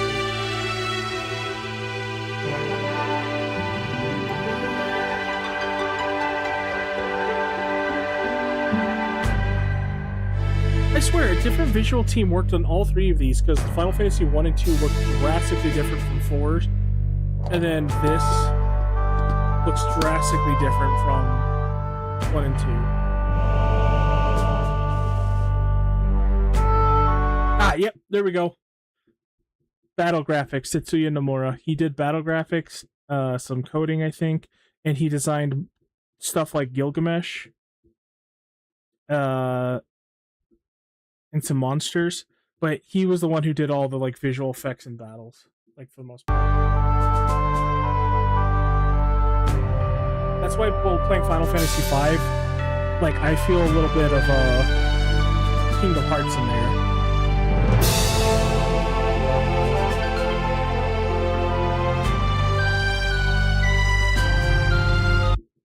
What? Yasunori Mitsuda? He was doing sound effects for Final Fantasy V? That's the dude who does the Xenogears and all the Xenoblade fucking me. Oh my god.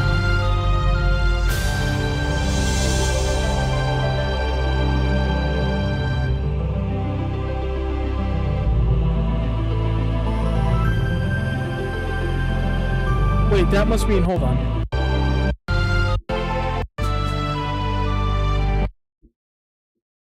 Where's Tetsuya Takahashi? Oh, was he working on... I think Tetsuya Takahashi was working on Chrono Trigger at this point. A very, very simple opening, very classy. Don't know why a dragon's on the front. Dragon doesn't really have anything to do with Final Fantasy V, except for the beginning.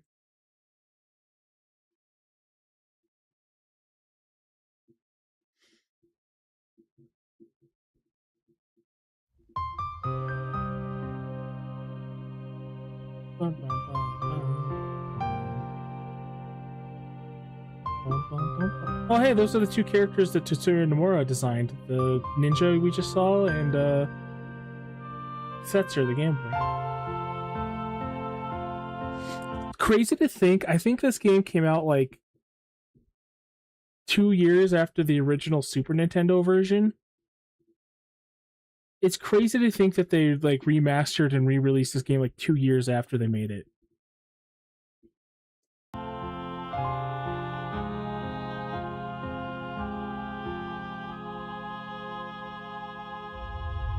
Because this was like state of the art at the time.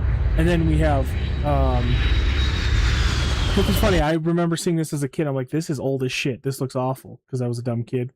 But yeah, I think as soon as Final Fantasy VII came out and that really skyrocketed Squaresoft, they didn't really care as much for their older titles.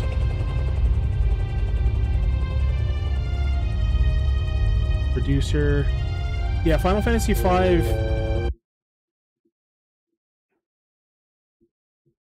Final Fantasy V is the final Final Fantasy Sakaguchi directed, which is crazy. And what a note to go out on. Final Fantasy V is so good. Yoshinori Kitase is the guy who directed 6 and 7, and I believe 8 and 10. So I got respect for him, but I do not agree with him in modern day. He wants the whole series to go full action, which I just don't agree with. Hiroyuki Ito. That sounds familiar.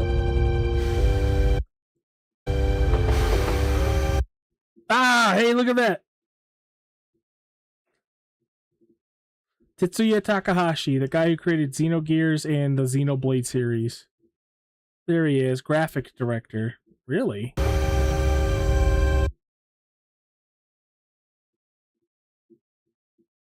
Tetsuya Nomura as well?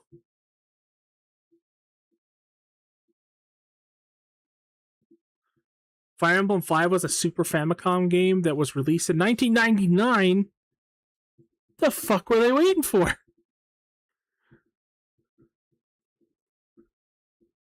Jeez, was it just taking that long to make?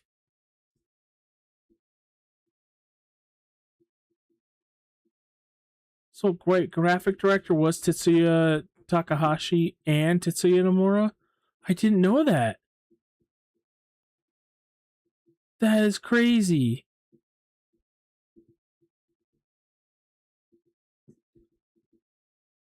I knew that he was like a level designer and stuff, but like I didn't know he worked with the well, he did some of the concept art for Fei Fong Wong and some of the characters in Xenogears. And Tetsuya Nomura updated to graphics director, nice. Nobuo Uematsu, the goat.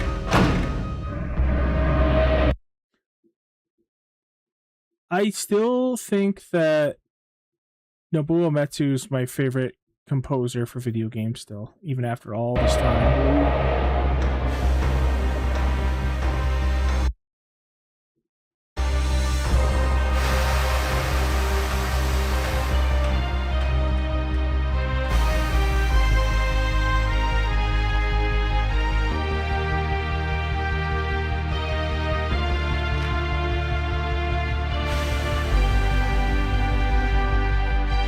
Oh my god, there's so many credits. I mean, not a lot, but it's just like enough for me to like.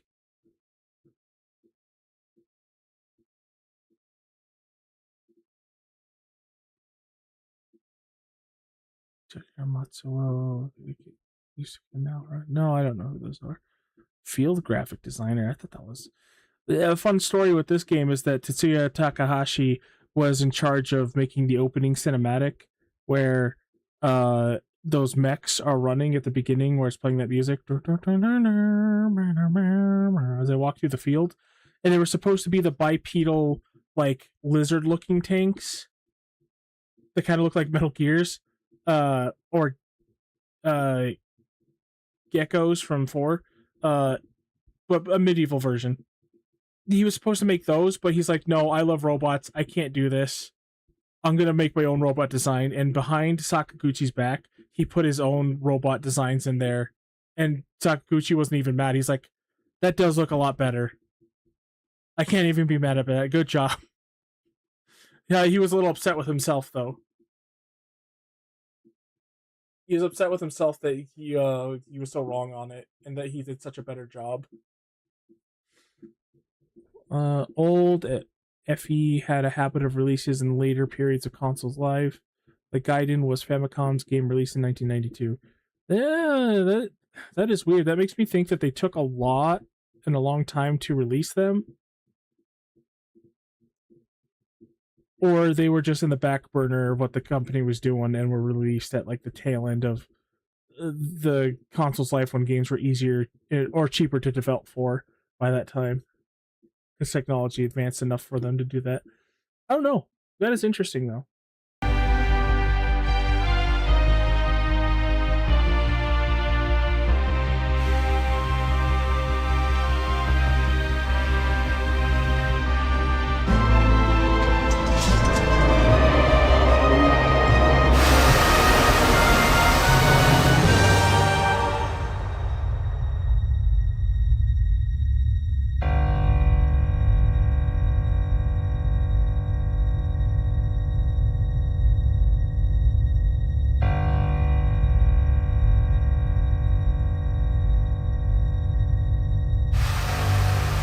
Yeah, these are the thing that Tetsuya Takahashi was supposed to make.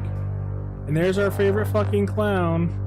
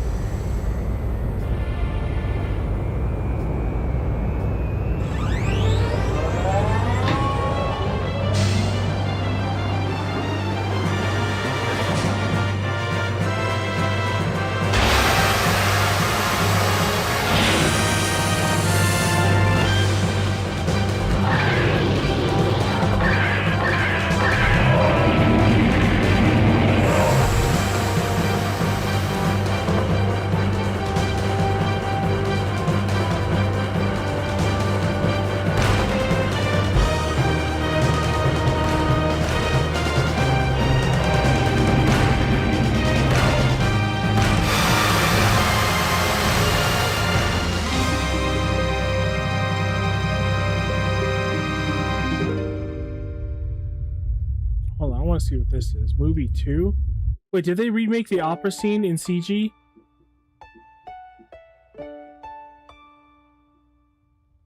What a slap in the face.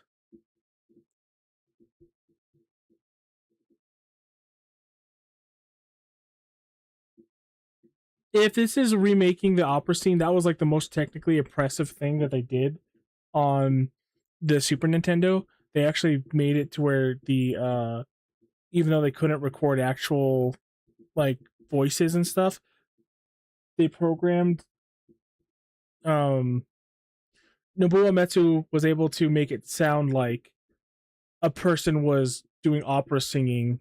I mean, kinda, but it got the point across. It communicated that enough to where it was very impressive for the Super Nintendo. And then if they just remake it into a CG cutscene, that is so lame.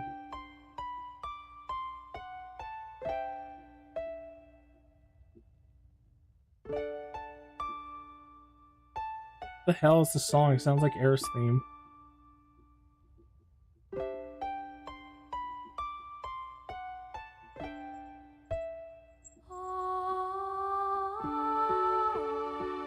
This is a slap in the face, man.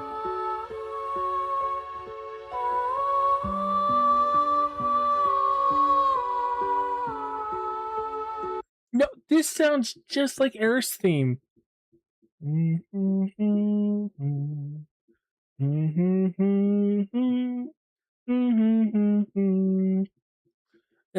It's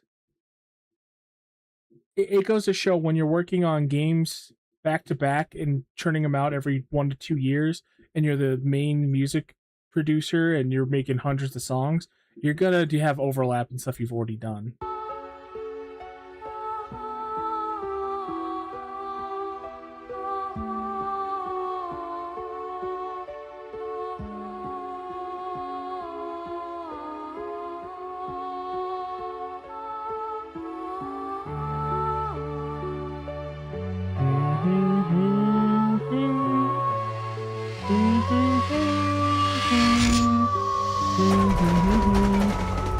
So it changes from there. I see.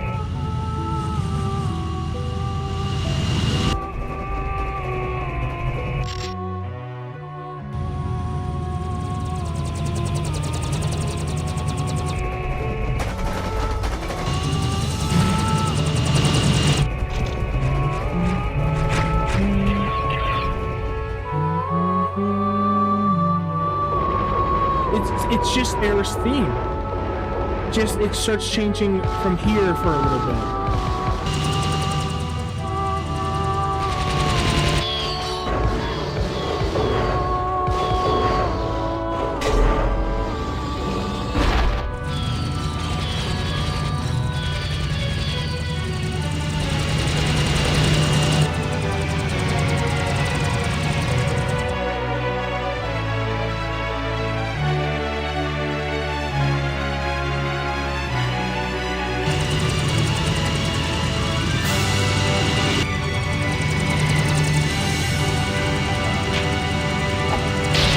Yo, I'm going to connect, man.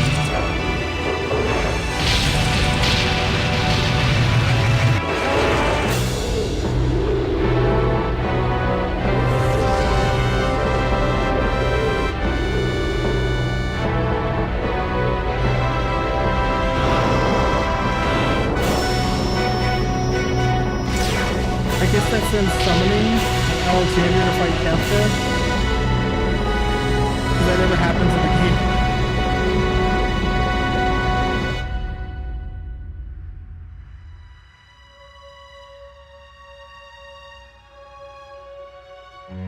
This is really bugging me, hold on. Because there's the same problem with Final Fantasy 7 to 8. Tifa's bar theme, or I think Tifa's theme, sounds a hell of a lot like a song from 8 called Eyes on Me.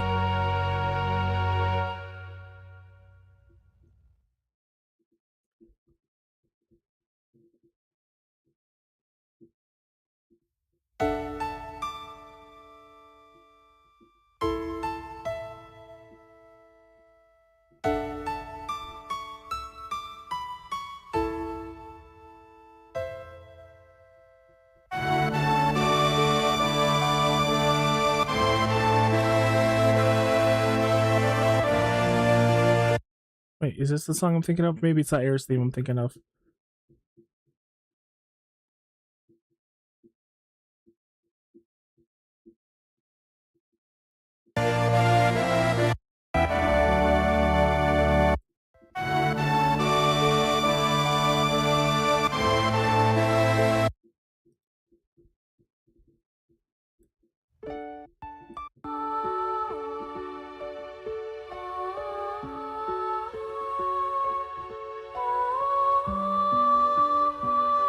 Nope, it's the same thing.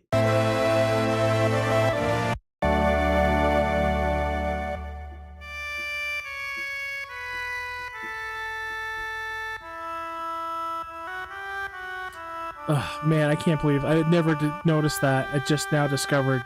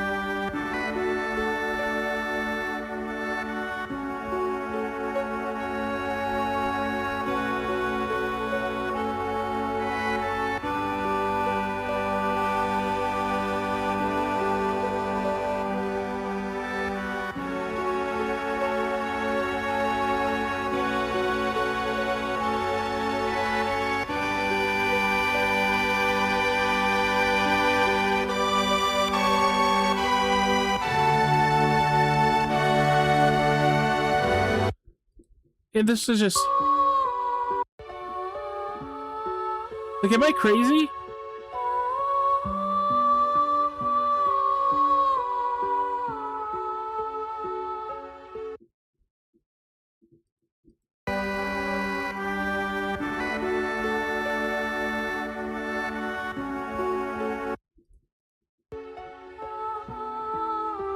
It's just like this part where it changes a little bit, and then this gets more varied as it goes along. But like, yeah, it's just the same song.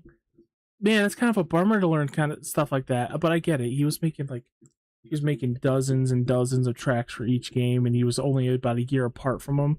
Like this one, this is pretty apparent.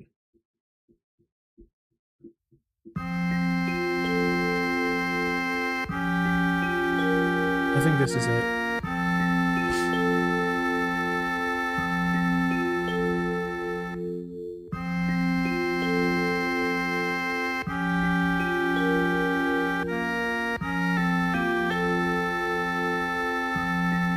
I think it's this part right here. Oh no, okay, not this one. Right after this one.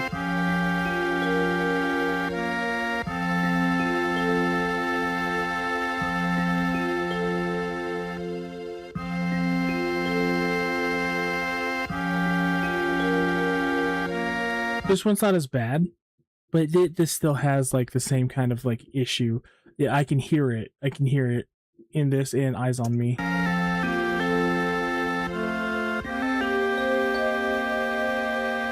Right here.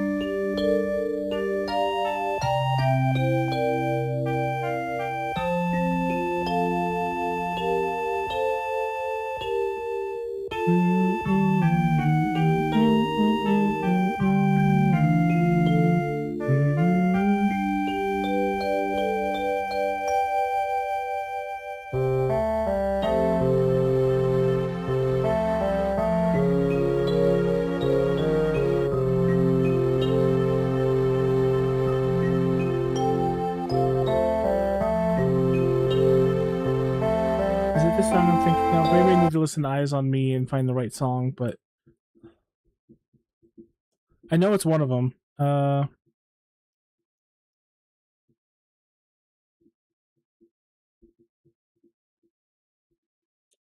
Such a beautiful song. Is there a video that doesn't have spoilers? Ah, there we go.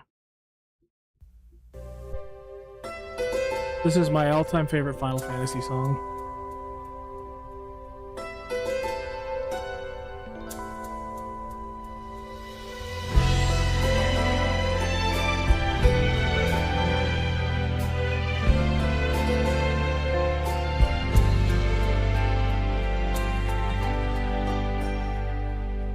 Never say my songs on the stage on my own. We never said my words, wishing they would be heard. I saw you smiling at me. Was it real or just my fantasy? You'd always be there in the corner of this tiny little bar.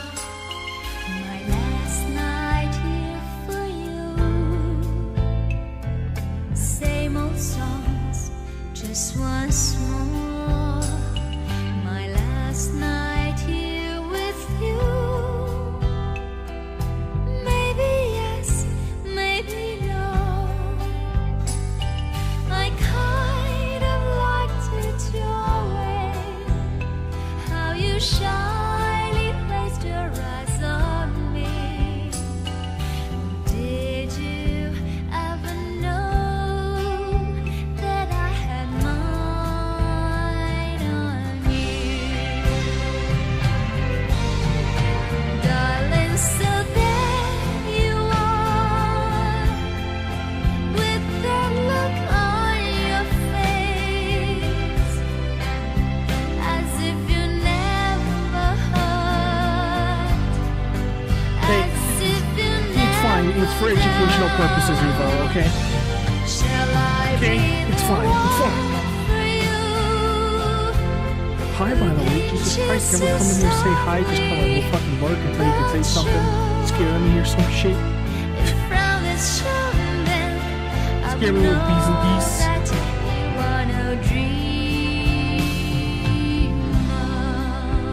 I'm trying to find the song from Final Fantasy VII that sounds like Eyes on Me from Final Fantasy VIII, because I don't know if you were here a second ago, but we just went over the opera song from Final Fantasy VI. It sounds exactly like Aerith's theme from 7.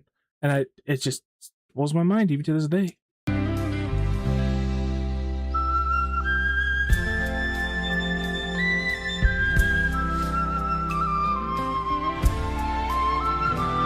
I wish they finished Final Fantasy VIII. I wanted to see more of doing a story.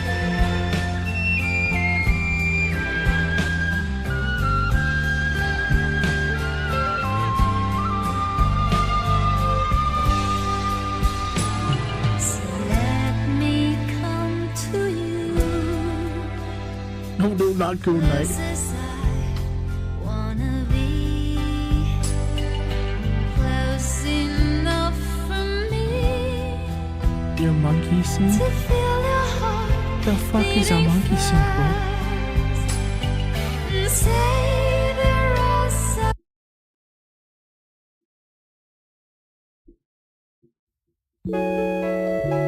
That is not it at all.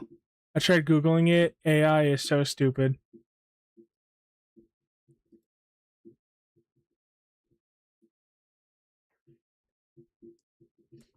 It's gotta be Tifa's theme.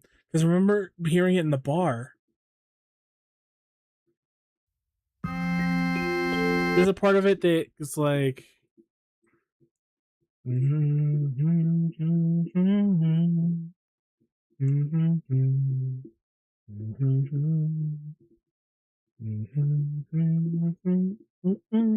can't go to too high note because people are sleeping right now. And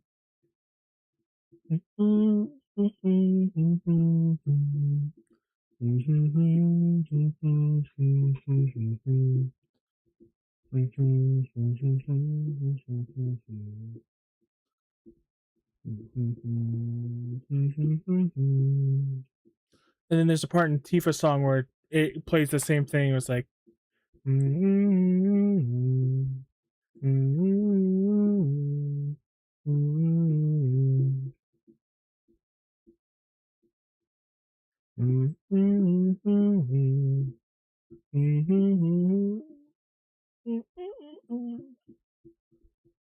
then it starts matching up. Like, I gotta find it. It's in this video. I know this was supposed to be an art stream. Once again, I failed at my job. I'm terrible doing what I'm supposed to do. The worst streamer there ever was. No streamer's been nearly as bad as me.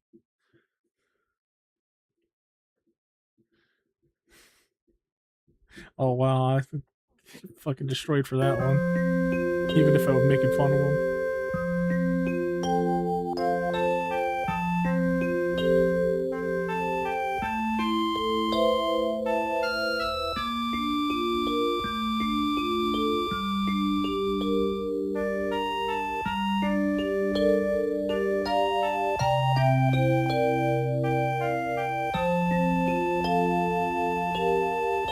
I think it's right this part right here.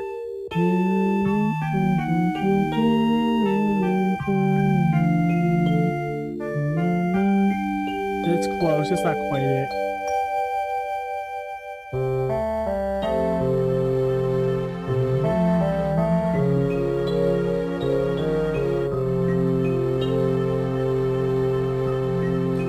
It's Trump if he got his head out of his ass. It was like, maybe I'm not the greatest. Nobody's ever been like me. The greatest president. Oompa Loompa.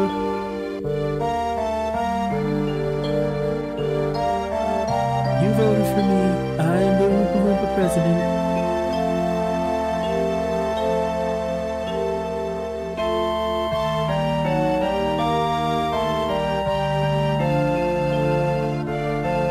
Oh, that's it. Right there.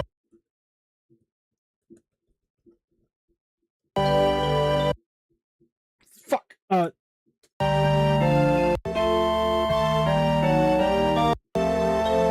This is the part that sounds like Eyes on Me. So it's not nearly as bad, whereas the opera song is literally just Air's theme with some minor note changes. This is different enough, but I could still hear Eyes on Me in this part.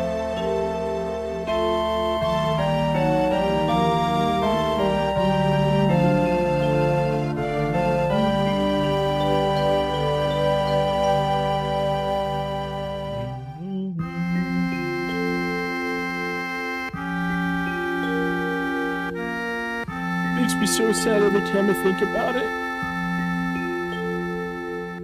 I really wish we got all of Laguna's story in 8. I wish that game was finished. All my favorite games from Final Fantasy, the Final Fantasy series, are unfinished messes.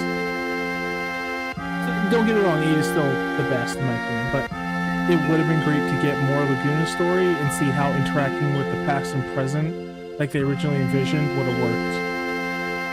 But I mean, we kind of did, and it was pretty cool in those like mithril mines or whatever, the crystal mines next to Estar.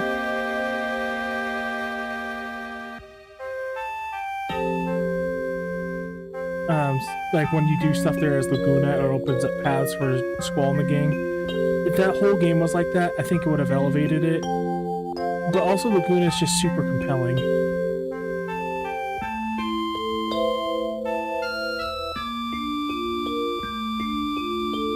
Yeah, right? I mean, I don't know why they had to cut it, and I really wish they didn't. Why did they have to cut so much of Laguna's story from 8? Time constraints, maybe it was too difficult doing that one segment for a lot of different other things throughout the game, but like learning about Squall and his dad and their connection together, through these dream sequences, how different of people they are fundamentally. And that the impact of seeing Laguna later would be that much grander. Because even though Final Fantasy VIII has a great world map and lore, the world feels small.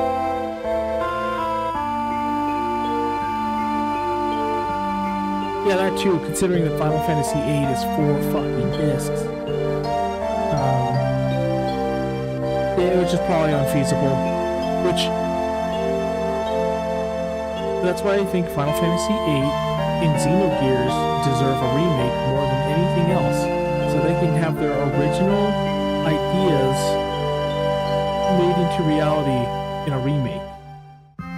I wouldn't mind having just Final Fantasy VIII as is, like graphically, but with Laguna's added story. But if I could have like a more modern, like Final Fantasy VII remake series combat with 8, that'd be sick too.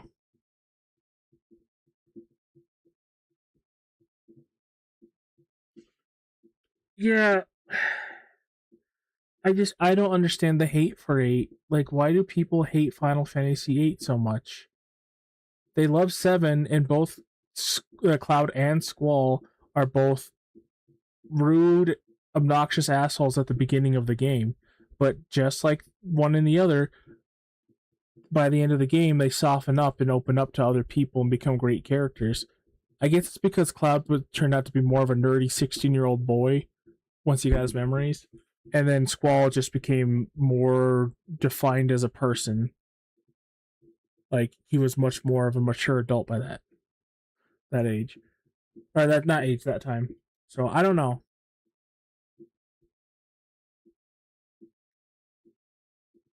I'm trying to keep spoiler-free as much as I can for Crisp. He's going through all the Final Fantasies right now. Got the first 3 down, so I'm trying to keep 8 spoiler-free as possible. I'm sure he'll forget half of what I said here too, so...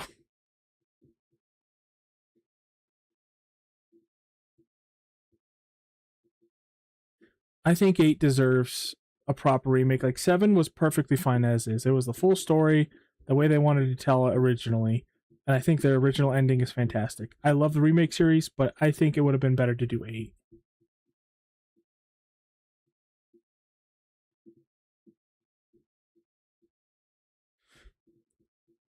Because it was the follow-up to 7, and it wasn't 7. I'm convinced that no matter which Final Fantasy followed the Juggernaut, that was Final Fantasy 7 would be looked down on.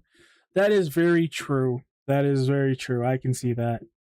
Because that was the game that broke JRPGs into the West, finally. That was the game that put Square on the map. And it justified. It's great. I love 7. But 8 is just so special. There's something about it. It's just like Final Fantasy versus 13 to 15. There's something so amazing about it. Underneath all the bullshit of 15, I can't look away. I feel like if they made Final Fantasy versus 13, it would have been the next Final Fantasy 7. And if they finished Final Fantasy 8, same thing. It would have been Final Fantasy 7 too. Yeah, let's see what this is. Let me close some of these tabs. Time compression, but different.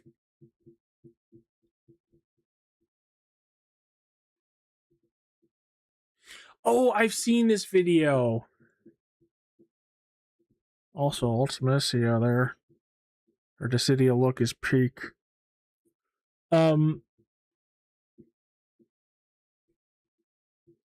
Yeah, I've seen this. They're basically redoing some Final Fantasy 8 stuff in Final Fantasy 7.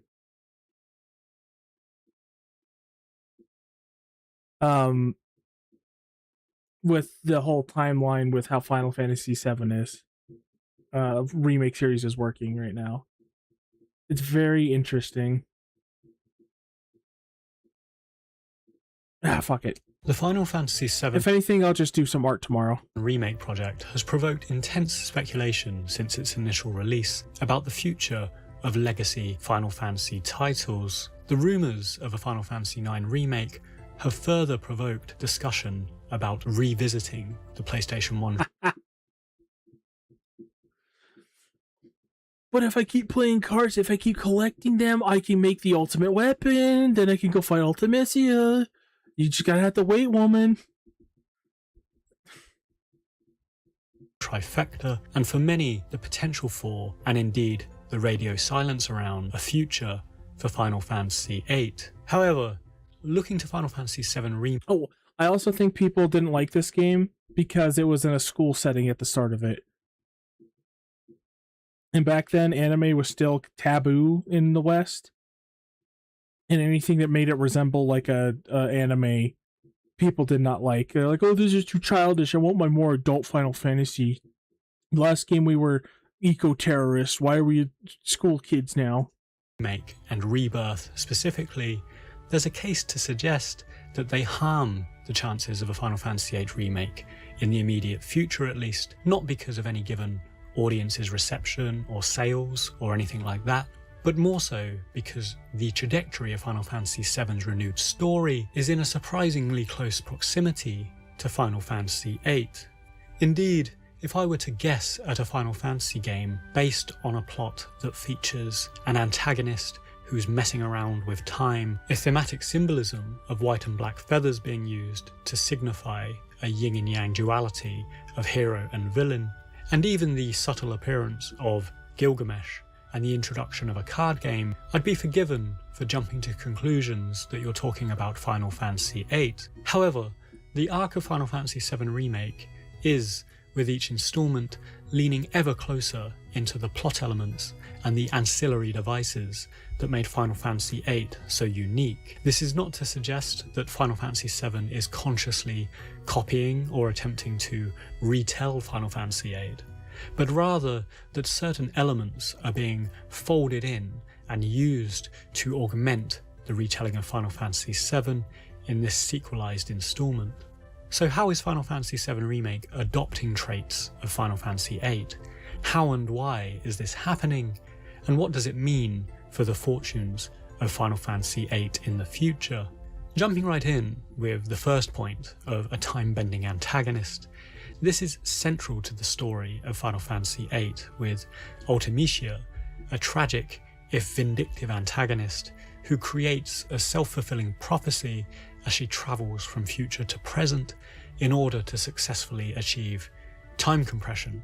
Her motives stem in part from mankind's fear and contempt of her as a sorceress in her own time, and her own fear of the fabled seed mercenaries who are destined to destroy her. Owing to the laws of succession, where a sorceress must pass down her powers in Final Fantasy VIII, the game ends where it begins, where Ultimecia passes her powers onto Adia as matron, and a time-compressed squall informs Adia of the need to create the seed academies of the future. So that is very much, broadly speaking, the use of time in Final Fantasy VIII. In 1997's Final Fantasy VII, there is no such time-bending angle to the plotline. There is a comparatively internalized battle between our main protagonist Cloud Strife, his amnesic past, and our main antagonist, Sephiroth. But there is very little interaction or acknowledgement between these two, with the latter, Sephiroth, barely acknowledging Cloud or seeing him as a threat until well into the story. Final Fantasy VII Remake, however, adopts a very curious retelling of this same but different story. And one of the most significant differences in Final Fantasy VII Remake is Sephiroth being aware of Cloud, acknowledging that this guy is a threat. And indeed, he's not just aware of Cloud, but he is actively hounding him from pretty much the beginning of the first remake game. So there's a few reasons for this, which root back to a general acknowledgement that Final Fantasy VII Remake is a continuity and a sequel to the original game, and Sephiroth is thus traversing through space-time. Now, the reason he's hounding Cloud and friends, unlike the original game, is that this time around he is aware that they are the heroes that are going to undermine his plans in the original or canonical timeline. Furthermore, and most pressingly, this entire storyline. Uvo, considering that my taste with at least Final Fantasy is kind of linked up in Kingdom Hearts, I do think you will really like the remake series. If you don't mind, here's some advice. skip as much side content in Remake as you can. And then in the second game, try to control yourself from doing as much side content as you can. Because in Remake, the side content is terrible. In Rebirth, the side content is amazing for the most part. But it can really bog down the pacing of the story. And Remake is a fantastic game if you just do the main story. It's so well tightly paced. I love it just playing the story. But Rebirth has so much good content in between stuff. You lose track of things, you get disconnected from the narrative, but they're still good. I think you'll like them. I do. Never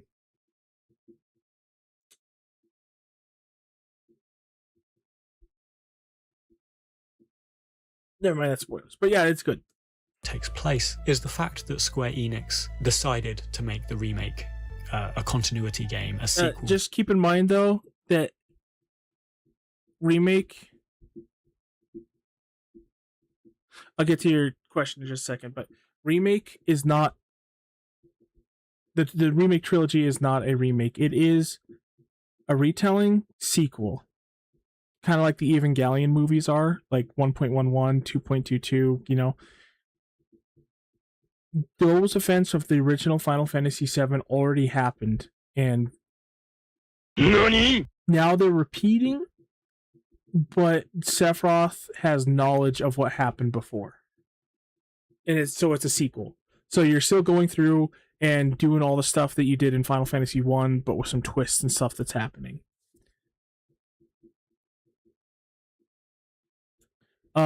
In Remake, can I explore the entirety of Midgar instead of 2 sectors?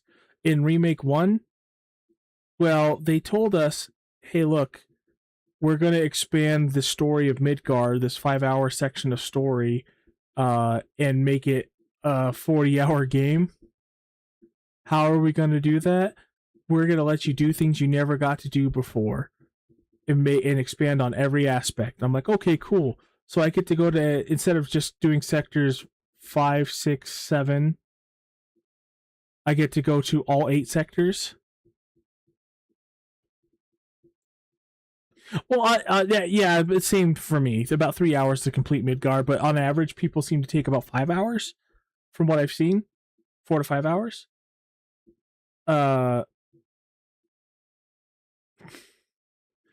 Well, in Remake, you go to sectors 5, 6, 7, 8. Wall Street's bigger. Sector 7's town is bigger, more people. Sector 5, where Aerith is from, bigger, a lot more stuff to do.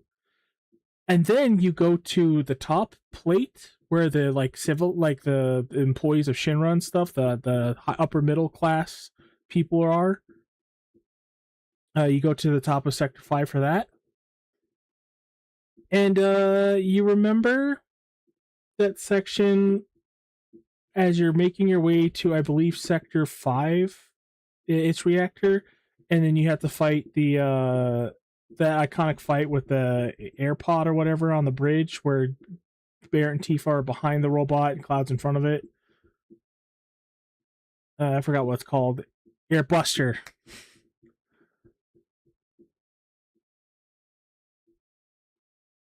My last playthrough took a little bit longer, but because I gotta get the damn sword from Shinra. Yeah. The Hard Edge. Yeah, that one's annoying to get. But yeah, the Airbuster. That segment. Imagine that 20-minute segment where you're running through the subway, and then going through the Mako reactor. All that. That's 5 hours now.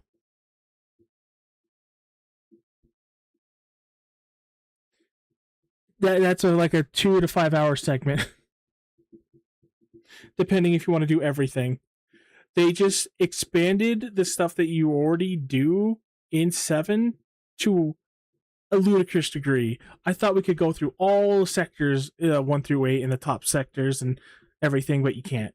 And then when you go in the Shinra building, you can't go to every floor, which is understandable, but still, I was kind of bummed.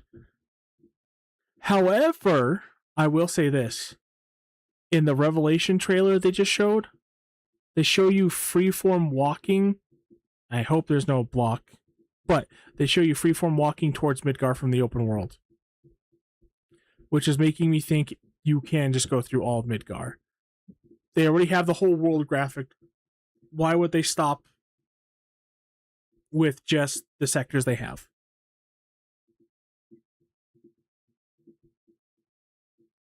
So, I'm pretty sure, speculation, Revelations you can, but Remake will take those sections you've already done and just stretch them out. There's a lot more in there. There's a lot of interesting stuff in there for the most part, but it is all the same stuff you've already done stretched out. And I have a theory for this. Versus 13 and the original 15 were supposed to be a 3-part game.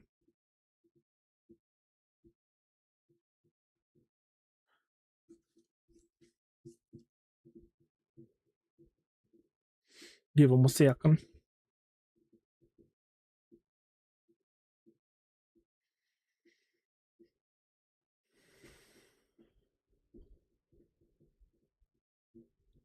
I think I'll do a little bit of art in Cridia after this.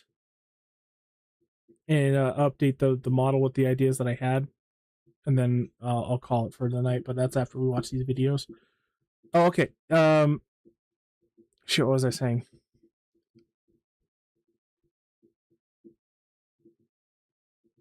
There's a lot of cool stuff within the things that they add to 7 Remake.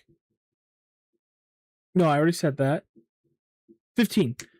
So Final Fantasy 15, the original 15 and Versus 13, were going to be a 3-part trilogy game.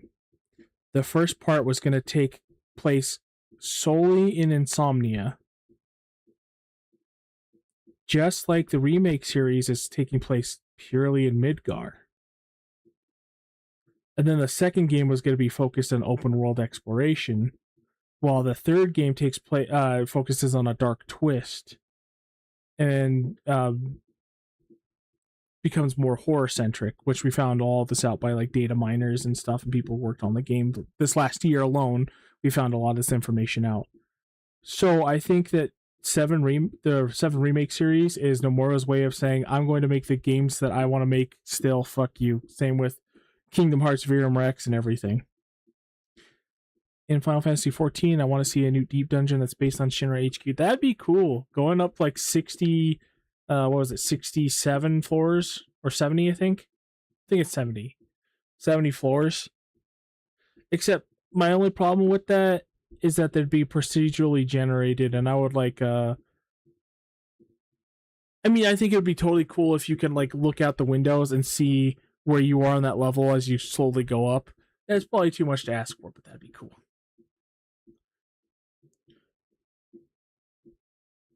I wouldn't mind more Final Fantasy VIII stuff, honestly. Because what do we have in Final Fantasy 14 that's 8 themed? Well, we got a job. Cool. So do a lot of other Final Fantasies. Have jobs in that game. We have the Eden raid, but the only real boss fight that's from Eden are the first and last fights, Eden and then Gaia. And even then, it's not straight up that. I want a Griever boss fight. I want a fucking Griever boss fight. Where's my Griever boss fight?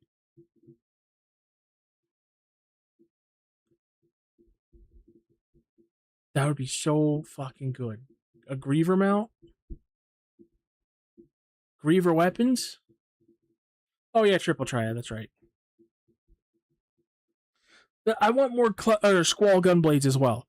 Final Fantasy 14 really sucks at designing gunblades. I don't know if you view it the same as me, but a lot of the gunblades look like shit. They either have like really tiny blades, huge barrels, really long like handles to them, or they're like guns with like little bayonets on them. There are some really good gunblades out there. But I glamour most of my gunblades into Revolver. That's what I would do. 1, they need to give it the graphics update so it's shiny. But 2, they need to make it as big as Squall's Gunblade in the original game, because Squall's Gunblade in the original game was like half of a Buster Sword. In every depiction after that, it's, especially 14, they make it so small. They make it tiny, teeny tiny. Also, they have the physics working in the game now, because you see a lot of new outfits coming with like little dingling bits. Put the Griever pendant at the end of it and let it dangle instead of having it fucking hot glued to the handle, please. Square Enix, please. I really like the flame sword from Final Fantasy VIII. I forgot what it's called, but it's got the red flame blade.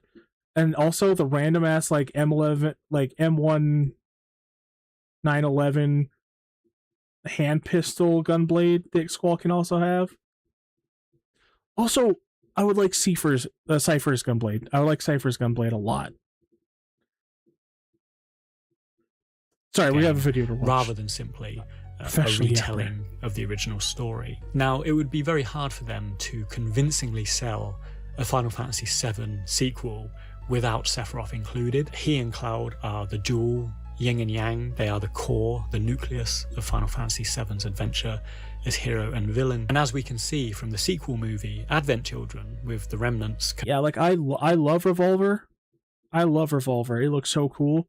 The way they have it graphic in 14, I'm not a fan of.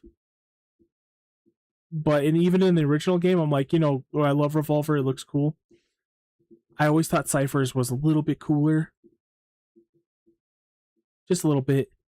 It's got that style that Nomura used to have where he it's the same with Jack's sword where it has like those 3 little holes in it at the bottom. And it's all around just a great design.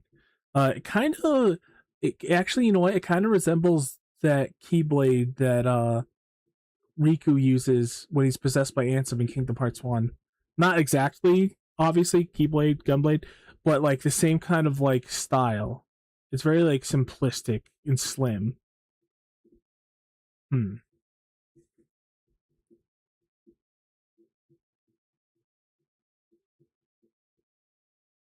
But yeah, I would love to have Cypher's weapon, and maybe some more Cypher themed attacks for Gunbreaker would be cool. I'm looking forward to the battle system changes. I was hoping that all the tanks would get counterattack abilities, but it would be tied to their 25-second mitts, 25, 30, depending on your job. 20 to 30, really. But anyway, their personal mitts, they can use every 30 seconds, at least. When they pass it to the main tank, they would get a counter ability. And I was hoping that we could get some Cypher-based stuff for the counters.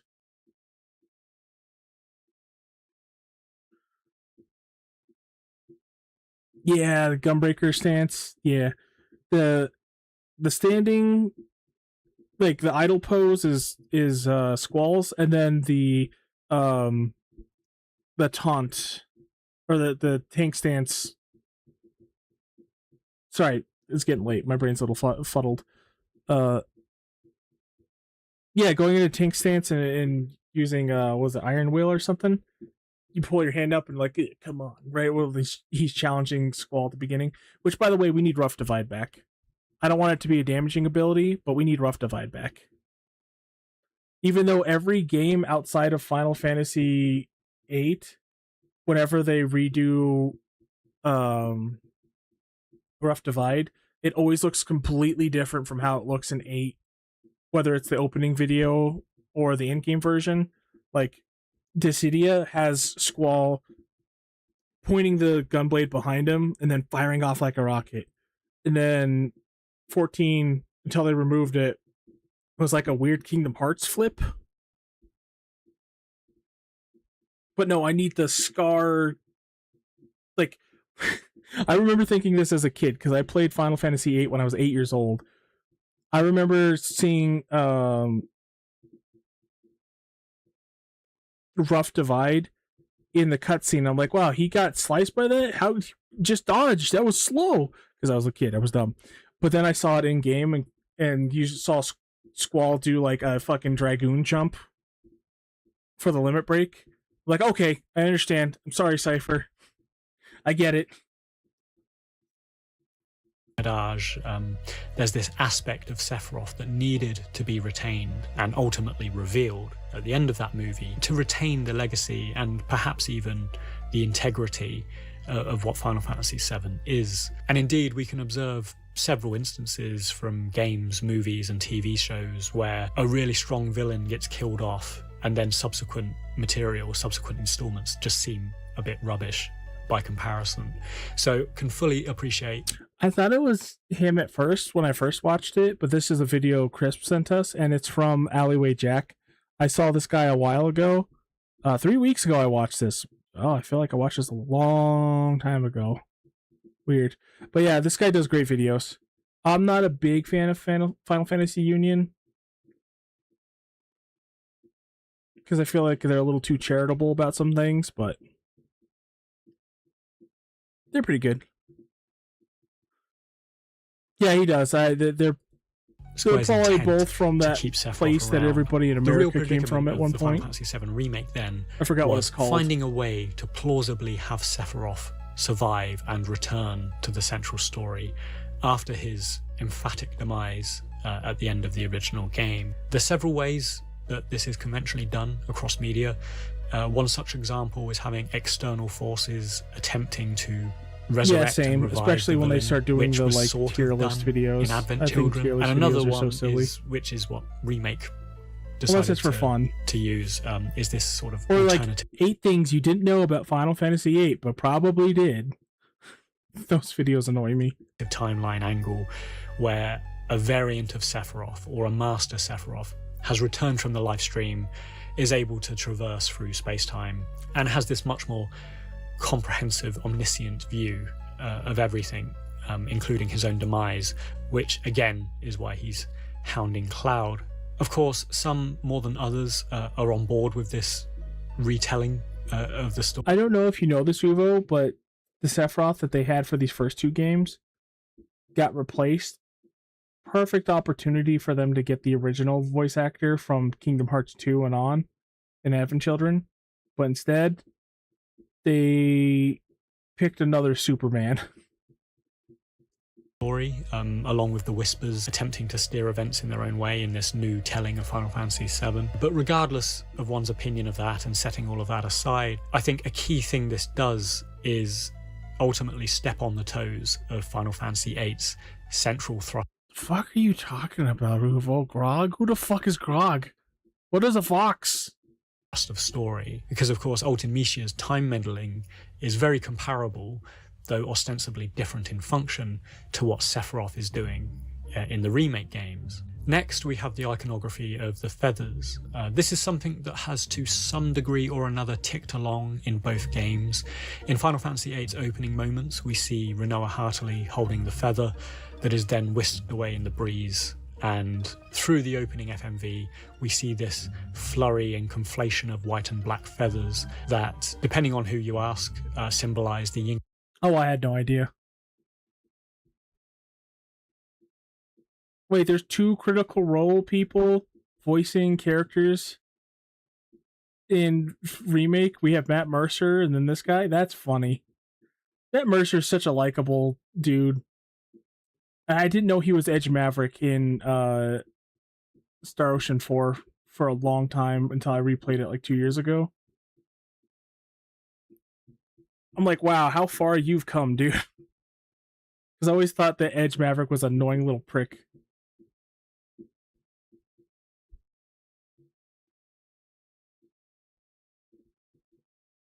Oh, I think you're right. Yeah, he didn't go the Troy Baker route where he became like a superstar that is full of himself. He's just like, I like voicing characters in games. Fuck you. And he just kept doing it. He's like the weeb Keanu Reeves. He's just a very chill dude that's in like everything. And Yang. He just hasn't been in a movie about someone killing his dog and going on a revenge spree. Between Rinoa and Squall, I always felt that they were more this sort of duality and hint at the light and dark between Rinoa and Ultimecia. I've always leaned towards this because, of course, Rinoa has the white angel wings on her attire and in her limit break, and they juxtapose with Ultimecia, who has black angel wings. Turning to Final Fantasy VII, we have Cloud and Sephiroth. Now, admittedly, in the original Final Fantasy VII, Sephiroth's boss theme at the end of the game is called One-Winged Angel. Since then, we've had the release of Crisis Core, Final Fantasy VII, and this is where they really started dialing up. But he's only called the One-Winged Angel because of the original script for Final Fantasy VII was made by the two people who made Xenogears, Soraya Saga and her husband Tetsuya Takahashi, and they made One-Winged Angels in their thing, and it was the original concept for 7, and then they reused it for Sephiroth without any context, and now he's known as the One-Winged Angel, and everybody thinks that Xenogears is just that often. Also, that art's really cool. I love Kingdom Hearts art. The symbolism of feathers and angel wings. Of course, we have the character of Angel, the clones and stuff like that going on with Hollander. And that was where, this iconography really took hold in Final Fantasy VII, which, again, as we see in the remake and the rebirth installments, they really sort of retained this.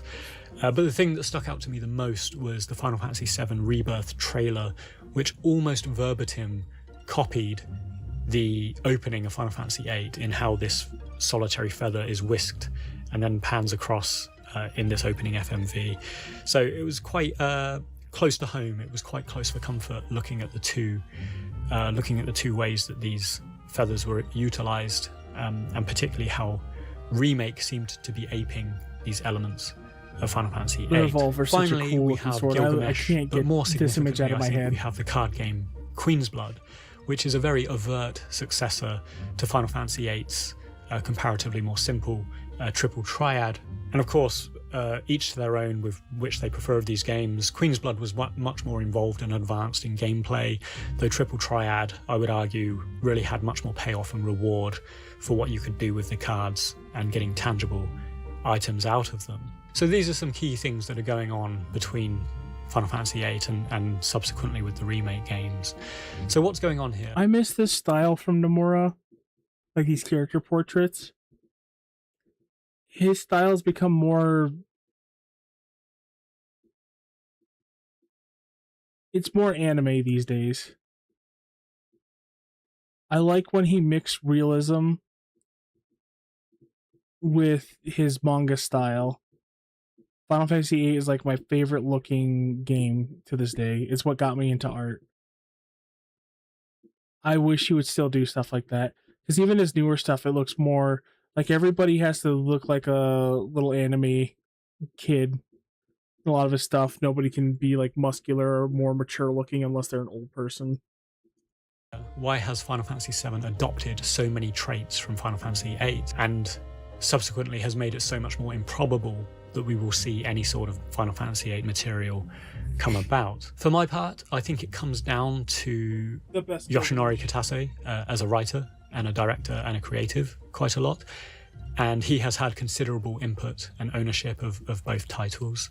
And to a lesser degree, or perhaps an equal degree, we have the duology of Tetsuya Nomura and Kazushige Najima. And each of these three, they were like the trifecta. I've never seen this in Final Fantasy VIII. To this day, I've never seen this. And right before I was going to see it for the first time, my PS4 wiped all my memory. I had the ultimate weapon. I was right before this part of the game. I'd never seen this before.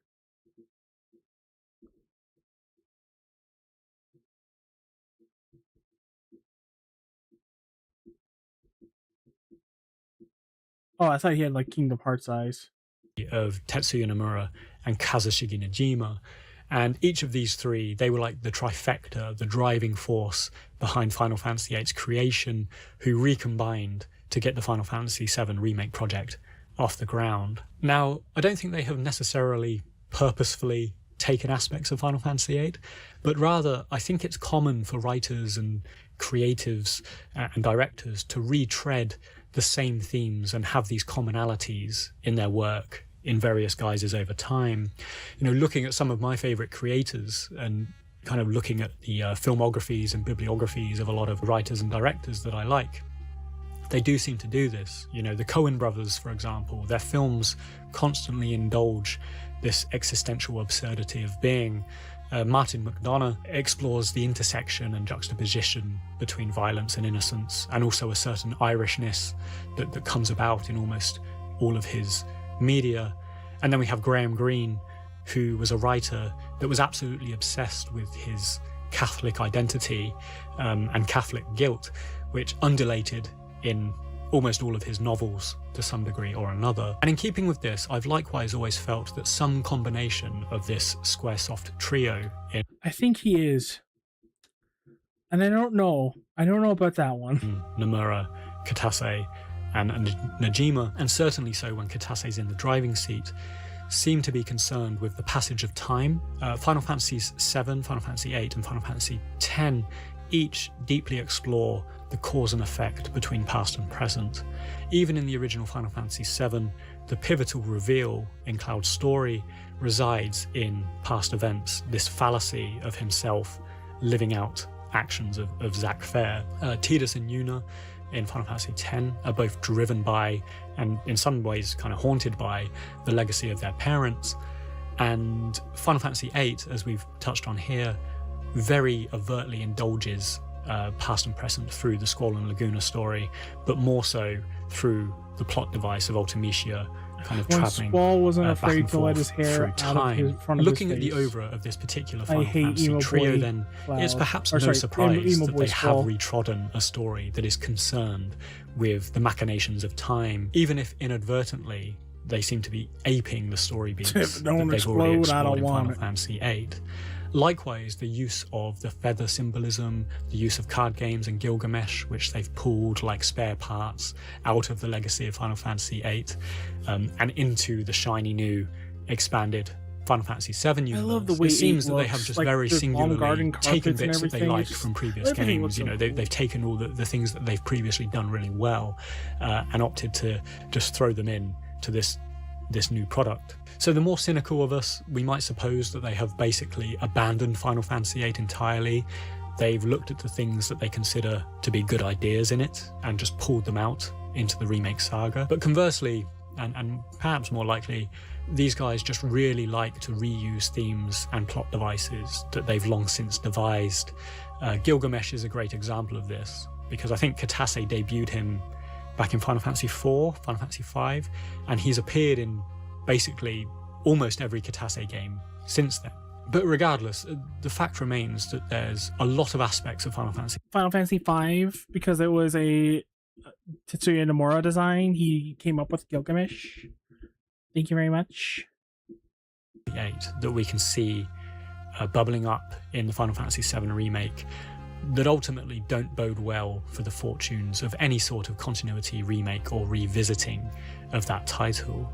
And the reason being is that despite, or perhaps on top of, Square's already quite neglective attitude. You know what? Never mind. Uvo, you can't play the remake series. I just remembered something. It's absolute garbage. They just revealed that in Revelation they're cutting Bone Village.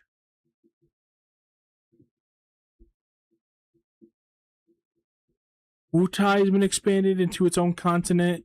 Medial's been expanded into its own thing. But they cut fucking Bone Village. What the fuck? Towards FF8. Final Fantasy VII Remake is yet to conclude at the time of recording, and it's very likely going to conclude and lean even harder into this time-bending No finale. excavating, So no cheating and based on getting proximity Bahamut alone, 0. It's highly unlikely that a Final Fantasy VIII I don't know if you've seen that, but there's like a little speedrun method that if you take a certain amount of walks and then like reload your save over and over again after getting the first treasure chest from a dig, you could just go to restart your game over and over again and get Bahamut 0. story would be considered in such proximity to a game that is now adopting its plot elements, which is why I think the rumours abound that Final Fantasy IX is being remade first. And for my part, I wouldn't even be surprised if Final Fantasy VI was going to get a remake treatment before FF8, if Square are to continue going down this road of remaking legacy games.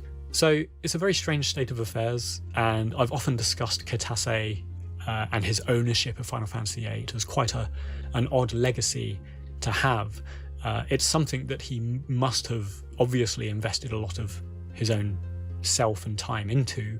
It was his first autonomous game without the consistent oversight of Hironobu Sakaguchi, and thus it seems like something he's also taken personally and really quite abandoned when it was roundly denounced by a lot of fans, vocal minority or not. Yet it's also something that I think he personally must think has a lot of great ideas in it, and so perhaps he is trying to slip them in elsewhere. But ultimately, this comes at the expense of Final Fantasy VIII. It's interesting, and it's very, for the most part, like spoilery free.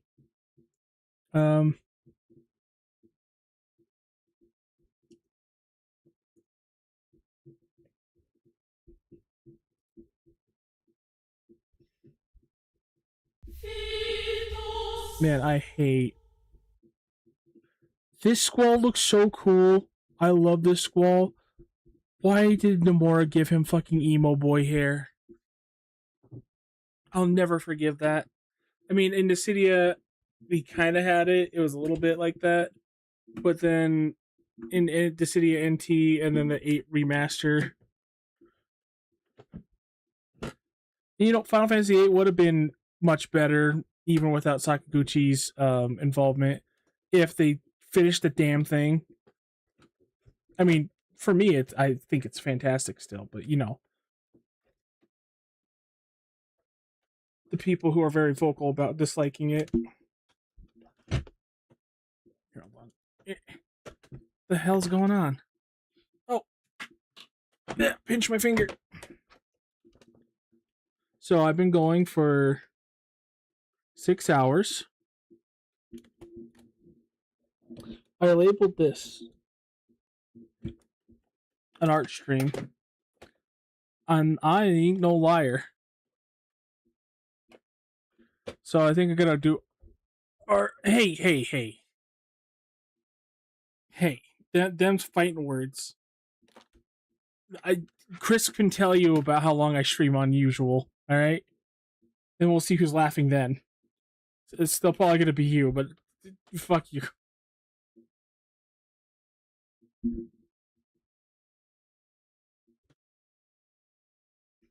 I think last month I recorded like 140 hours or more streamed.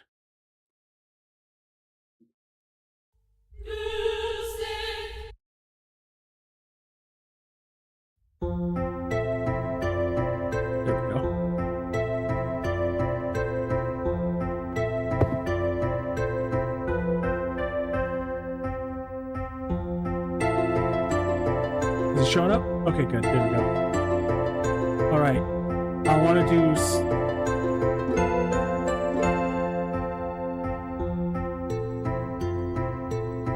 I want to do some fixes to this before I forget them, because they popped in my head. 27 hours straight? The hell were you doing?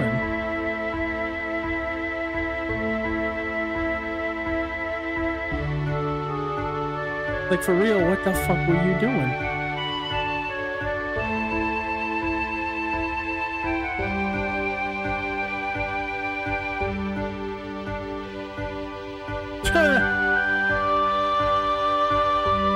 Okay, fair.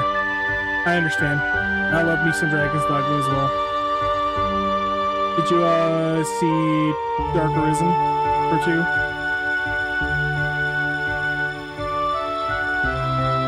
That's crazy. I haven't played the first one yet. Or sorry, not the first one. The base game yet.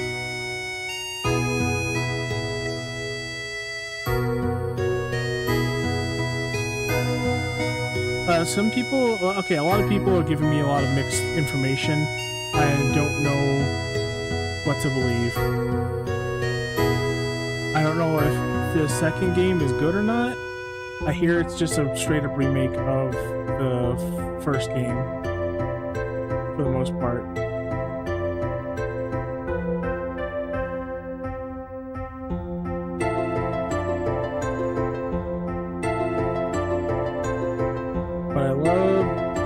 Dragon's Dogma 1, Dark Arisen, and the online.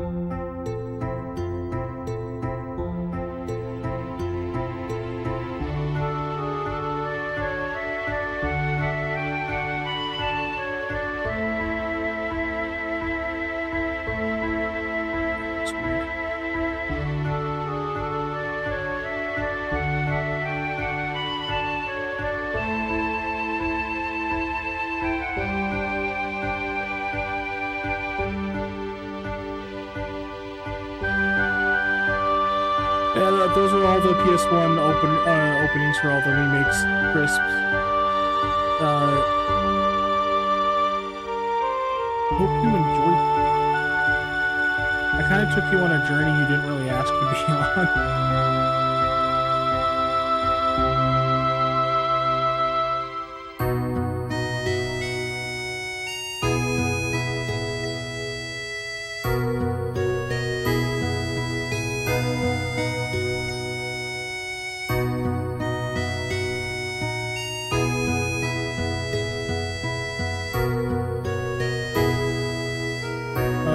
You enjoyed it all the same.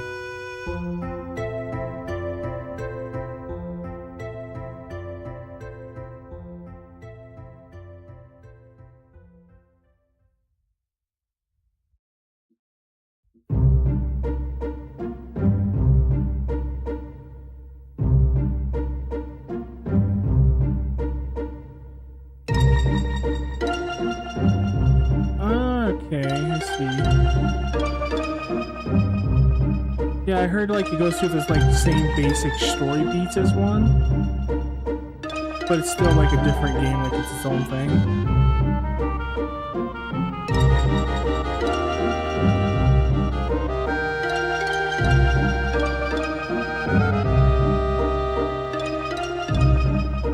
In fact, you go to the same places and stuff.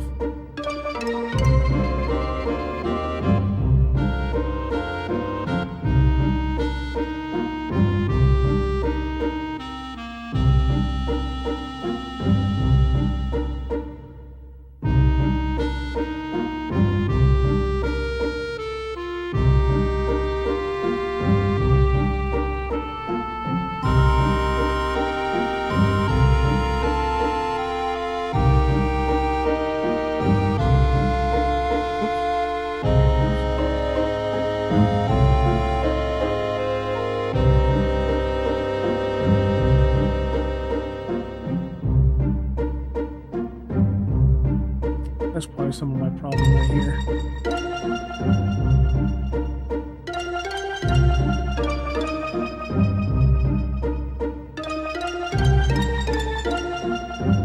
Feels like what the difference between Dynasty Warriors games are, the story they're telling, the characters and combat are very similar.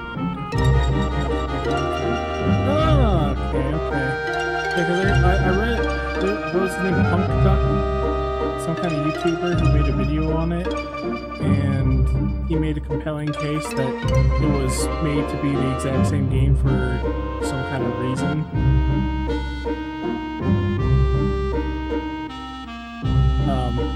Artistically.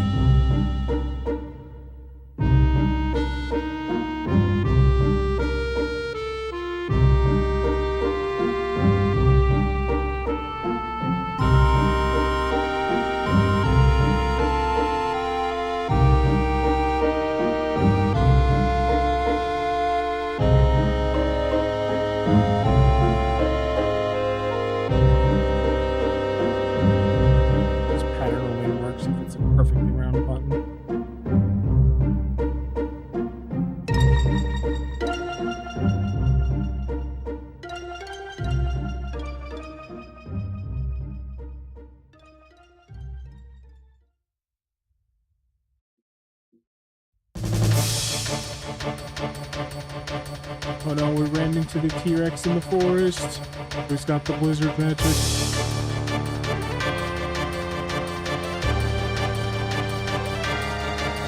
Whenever I hear this, I hear Quistis's whip sweets like smacking in the background.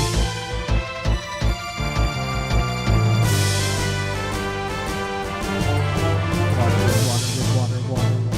I saw that video finally.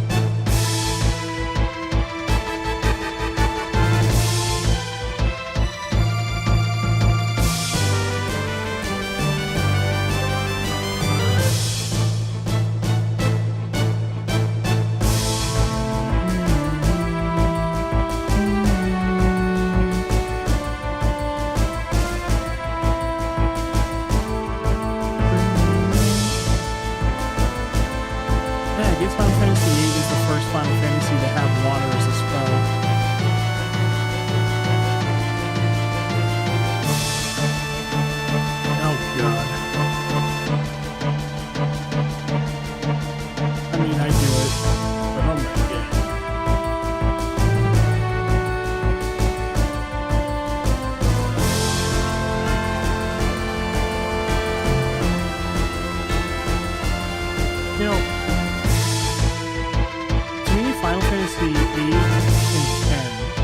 very much Codex. They got a lot of the same energy.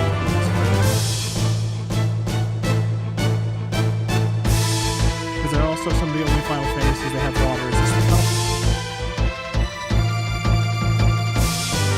Okay, sorry to bore you with my art, Chris. Thanks for stopping by and sharing videos and stuff, and I hope I didn't bore you too much with my little Final Fantasy expose. I got really distracted from the goal tonight. But yeah, thank you for stopping by.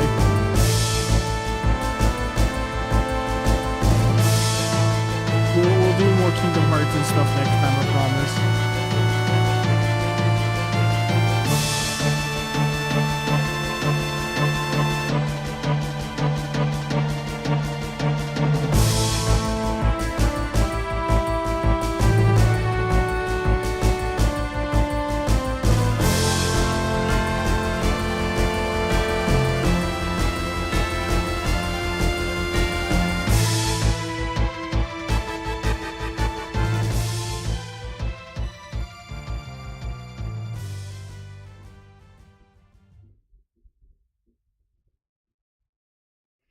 Since I hear Questis snapping her whip every time I hear that song, does that mean I have a what?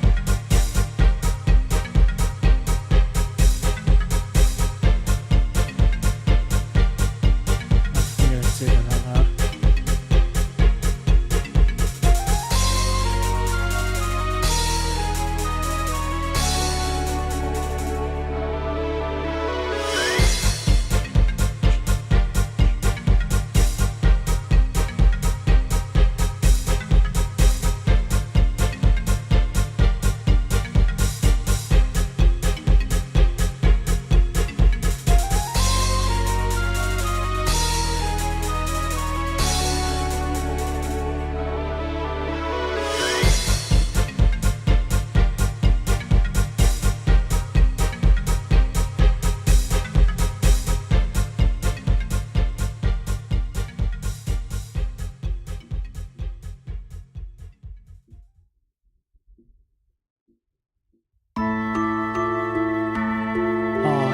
Song.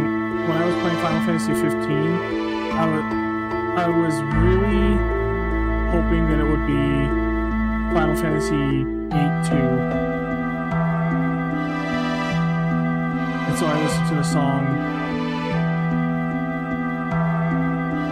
while exploring dungeons while I was playing 15. And I kept telling myself, 15's gonna get better, right? 15's gonna be a good game eventually, right?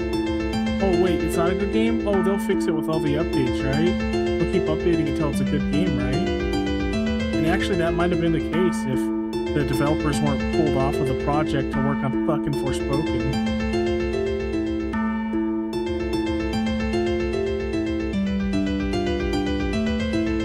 Oh, I think you're right. Now I think about it, like, you fight the Minotaur brothers with this song playing, and then as you're going down that underground C Lab 2021, which, oh, what a failure. 2021 happened and I did not watch C Lab 2021. Anyway.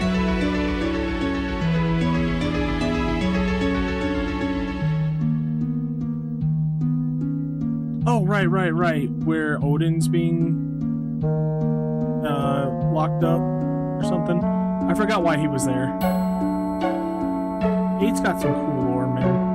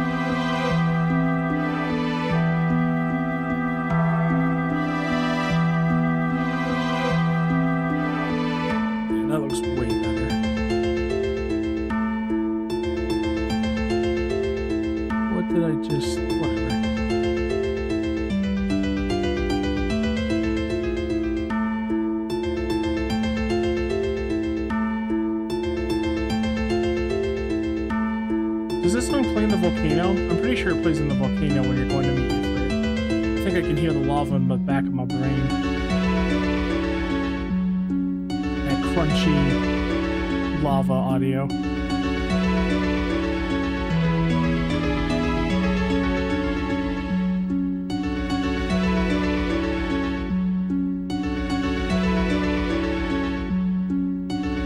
Stop trying to flirt with me and trying to kill a giant fire lion.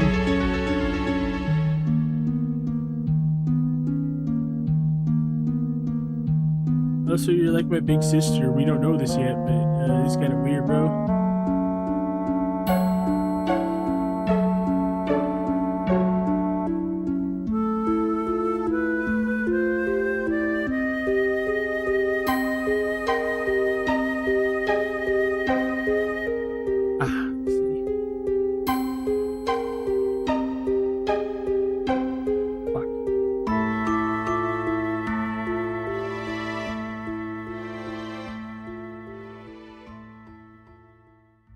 I really want to clear through.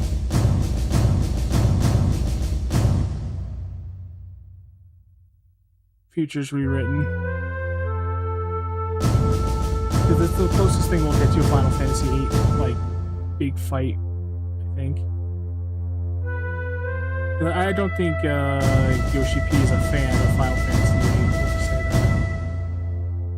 I think it's the most stiffed out of all Final Fantasies, besides the Gunblade class, which was only going to happen because I'm pretty sure Endwalker was originally going to be focused on the Garlean Empire. Or sorry, Shadowbringers was. Oh my god. I think Shadowbringers was going to be that, but then they pivoted to this new story.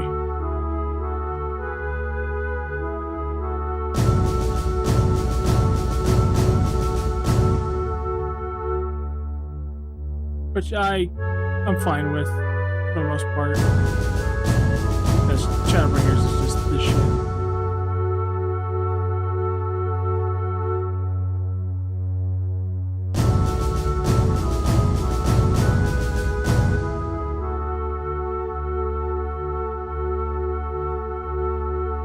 You know, one weird complaint that I hear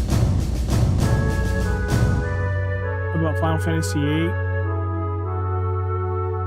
is that the world levels up with you, because people like to do the power fantasy thing while playing turn-based games, where they could just out-level and destroy things with a little bit of grinding. Never understood that. I mean, I think I did when I was younger, but as I got older, I'm like, I don't see the value in that. Personally.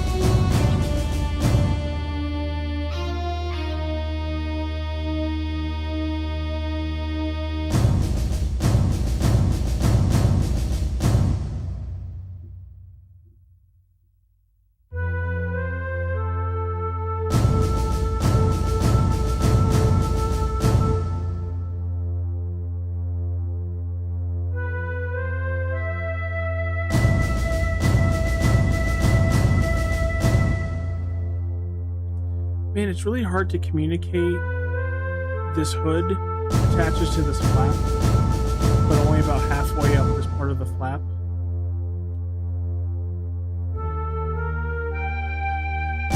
And then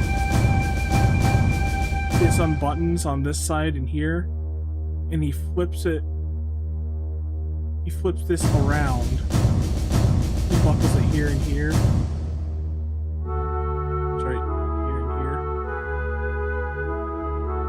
And then the hoodie goes over him like this. It's like hard to communicate.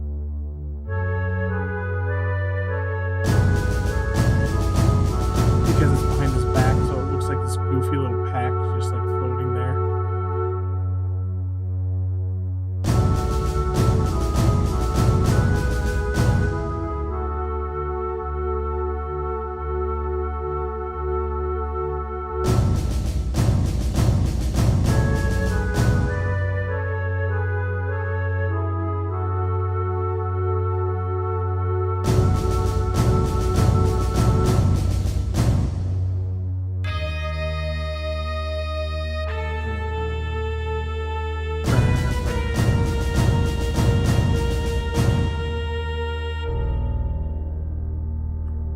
can't even see what the hell's happening inside of this place.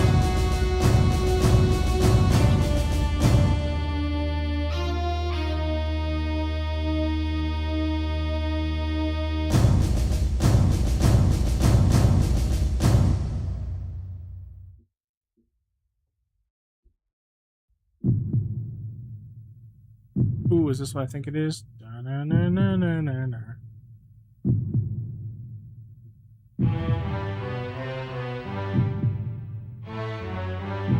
Did you play the remaster, Uvo?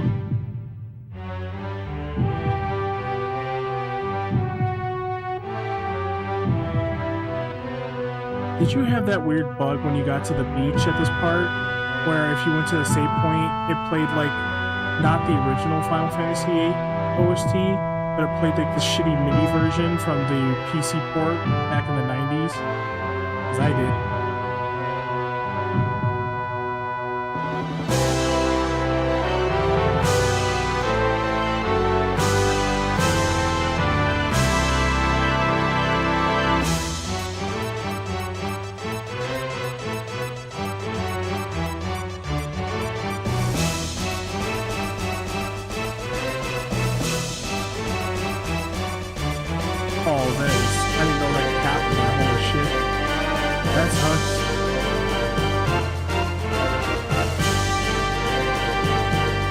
I guess it makes sense because the song's still playing for that evasion part.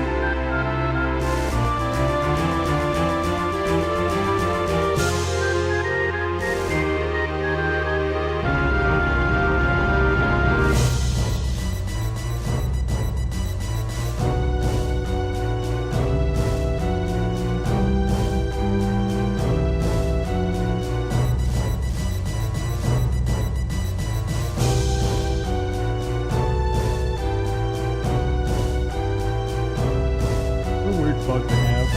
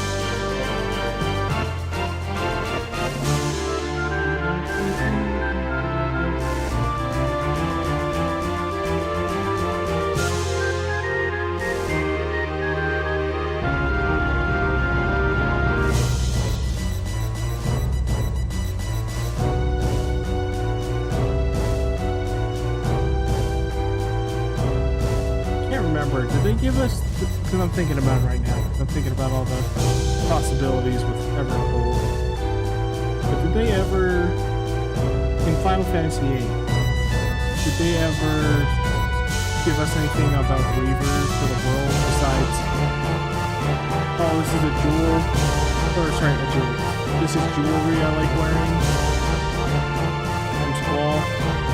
Wasn't there a reason why he wore Reaver stuff? It's like a real World War thing.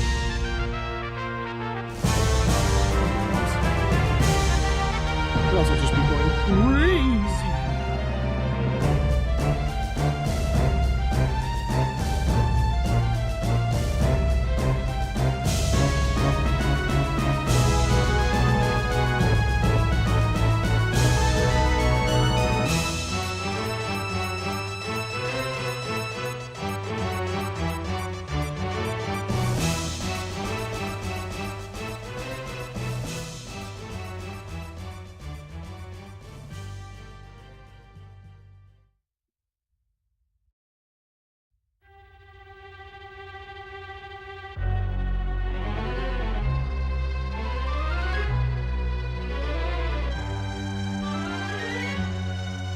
Oh, sorry.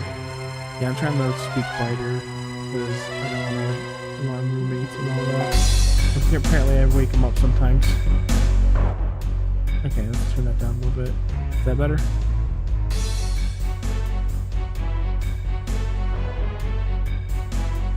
Okay. Sorry about that. Did they ever give like an in Final Fantasy reason for what Griever was? I think that they did. It's like Squall was wearing the jewelry of Griever for some reason. I think it was like a World War thing.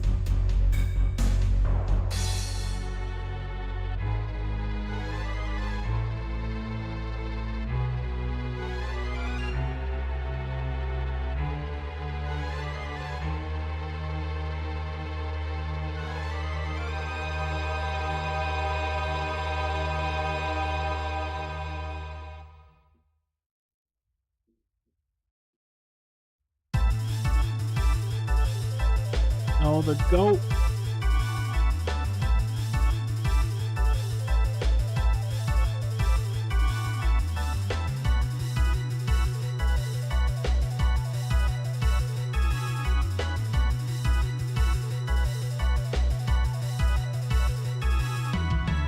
I like how you can hear little musical stings that are going to be the song for Griever later.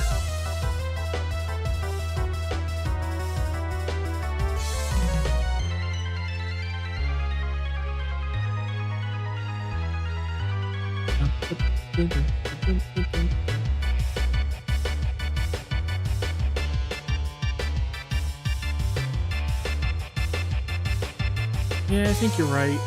I just remember there was like, I thought there was like a in-universe like lore thing. Like Griever was like a symbol of courage or something, and it made him feel brave or whatever.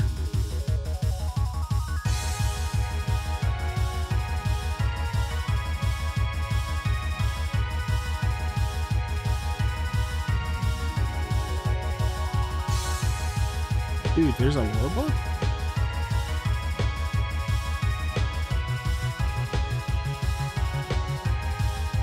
And I think it just outed myself as a fake fan.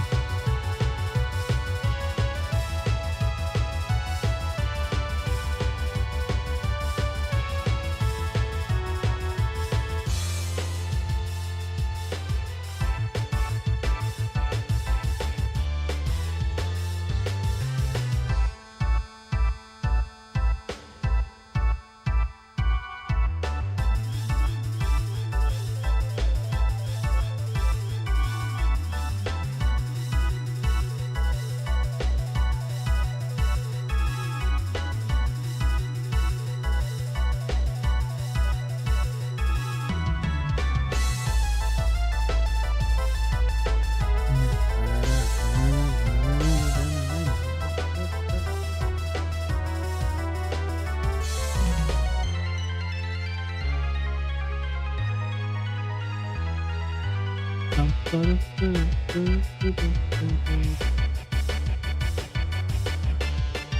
love that little guitar part here.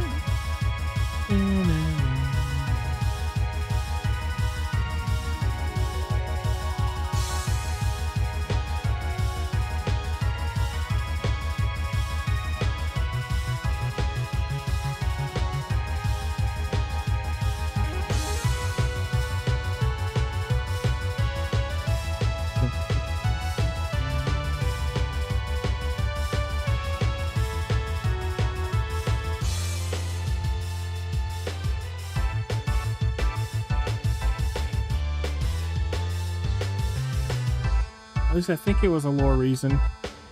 Because he was talking to Renoa, he's like, oh, I have Griever because blah, blah, blah, blah, blah.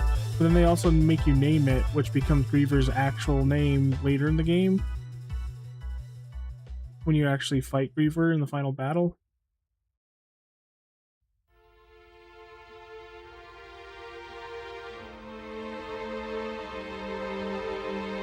So I think you are right.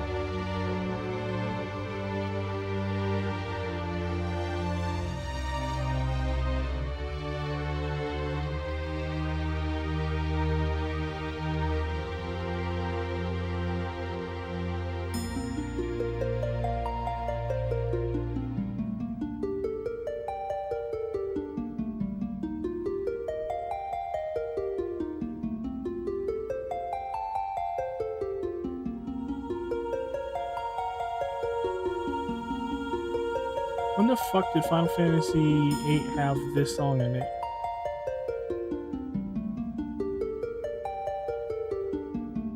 The Final Fantasy Prelude.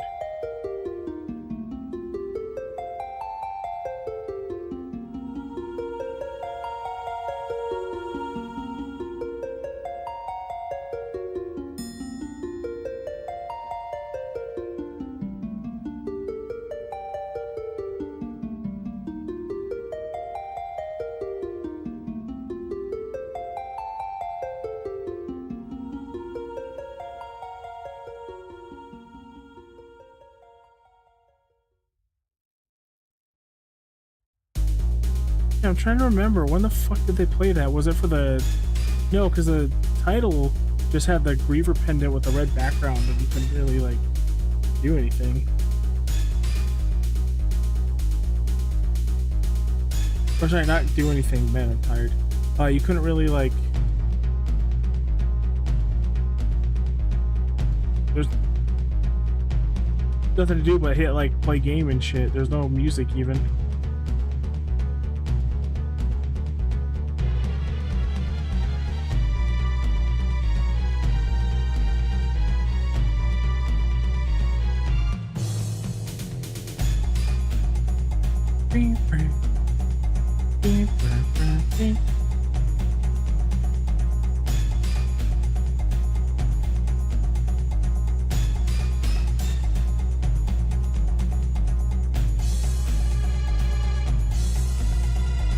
Seems like I'm testing both of our Final Fantasy VIII lore knowledge today, or game knowledge, I should say.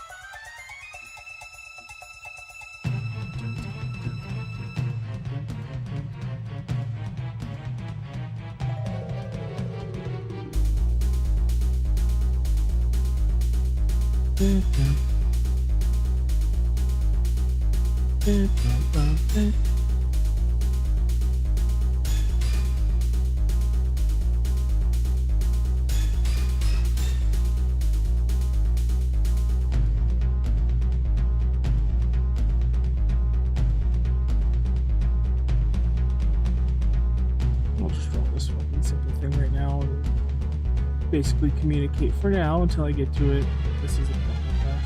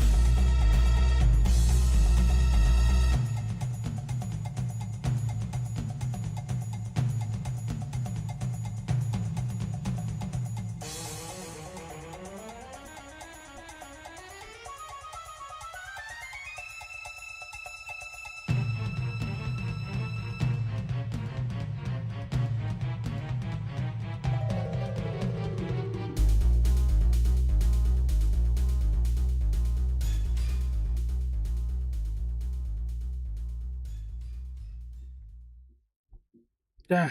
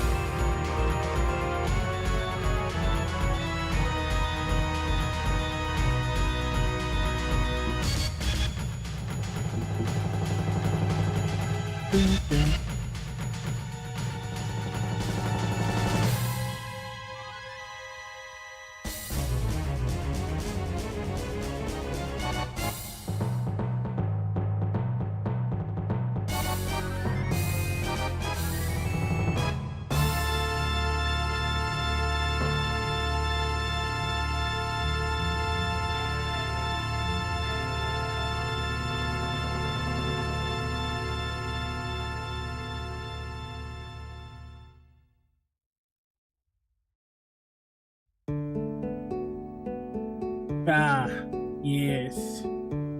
Excellent.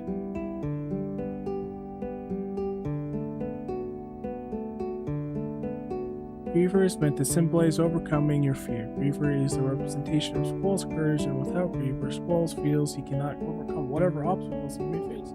So, by drawing Griever out of Squall, it's missing a hopes that Squall doesn't have the courage to continue fighting and conquer Griever.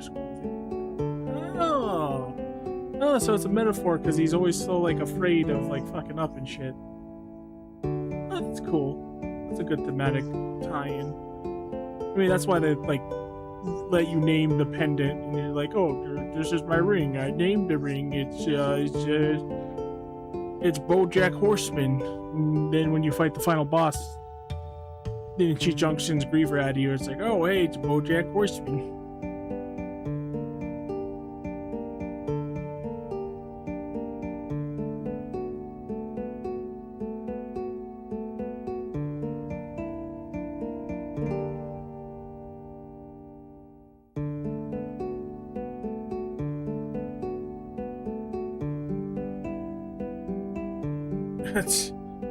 I was Junction Scooby-Doo.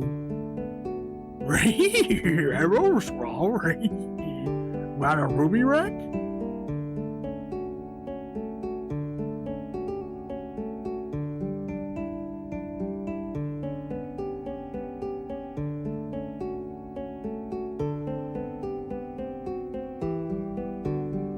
Okay, now this is a problem.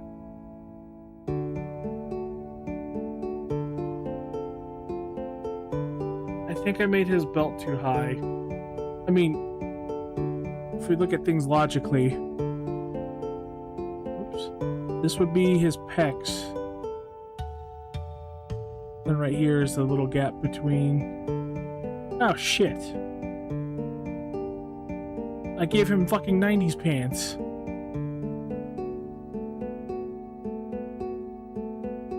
So I could always put the crotch like right down here.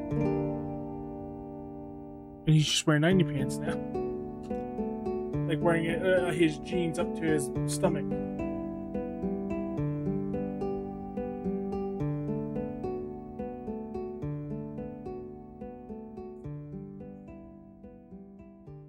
Stop! Don't say that. It's 90s. It's cool. We still have leather jackets, and Final Fantasy is like still a good game series.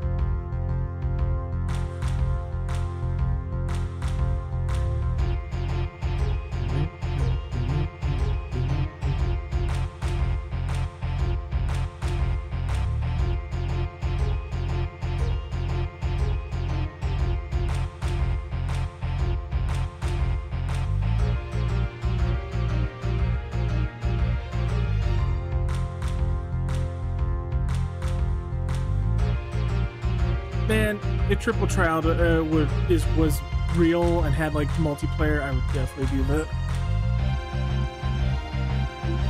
I guess Final Fantasy 14 technically, but we don't have the cool Final Fantasy artwork. Also, I haven't played Triple Triad in probably 10 years,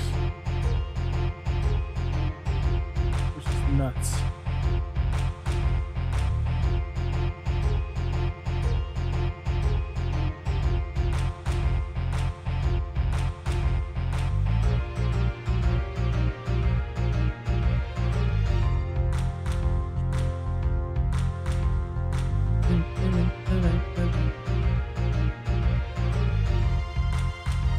Yeah, I can agree with that. I think they took a good thing and overcomplicated it.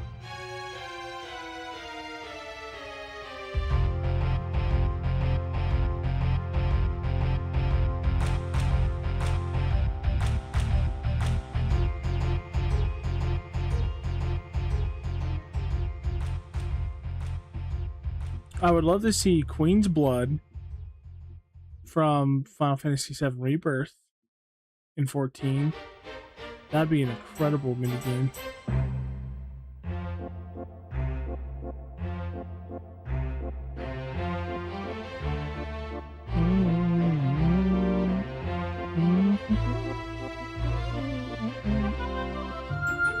When I replayed the remastered version in 2019, I didn't realize they were playing this orchestral version of Eyes on Me at the ball. I'm like, oh my god. Makuta, I'm so sorry you lost the woman you loved to some asshole, and now his daughter is dancing with your son.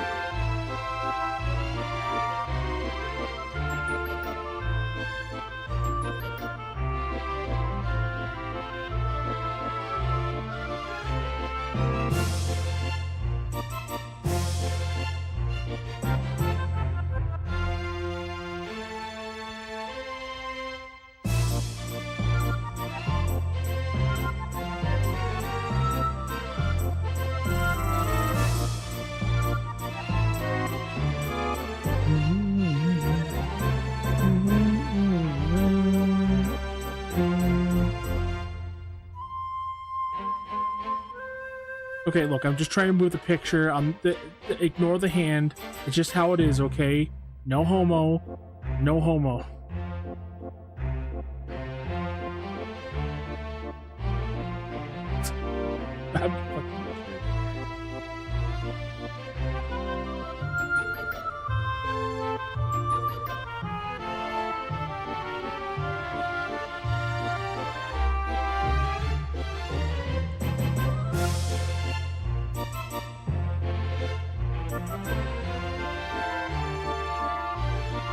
No, it's not.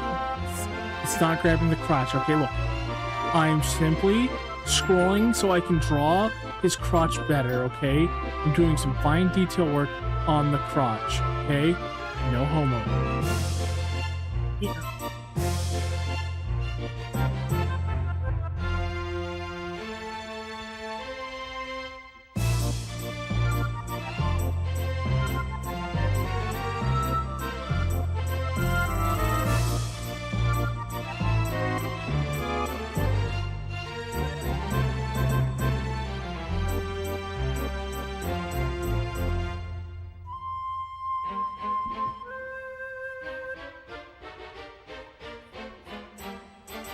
I could make this work.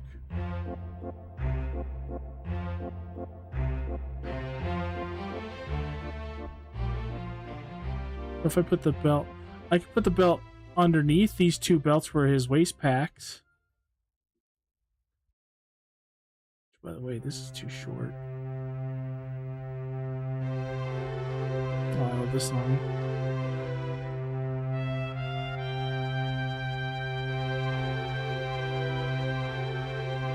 Sounds a little bit like that menu music for Star Fox 64 for a little bit.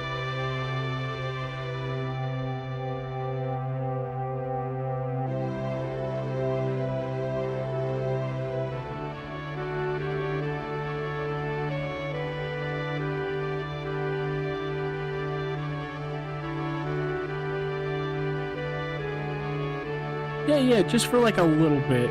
Just for a tiny bit. Sounds like the atmospheric space stuff when you're putting in the menu music, or the menu,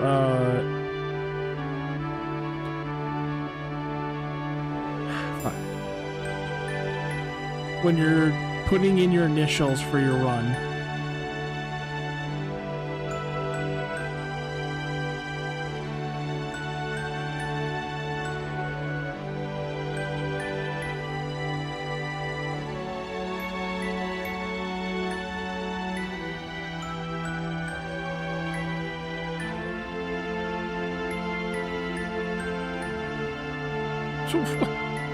Fucking Ken doll.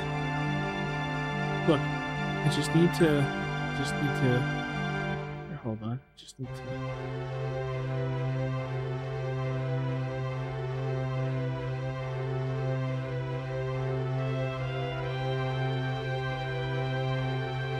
I'm gonna have to replay Final Fantasy VIII now. I never finished my replay with the remaster since my file got deleted. But listening to the music now and talking about it tonight, I gotta.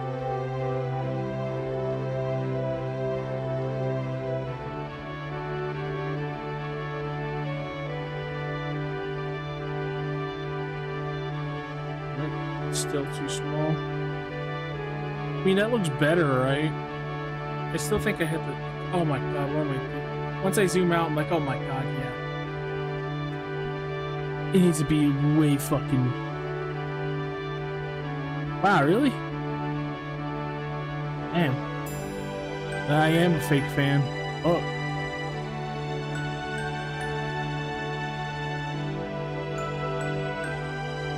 I got so disheartened because I was like taking my sweet time with it and played it for an entire month on one playthrough.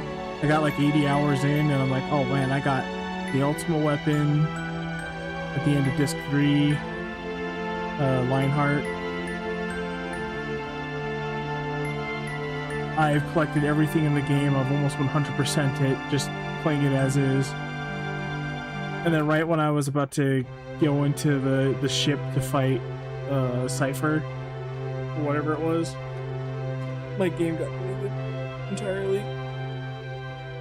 It's only 80 hours, right? Compared to like the hours we spent in Final Fantasy XIV and other stuff, it's like nothing, right? It just disheartened me because I was like, this is my first time revisiting it in like 15 years. I really love this game. I want to take my time.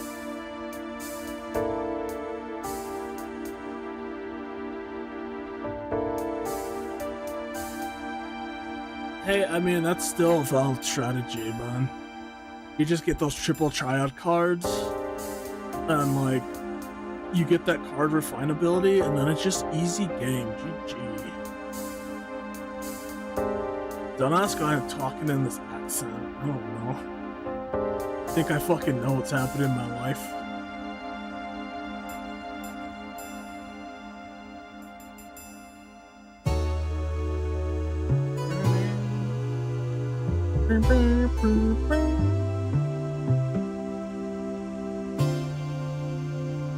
You know, to be honest, I could just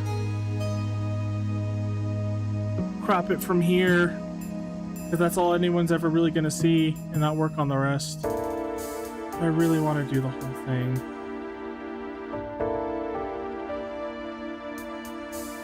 I think the belt could be lowered more.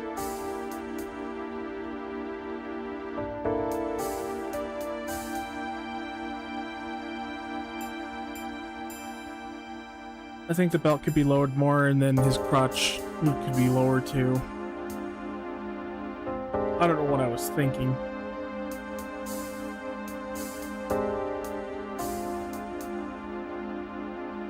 And maybe I'll put the belt on top of the cross belts. No, that wouldn't make any sense. I already pulled off.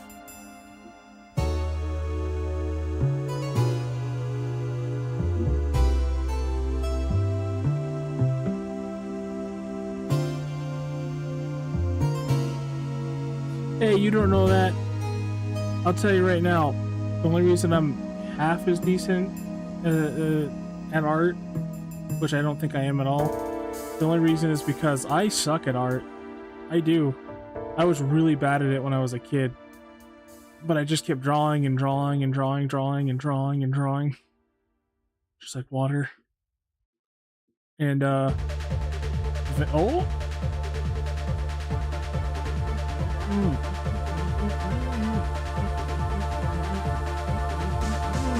ADHD is crippling me. God damn it.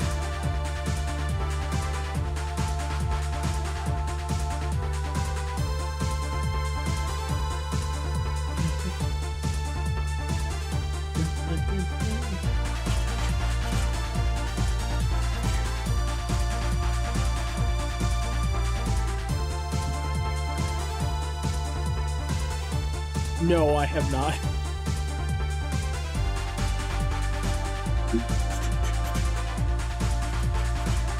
I don't even know who that is.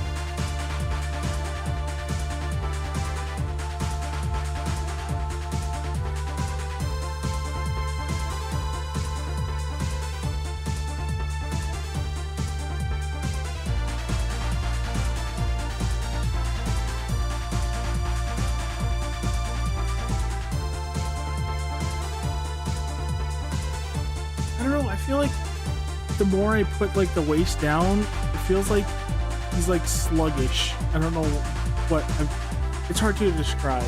It feels wrong being that way.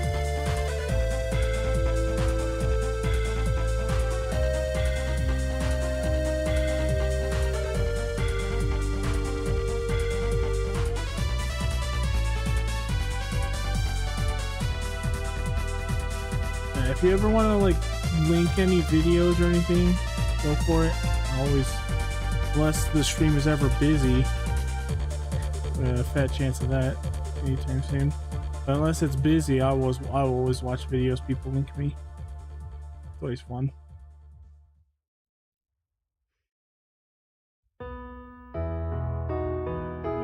It's gonna make me cry. I have a very similar real-life love story to Laguna.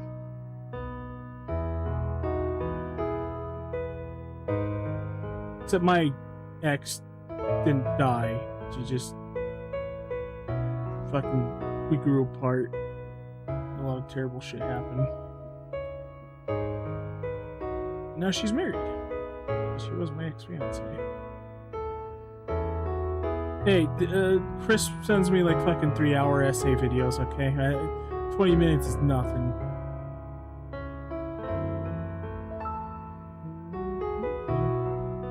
It's weird. I used to relate so much to Squall growing up.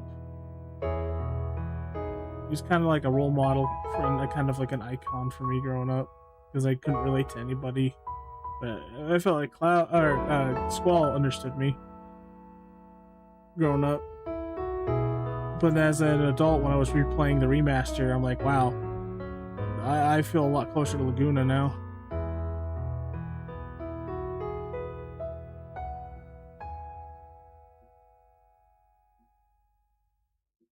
Okay, give me a second and I'll check it out. God, why is all the music in 8 just the fucking goat, man? All of it is goated.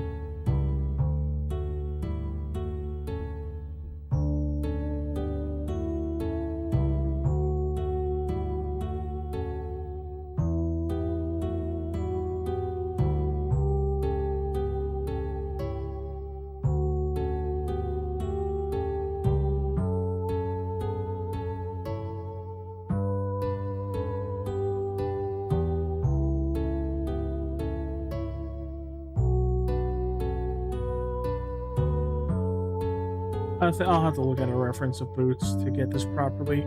But so far, maybe it's because I need to do this. Maybe this is what's throwing me off.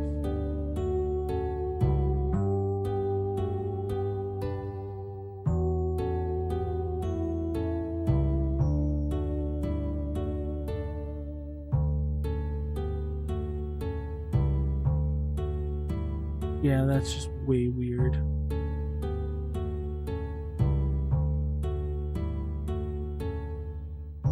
That seems right. That feels right.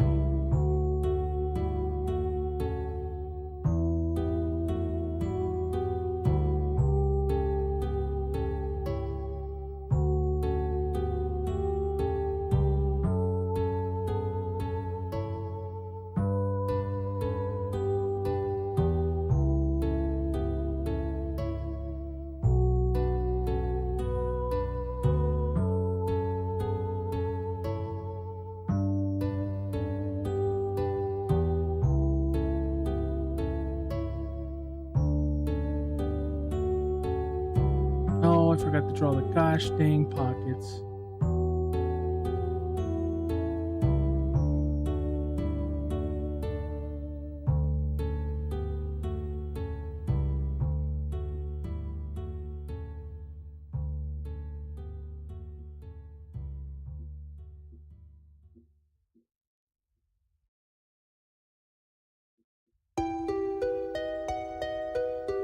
Dude, after dating my current latest ex, yeah, what the fuck is up with women not having pockets for their clothes? The fuck? Like, I know it's not their choice. Like, why the fuck is that a thing? I don't think I've met a woman that hasn't complained about not having pockets.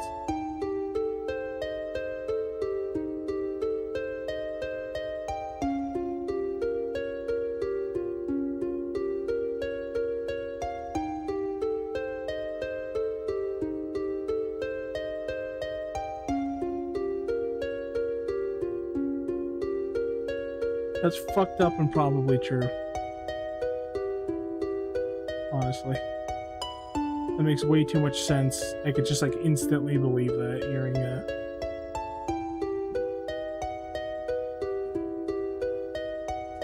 I'm not sold on this. Just a quick opinion from you, if you don't mind. So right here... Oh my god, why is it so laggy? Where'd my pen go? So, this part right here, like, whoa, why is my pen so laggy? Anyway, like this part of the waist cape, this is how I drew his coat for a long time, because this is just a leather trench coat that got tore up after fighting for so long. This is how I used to draw it for a long time. But this is the redesign I was trying to do for it. I mean, not this part, just this part I'm curious about. I added a zipper waistcoat to it to elongate the jacket, but it was just a normal leather jacket. And this part down here was cloth and would have like a checkered pattern, just like this part does. I don't know, because I like that, but I feel like it's too Yozora Modern Final Fantasy Kingdom Hearts or whatever, I guess. Whereas this is like my own design, but it doesn't feel right. It kind of feels a little disjointed.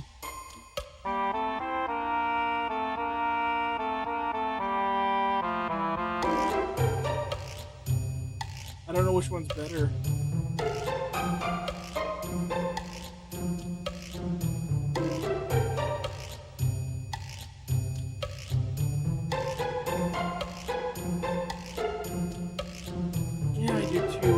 There's something off about it. I don't know how to describe it.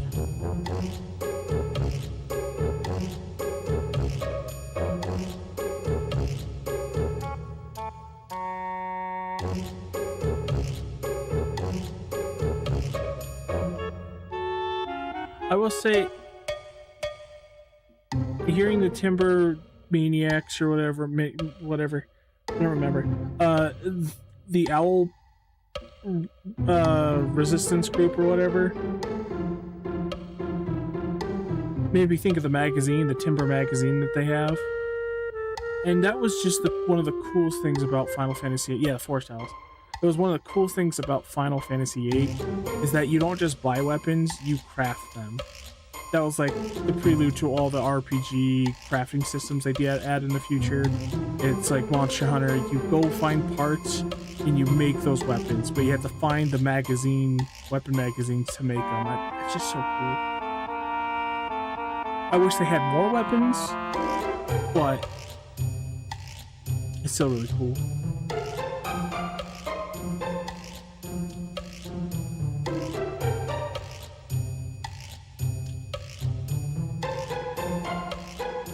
I love how enemies level up with you, so everything... They don't have to have recolors of enemies. And everything is at least a challenge. To some extent. You can't just mash X for everything as well. Well, until you get enough of your junctions to where you could just undermine everything.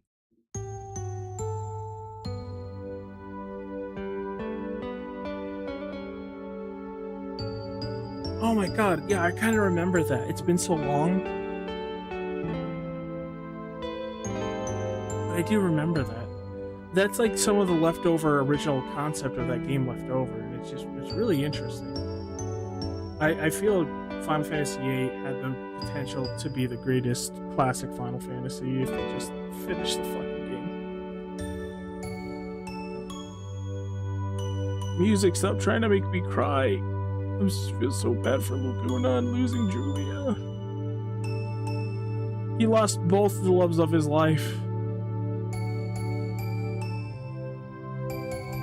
I don't think he actually has a kid either. Oh no, wait, no, that's Squall.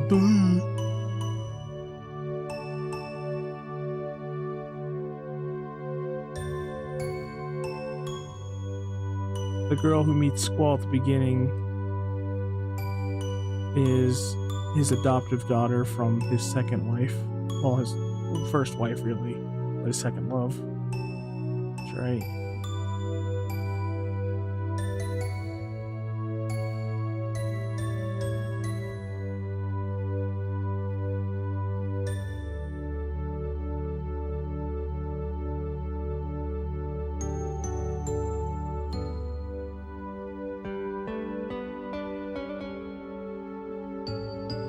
What a great game. I'm glad I have someone to talk to about it too who is like-minded, because most people I know just straight up hate Final Fantasy VIII because it's weird and different. And you know, like you said, the follow-up to 7 that people were expecting something else.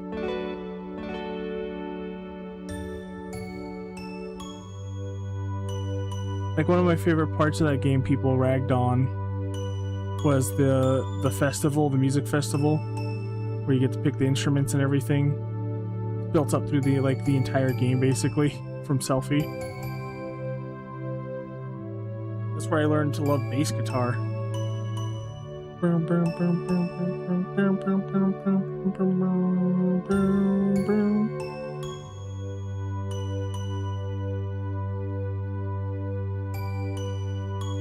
Oh yeah. What a just a little interesting thing to do. That whole game is just interesting. It's very unique. And that's for like a mainline JRPG too.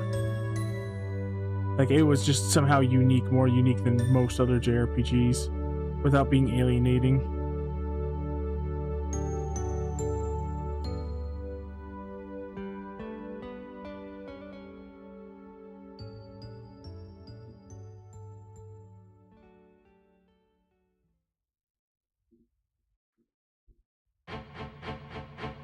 I'm gonna have to look at reference images for the boots, because these are stupid boots that I made up. They're gonna be really long double zipper boots. They go up to your knees and his pants tucked into.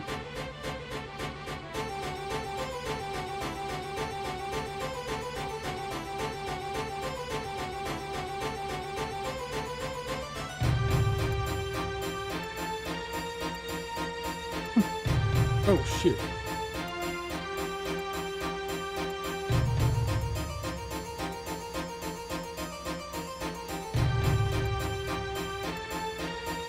I'm not, my hand's off the pad. I'm not doing anything. This is how slow my computer is. Excuse me.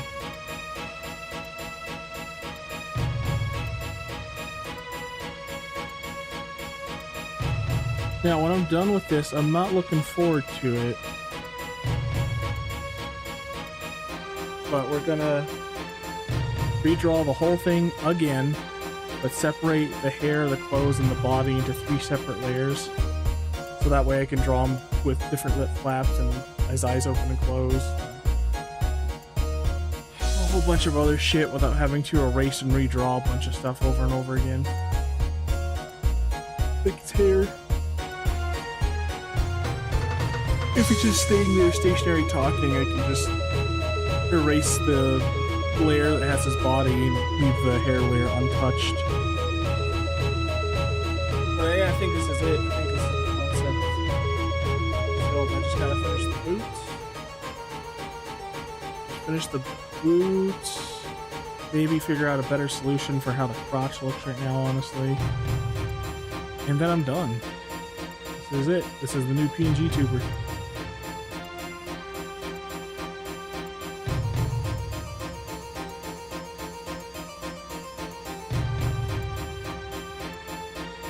What the hell?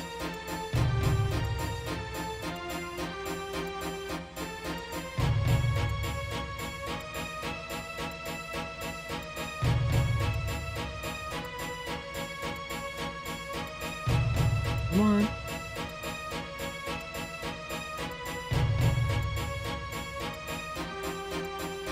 Really, I have to go and hit this shit.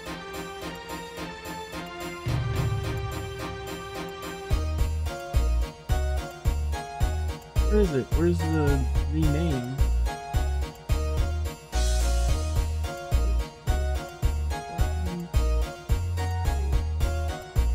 Am I selecting the multiple right now? I don't think so. Why won't I rename it?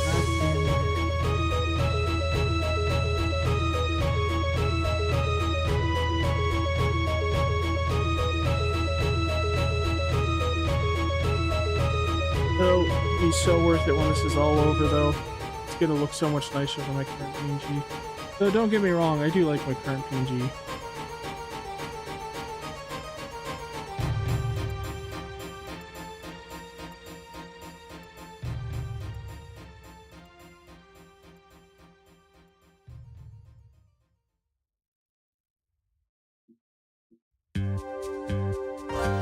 Just gonna do some rough color so I know where everything is.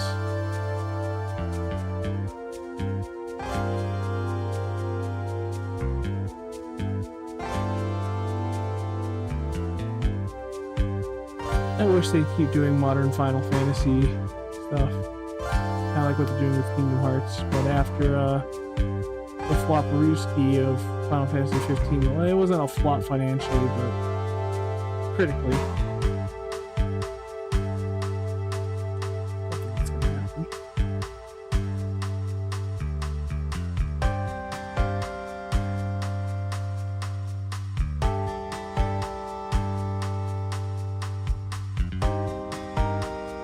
Because even Tabata, the director of 15, was like, yeah, we fucked up. I want to try fixing the game. Then something happened at Square, and he's like, never mind, I'm out.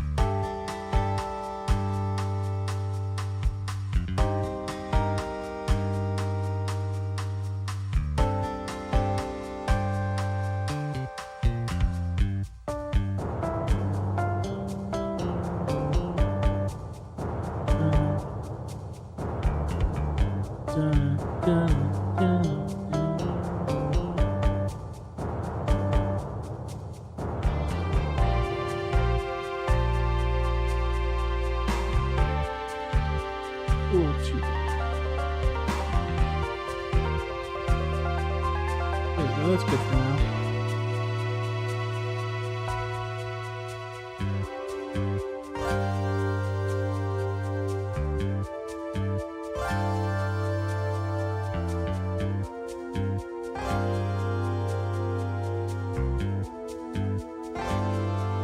I might use this to paint with. I mean, upgrade the size of it a little bit, but I like how it makes the colors come out.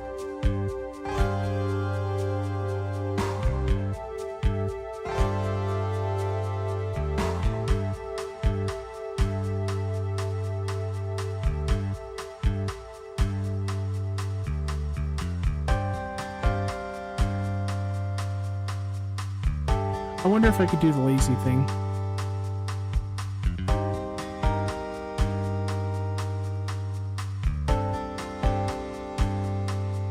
What is that, anchor points? Oh no. Fuck.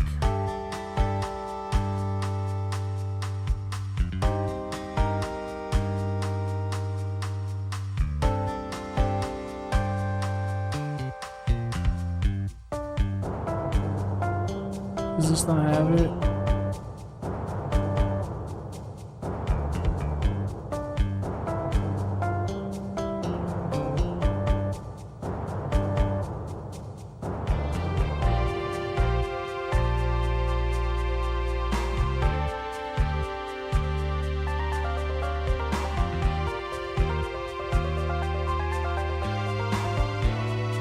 Damn it. Where is it? No, I don't want anchor points.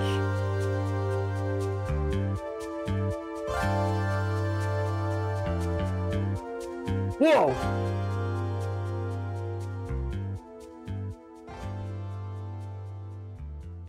Oh, hold on, that's a really fucking nifty thing. Never mind, it changes everything to one fucking color.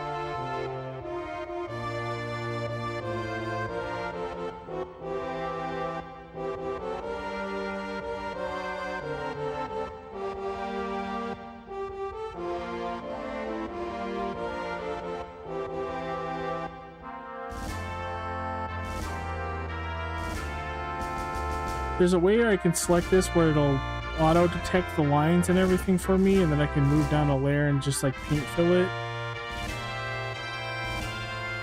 But I'm too lazy.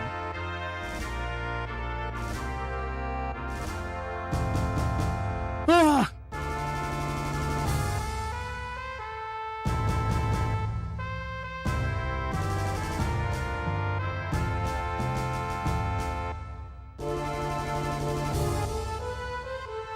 That's going to be a problem, especially with this pen.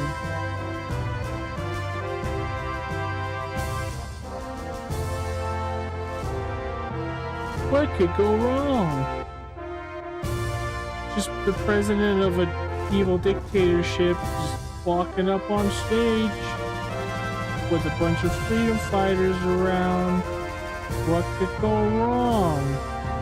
The magical sorceress comes out of the thing and then she takes the do it as she do it. Oh, fuck.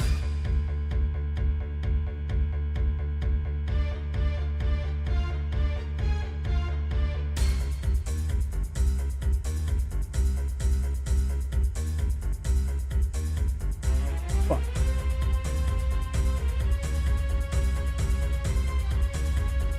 Yeah, okay, see, that's gonna be a problem if I try to paint fill it in the first place. Because the pencil tool that I'm using has like a gradient of white around the edge to make it look like pencil. So we're not using that.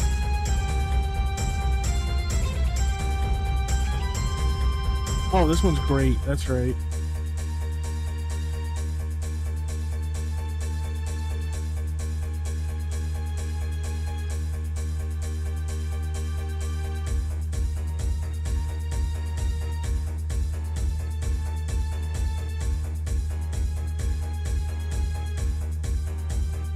Really imprecise though, because it's stuck in an angled block.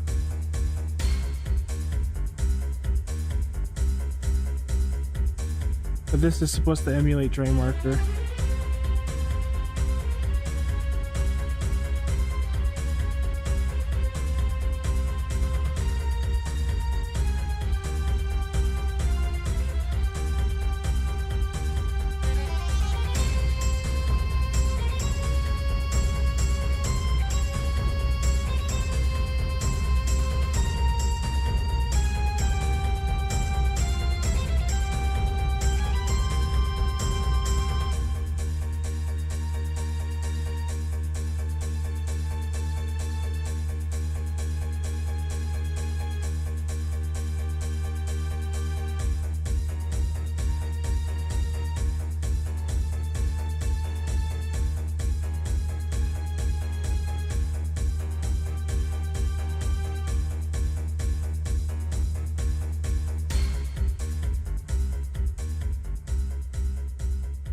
No, that's actually a good choice for black. I like this black.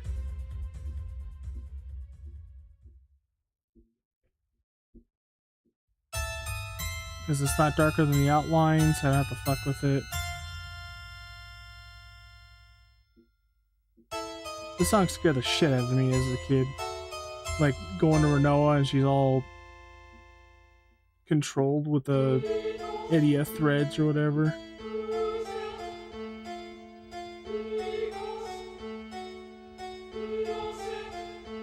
I did not know what was going on. I'm like, what, is she okay? Is my virtual girlfriend okay? Because I used to plug myself in at school. Hey, it's great, man.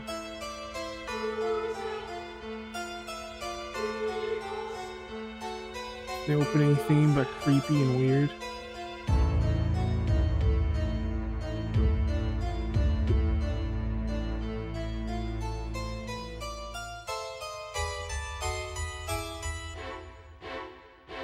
Just child me didn't understand what was going on, and I was so scared.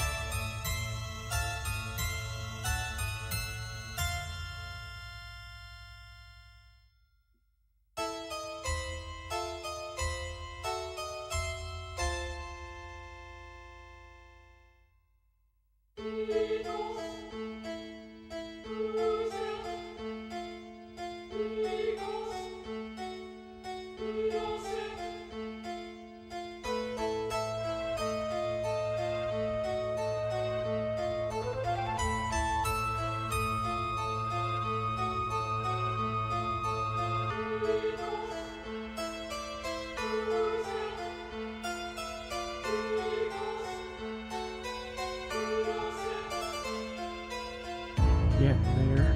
And there's something I want to test.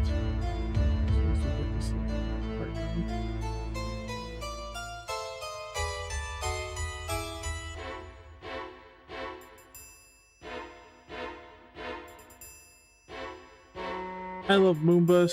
I don't know why they're not in more Final Fantasies. Apparently Tetsuya Nomura has been drawing Little Red Lion since he was a little kid. Since he was as young as like 3 years old, he keeps drawing red lions. I think that's where the Moombas came from. I feel like 8 was as much a Nomura game as it was Katase's first like venture. Like the kids get to fool around.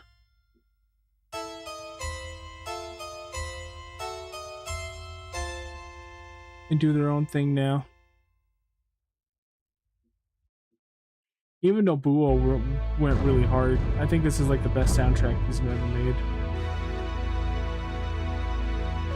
And that's with Final Fantasy 7 and 10 as contenders.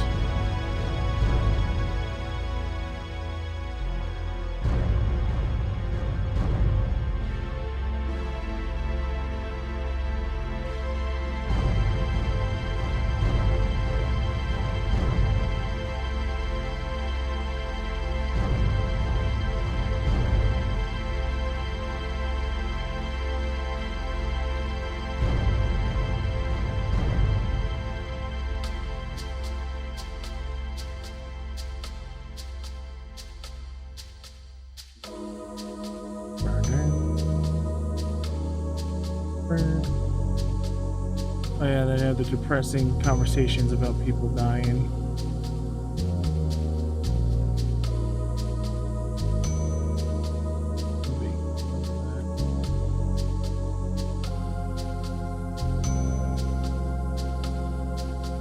Not just wanting to be a memory. Final Fantasy games tackled some hard shit back in the day.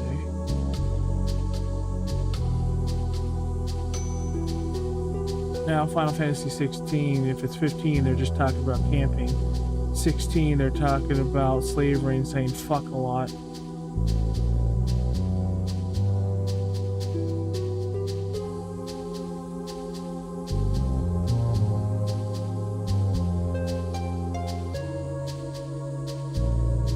Oh right, this is when Cypher was going to be executed for assaulting the president or something, and that kind of went nowhere.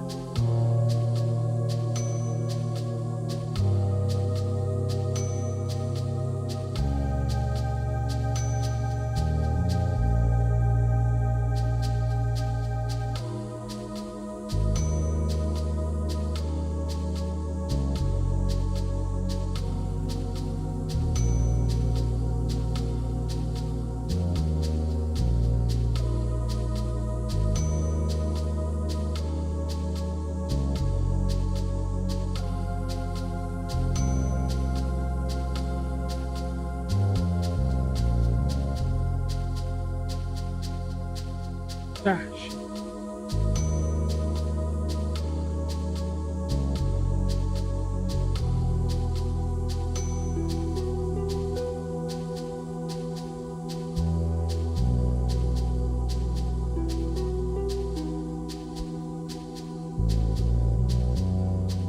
Almost there. Ah, fuck.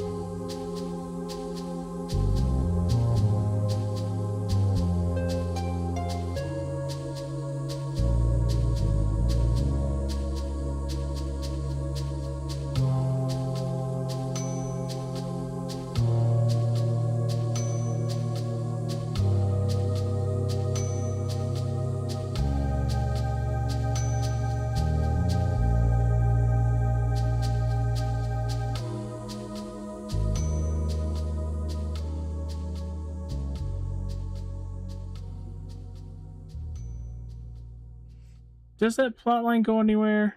The whole part about Cypher being ordered to be executed for assaulting the president or whatever? Or was that just all political buzz bullshit that they put on the TV?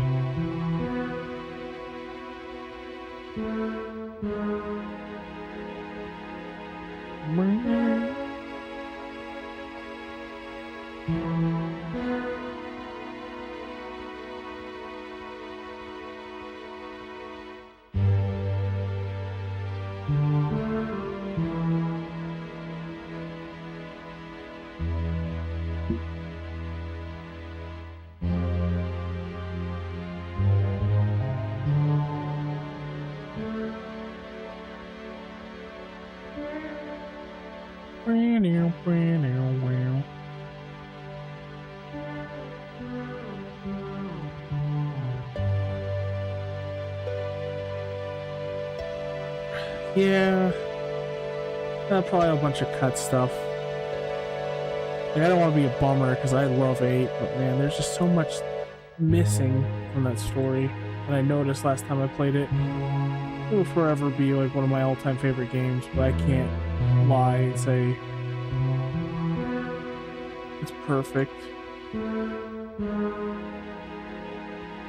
Oh shit. Why does that keep happening?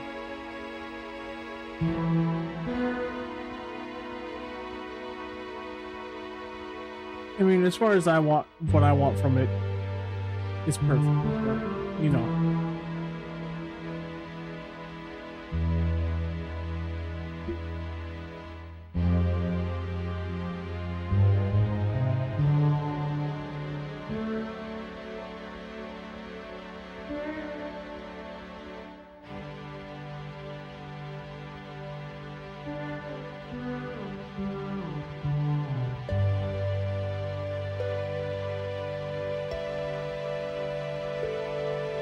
Wait, what? Hold on, I gotta read what you just said. I was trying to read that while holding my finger on a button for the thing. I think the most obscure Final Fantasy lore I know is that Cypher sank Calvetti Guardian to raise Lynette Pandora.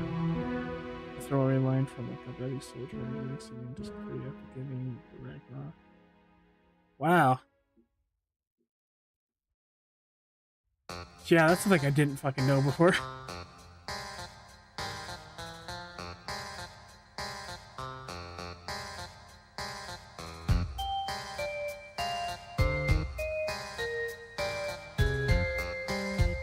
Oh, hey, yay.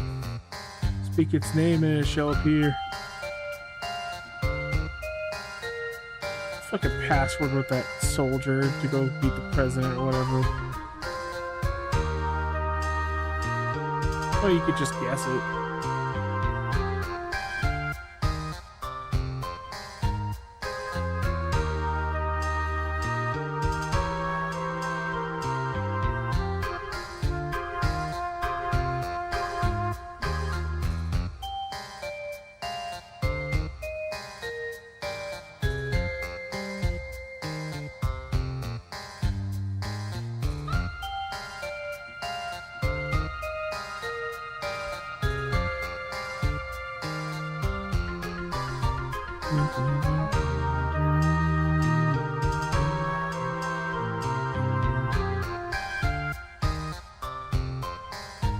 Maybe I should make these red like this.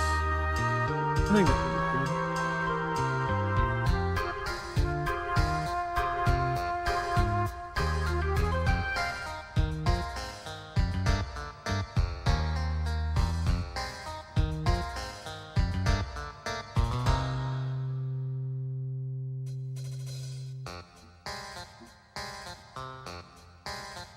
Sure. This red?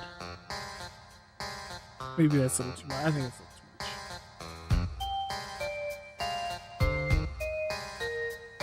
much. Okay, now for the experiment I wanted to try.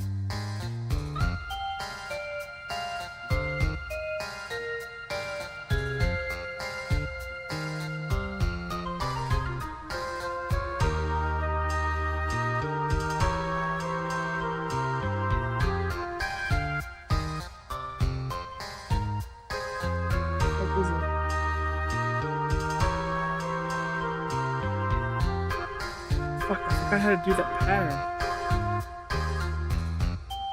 Oh, wait a minute. I don't even have to do any of this. Hold on.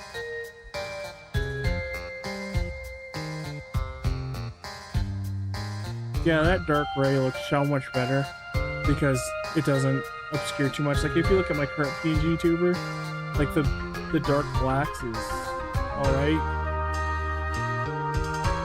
But I had to use the white to segment the lines. But with this, that soft dark gray, you can see everything. It doesn't obscure the lines. It looks nice. But it's such a much better idea than what I did. Jesus. Final Fantasy XIV raid idea. Lunatic Pandora. Adele weapons would be amazing. I agree. It just needs to be more Final Fantasy VIII in general in that game. Like, Final Fantasy III has multiple bosses, the Crystal Tower, the Labyrinth of the Ancients, World of Darkness, Cloud of Darkness, a bunch of ties to the main story. 4, well, you know, Golbez, 0, and all that ties to the main story. As well as the Lunatic Whale and stuff. 5, it's got its own fucking island. One of the main characters is named after a 5 character. There's an entire raid. Deltascape is based on 5. 6, it's got an ultimate. It's got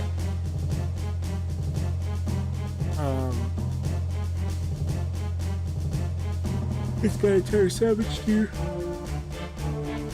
Sorry, jeez.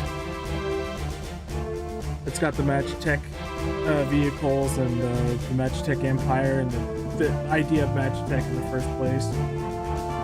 7, we have the weapons, the Ruby, Emerald, Diamond, and Ultimate Weapon. As well as, oh yeah, and Sapphire. As well as the Materia system and so much shit. Dawntrail is the Final Fantasy IX expansion. The entire expansion is 9 and 11. A mix of the two.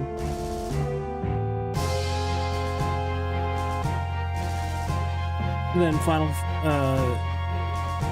Shadowbringers is Final Fantasy 1. Like the whole world's Final Fantasy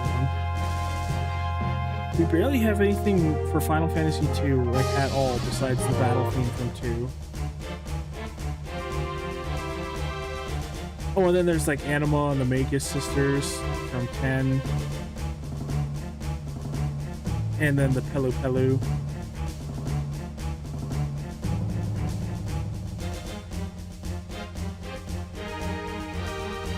Wish Anima should have been its own trial. I bet that was the original concept for it. But yeah, then we look back on it, and then Tactics and Evil, the whole Evilish raid, Boscia. There's so much Tactics and Evil stuff. But then we look at Final Fantasy 2 and 8, my 2 favorite Final Fantasies, or 2 of them. And there's like barely anything. Like we have the song from Final Fantasy 2 from one of the battle themes. And then we have a raid tier and a job from Final Fantasy VIII. That's it. And triple strike. Oh, and then gold saucer for some. Yeah, I was very disappointed that Anima was only a dungeon boss as well. Like, I bet the original concept when we were supposed to go to Garlemald as its own expansion before Shadowbringers was that the Mega Sisters and Anima were trial bosses. That would explain why they have more in-depth mechanics than most dungeon bosses. Because, man, Anima weapons would have been sick. Bandaged blue flame weapons, that would have went hard.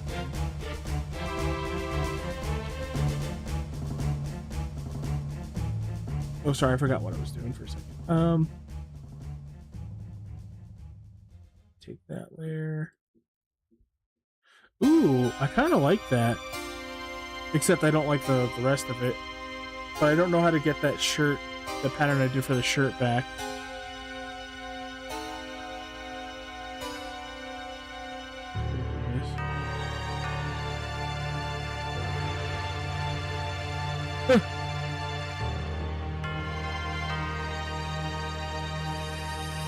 Beware, the cookie off the same way they completely obliterate the association of the schema or representation for it.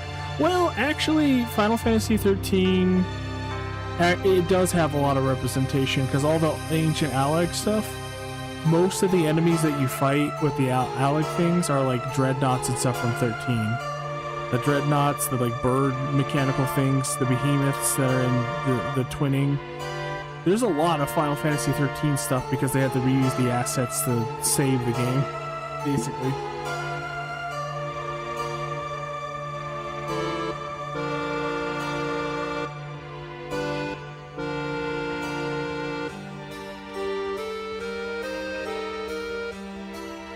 So even 13 has more representation than fucking 8.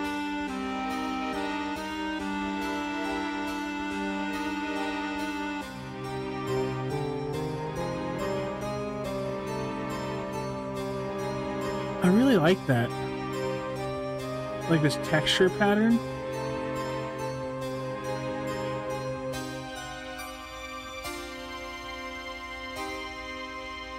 Oops.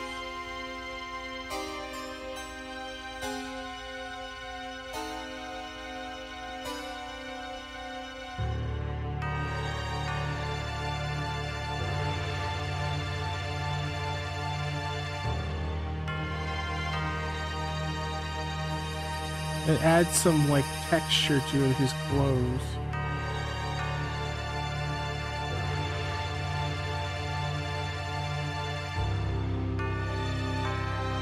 Like literally every game has more representation than 8, besides 15. 16 does already.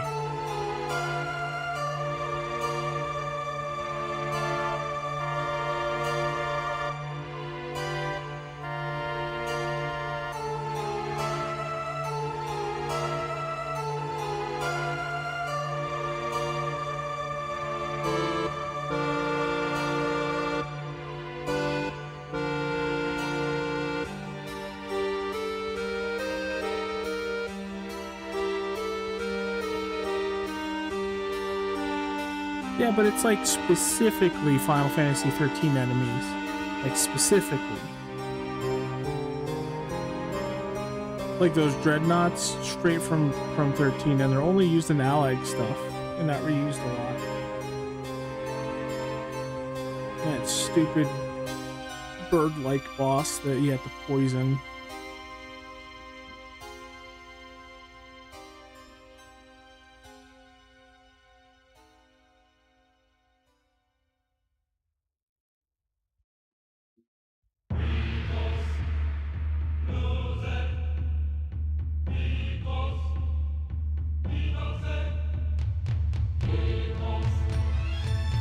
Oh, and then we also have the lightning and snow outfits and the snow weapon and her gunblade.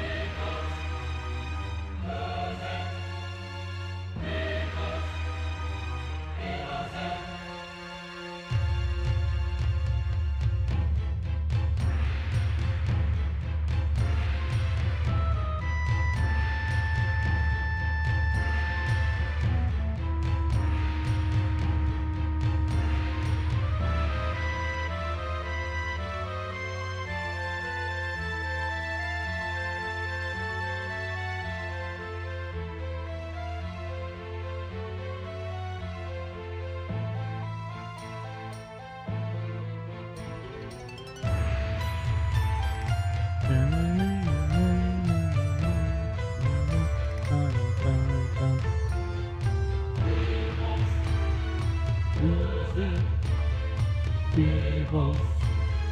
Vivos, eh?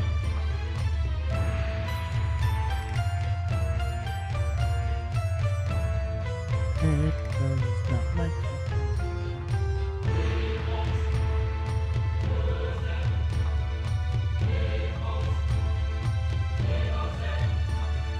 that's good enough.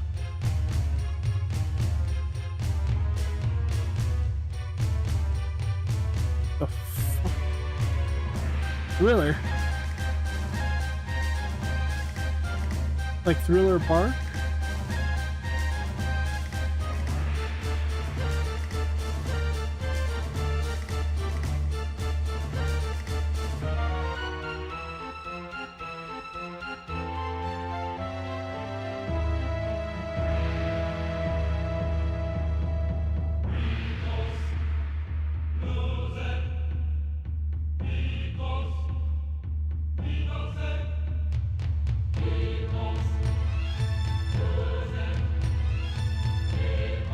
That is hilarious. I have to rewatch that. I did not know that last time I watched it.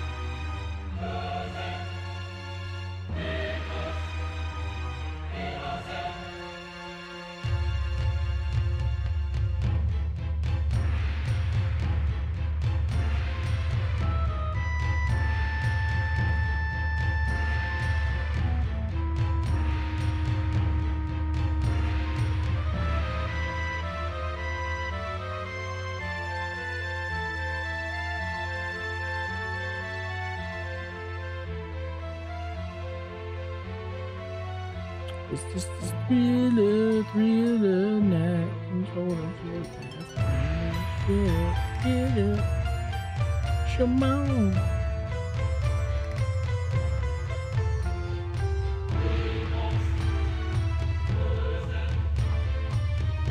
And I forgot to draw the fucking necklace again.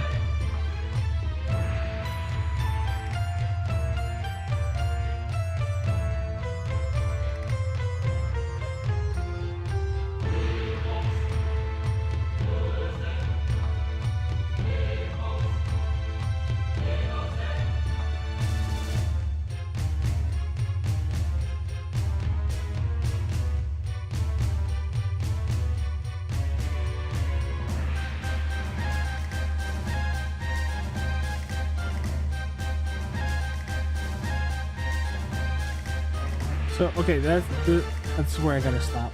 I'm so fucking tired. There we go. That's the basic color scheme. His pants are gonna be the same color. I might make some of those straps for his pants red, like the ones coming from the pack specifically. The bottom of his boots are gonna be red, but the boots are gonna be black themselves.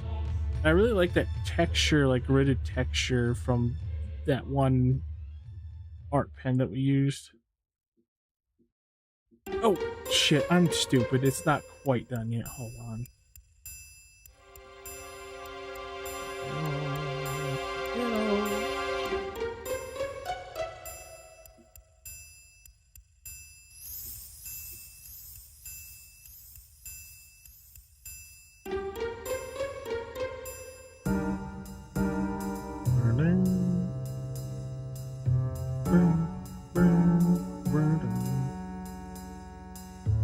You know what's really sad?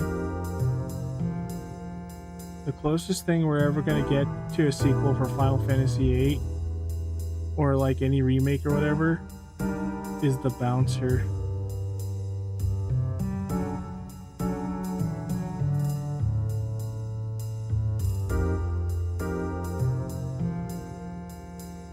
The bouncer.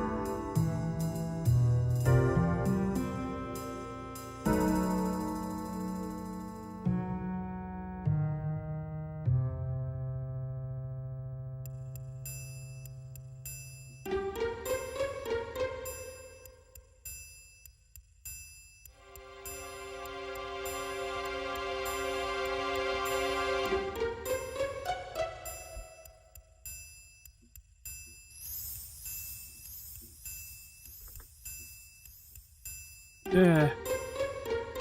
Yeah.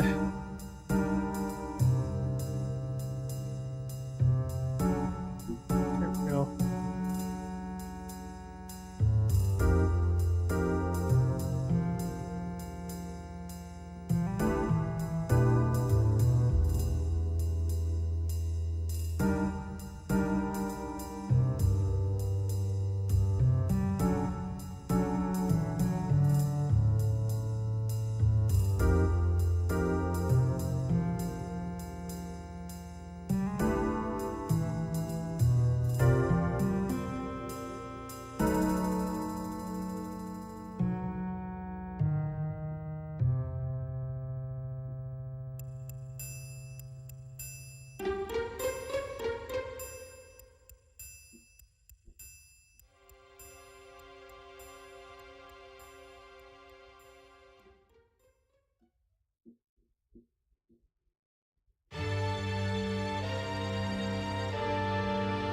Oh, but they love Final Fantasy. They love Final Fantasy 13. That's why they canceled Versus 13.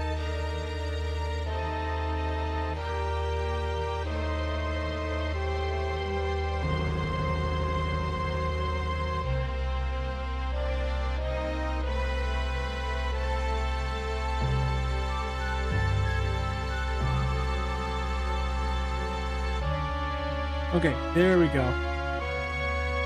That is basically the color scheme. Just gotta put in the skin tones, but that's more complex because I have to do a layer of red for the blood underneath the skin, and then a pale pink on top of that, and then start layering in like lighter tones of tan, like teal or whatever. But that's basically what I'm aiming for here.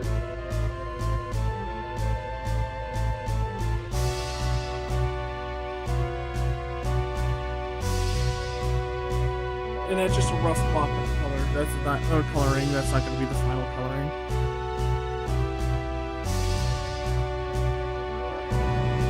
I just wanted to get the colors out there.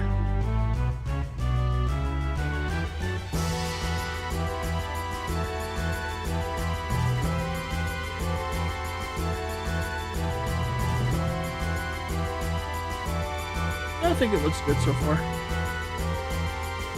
And seriously, the texture work with the coat is really cool.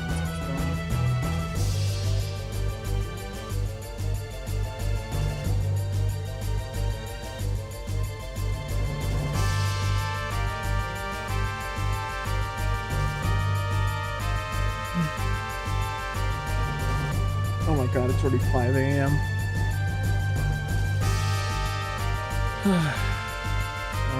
Try to do some Kingdom Hearts next time I stream.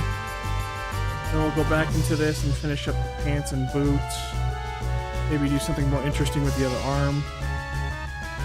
And then it's final draft time.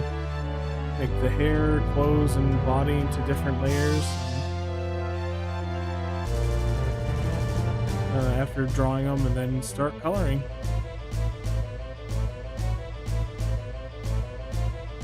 And then part 1 will be done. Then we'll have to, like I said, the eyes closed, eyes open with the mouth closed, and the eyes closed and open with the mouth open. But then, once we have those 4 images, I could say that he's at least ready to debut as soon as we're done with Kingdom Hearts 2. I'm gonna finish this playthrough with the one I started with the PNG I started with.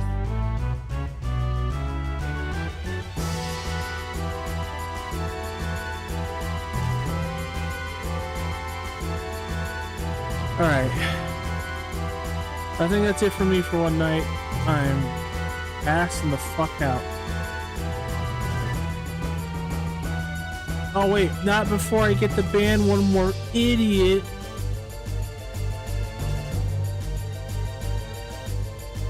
I felt good. Alright. I'm gonna head out for now. I might try to be on around 3 p.m. We'll see. Oh, man, you know, it's the first time someone said thank you for the stream. Jesus, I'm usually saying thank you to people for watching. So, thank you. Thank you for stopping by and chatting. It's wonderful. I'm gonna try and stream more. I know I stream a lot, but I need to stream more and at better hours. But yeah, have a good night, bud, and I'll see you later. Thanks everybody else for tuning in, and anyone watching the VOD, thank you. I appreciate it, and I hope you had a good day. Peace.